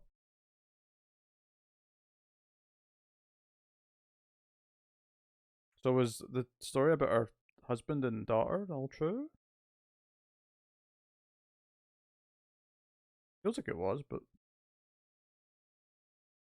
now it's time for her to get kidnapped, isn't it? But at that point in the movie,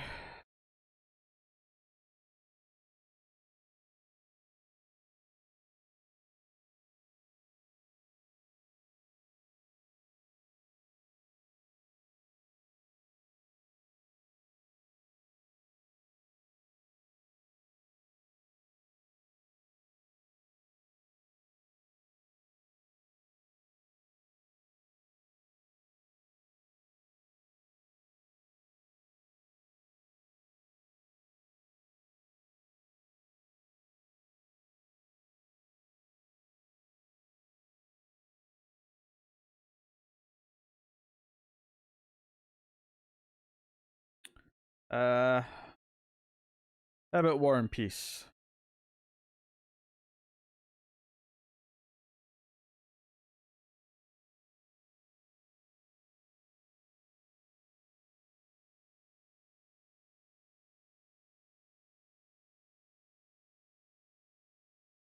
You're always hungry too, Firefly. You're never satisfied. You're a bottomless pit of a cat.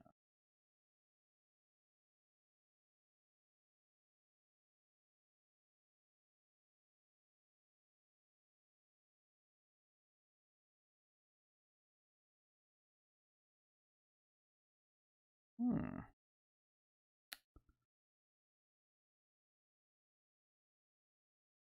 I've got all this week's comics to read for tomorrow's podcast, Tim. I have 9 books this week. It's quite a busy week.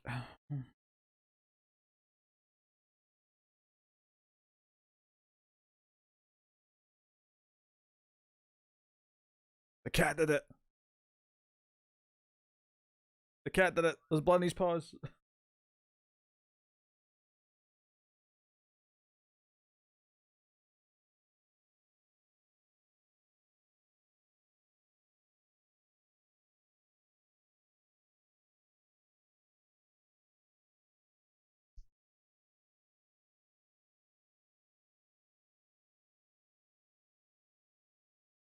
I've never read that Robin series, but I've heard good things.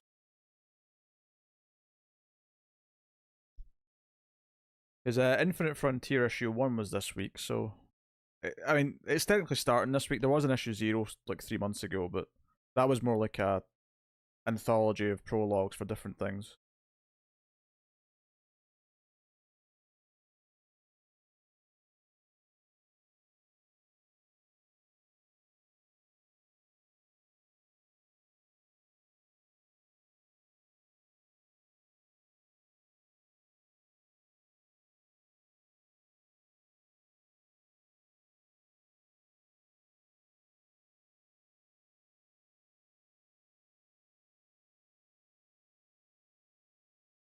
Plus, Batman Reptilian started this week, so I'll be reading that tomorrow. That's the Garth Ennis, Liam Sharp Black Label book. Just a lot of the regular books are out this week. Oh, pardon me.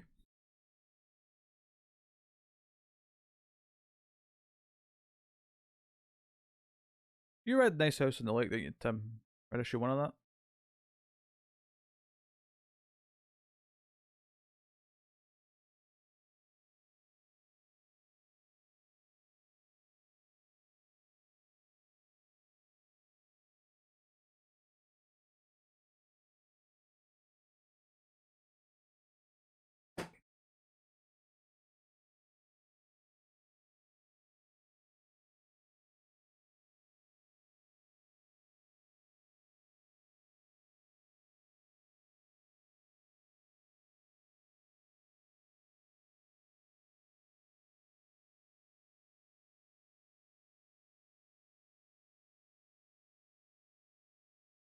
Dun dun.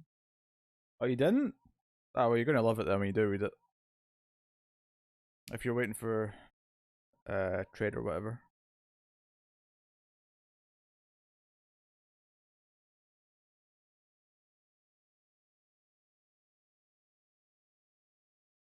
The brother didn't die.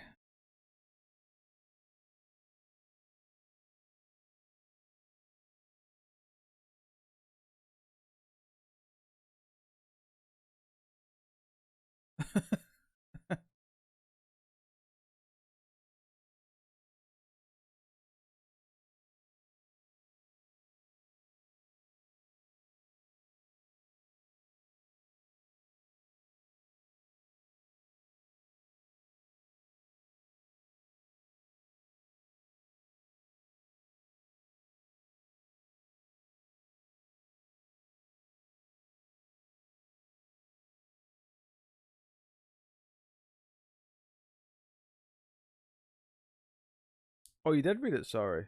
Oh, sorry. It was, I read it. I looked back at the movie. It was very good, wasn't it?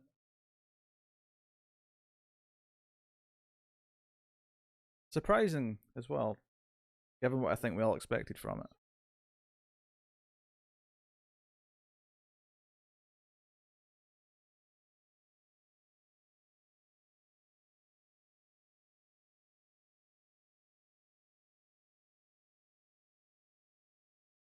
Yes, you're the best cop. Clearly, you're proving that right now.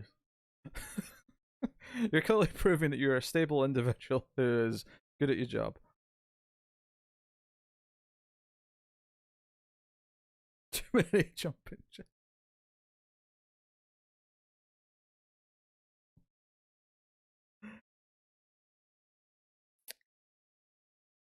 Yep, yep.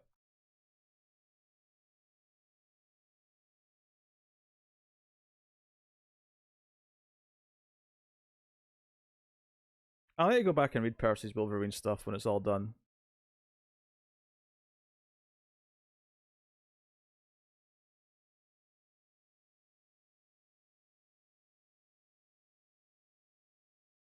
You could finish Checkmate.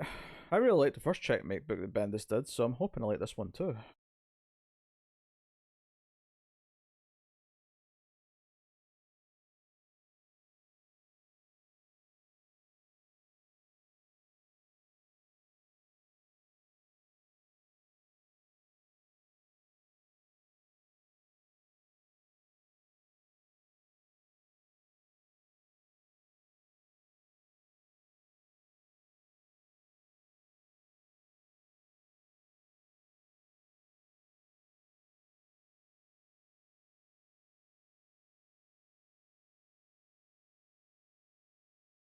Yeah, Checkmate started this week. Checkmate, Infinite Frontier, and Reptilian all started this week. It's a fairly busy week for new DC series.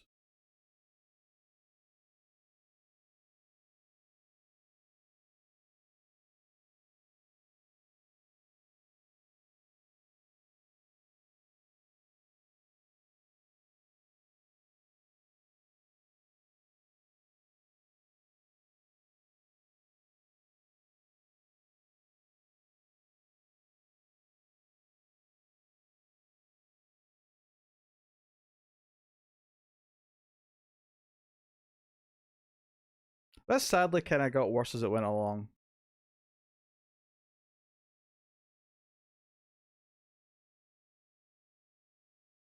That's true. Technically, it was the last issue of Superman this week because it's getting replaced with the Taylor, John Kent book.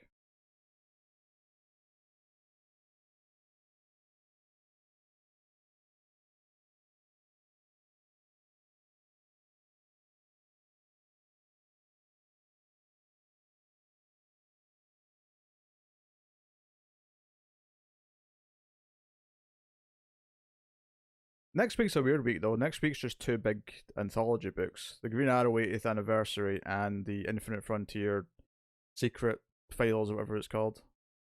It's literally just the two books that, well, that and the Catwoman annual, but it's a weird week because it's like not a big list, but two of them are huge, so it's fine. Matt dropped Justice League. I don't think did. He drop it? I don't remember him dropping it.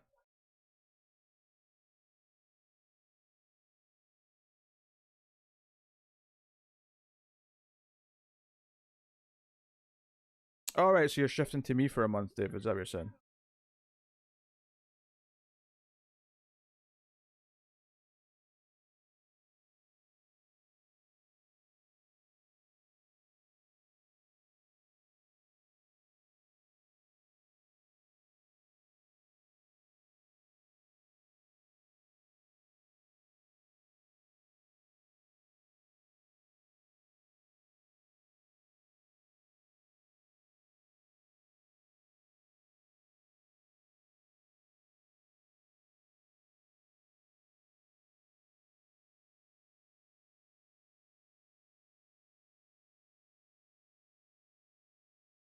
Yeah, Connor's not doing it anymore.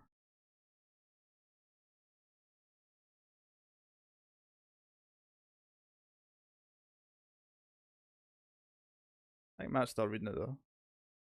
Oh no, it's going to turn. I think he killed Martin.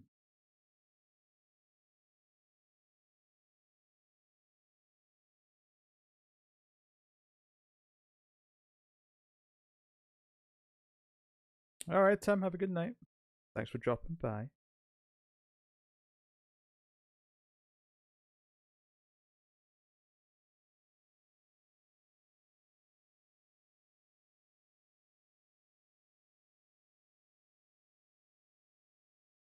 Did Matt say he wasn't big on it again this week? Is he going to be down on another issue? Oh dear.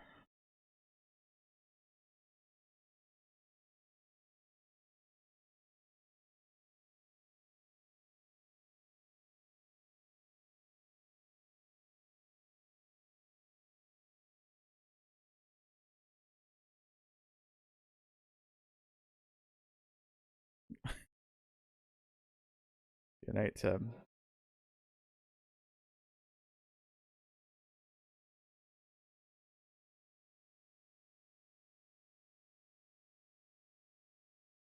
Squeeze Firefly's little tush from you, will you? He's a little tush.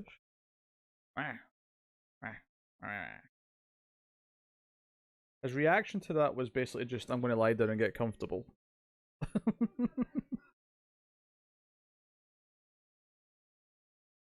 Who's the best cop? I'm the best cop.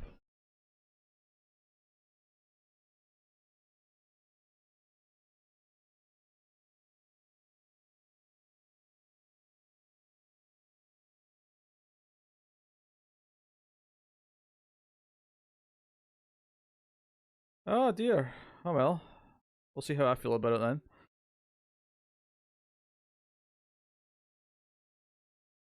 I wonder if he's going to feel that way with the next arc, or if it's just this first arc he doesn't like. We shall see, I guess.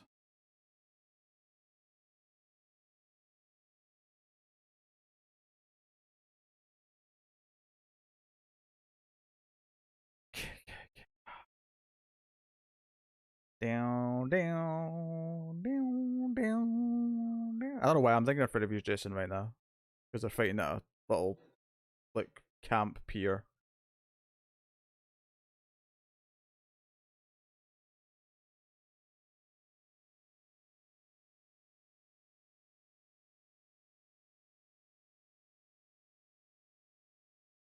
Oh, here's Tom Atkins. He's going to save the day.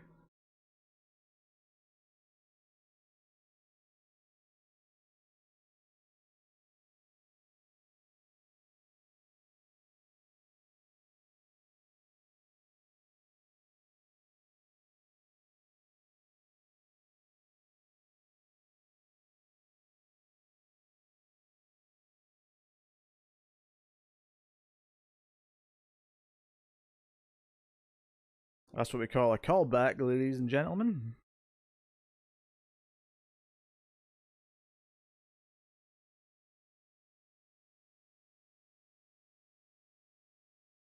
We got a boat chase. Ah.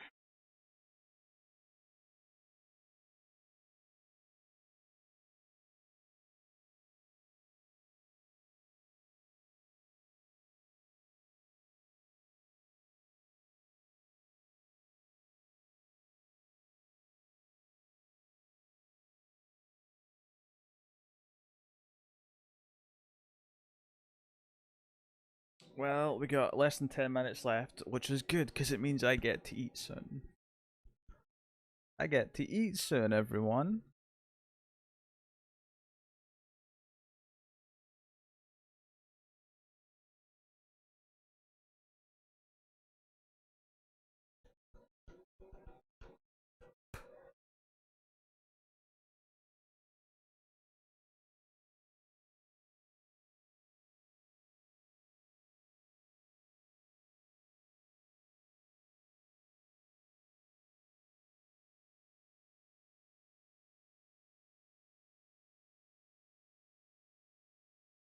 Yeah, I like the cast. I like the beginning. It just slowed down too much, and the momentum of the killer, and it felt like it was just almost in the background rather than being the focus, which was kind of, I think, detrimental to it.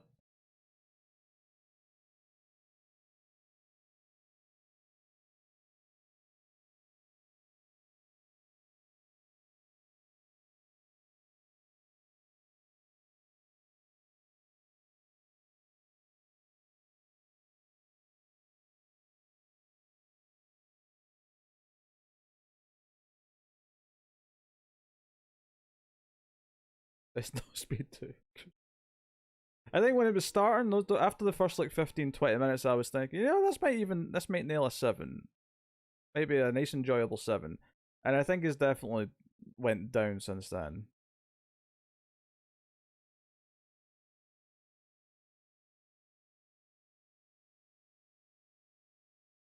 I'm thinking like 5.5, and I don't know if there's anything that the ending's going to do now to kind of make me bump it up. But we'll see.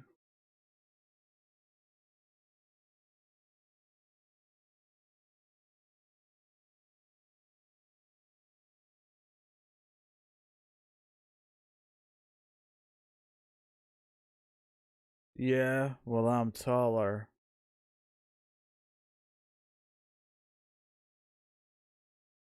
Oh no, we got to the other side.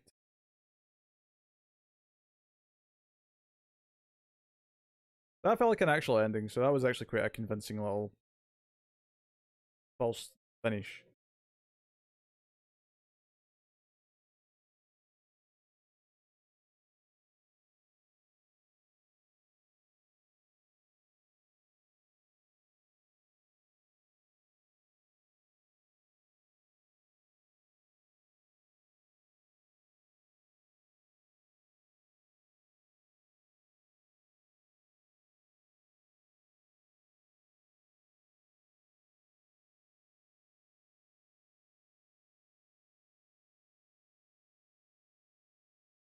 We're getting to the deep now, at least.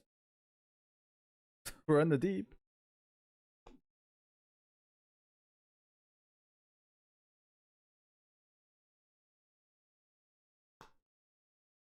Yeah.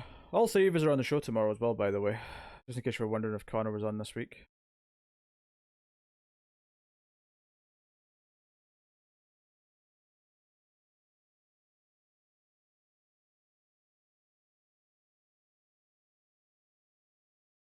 Oh, pardon me.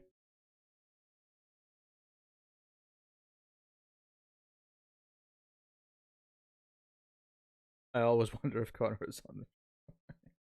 Yes, he's on this week.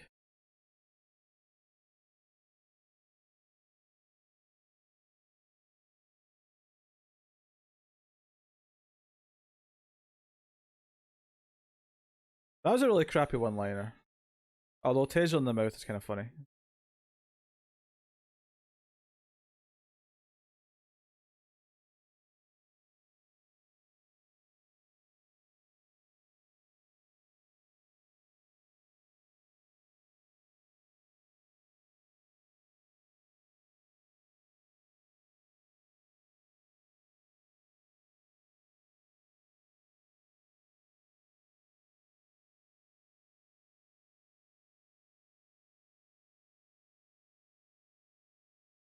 Yeah, everyone gave him shit for turning his partner in, but it turned out his partner was a goddamn serial killer.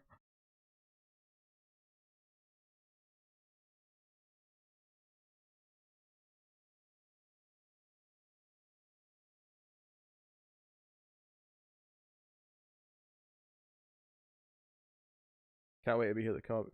Are you being facetious, Chris, or do you actually enjoy the comicsology segment?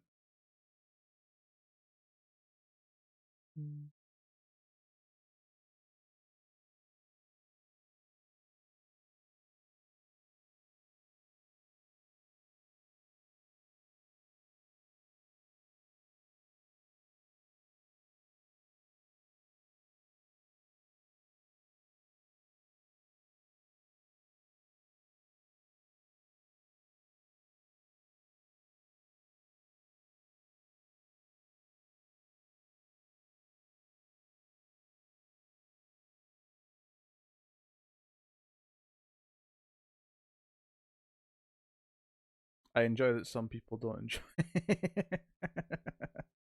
Namely Matt and Connor. They always like making up. I hear people on Twitter say they like the sales segment. You guys are telling me you like the sales segment.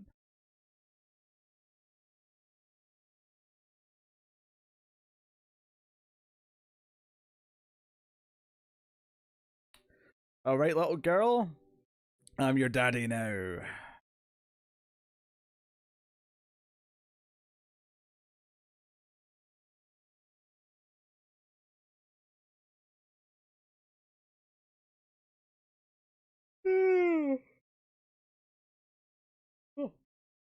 Army. Is the slasher double going to be in July? It will be, yeah. We'll do it in July.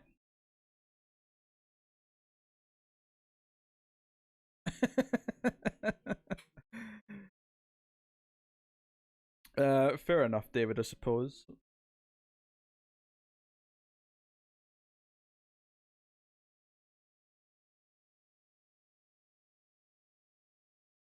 You're going to ruin the world, Daddy. Firefly. I'm a pretty king. I'm a pretty king, yes. I know what you're thinking, Firefly. You're thinking, Daddy. Yes, because I'm your daddy, cat. I'm your daddy. Good. Oh, there you go. Well, hopefully we had fun with the movies tonight. Ow.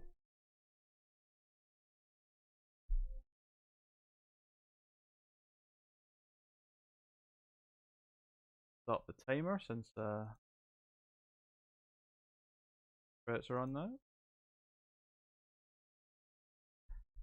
Yeah, well, it's 7:24. It is daytime. I am lately going to read half my books before I go to sleep because if I don't, I'm going to wake up and have like not enough time. Given that I had a nap late in the evening. And I've got a movie to watch after recording tomorrow for doing a review late in the night. And I also want to watch Dynamite Live. So I've got a very packed day ahead of me. Yeah, Skinny Holt was interesting. Every Frontier is pretty fast read. Reptilian is not. That's okay. None of them are like super sized though, right? Like there may be like 10 extra pages, but there's no like 60 pagers or even 50 pagers. Everything's relatively normal in size. And there's not a lot of backups that I'm reading, so I should be okay. Should be okay. Let me go to my letterbox. Have I been reading the Superman backups though? I feel like I've been kind of inching away from them. Did I read the last one? I think I may have done. Yeah, you're welcome, Elsa. You're welcome. What did we watch then? We watched The Brood, which I do think was good. A little slow in places, but I do think overall it was good, and it felt unique and it felt like a vision, and it was nicely grotesque. I think that's a solid 7.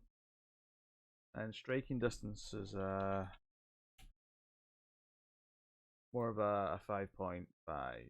Maybe even yeah. Well, on Letterboxd I always round down because I can't do 0.5s of out of 10, so it becomes a 5 out of 10 on there. But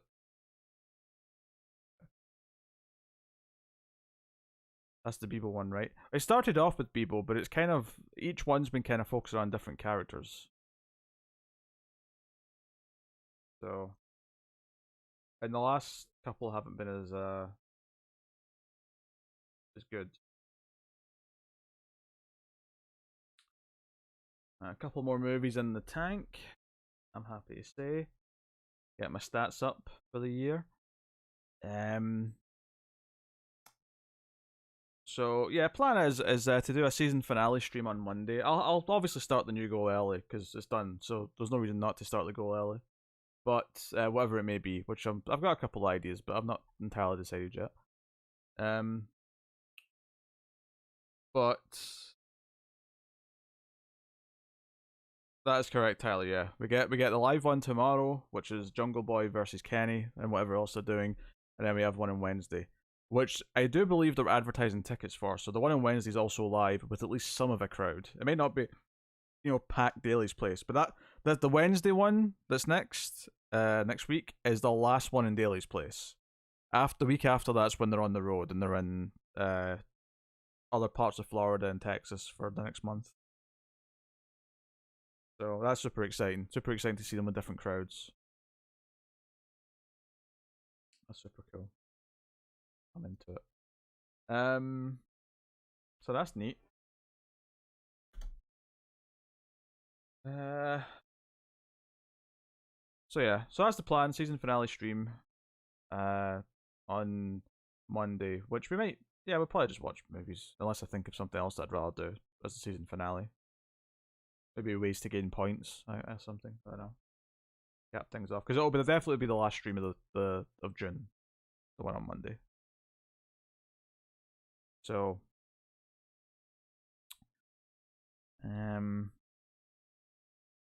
yes.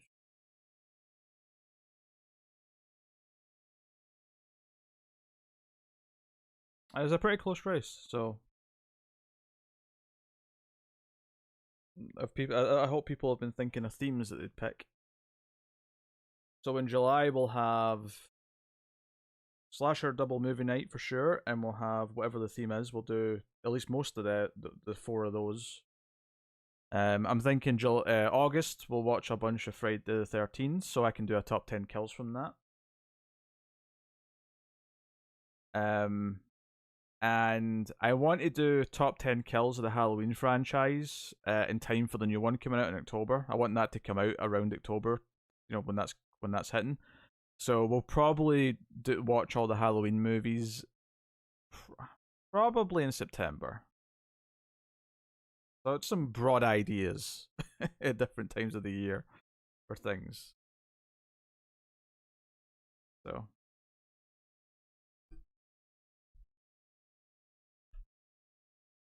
yeah, we tend to get through the franchises quickly when we binge them. They're really easy to watch because all of them is very quick, and even with more movies, I think it'll still be cool. So, thank you very much for joining me, guys. It has been a pleasure.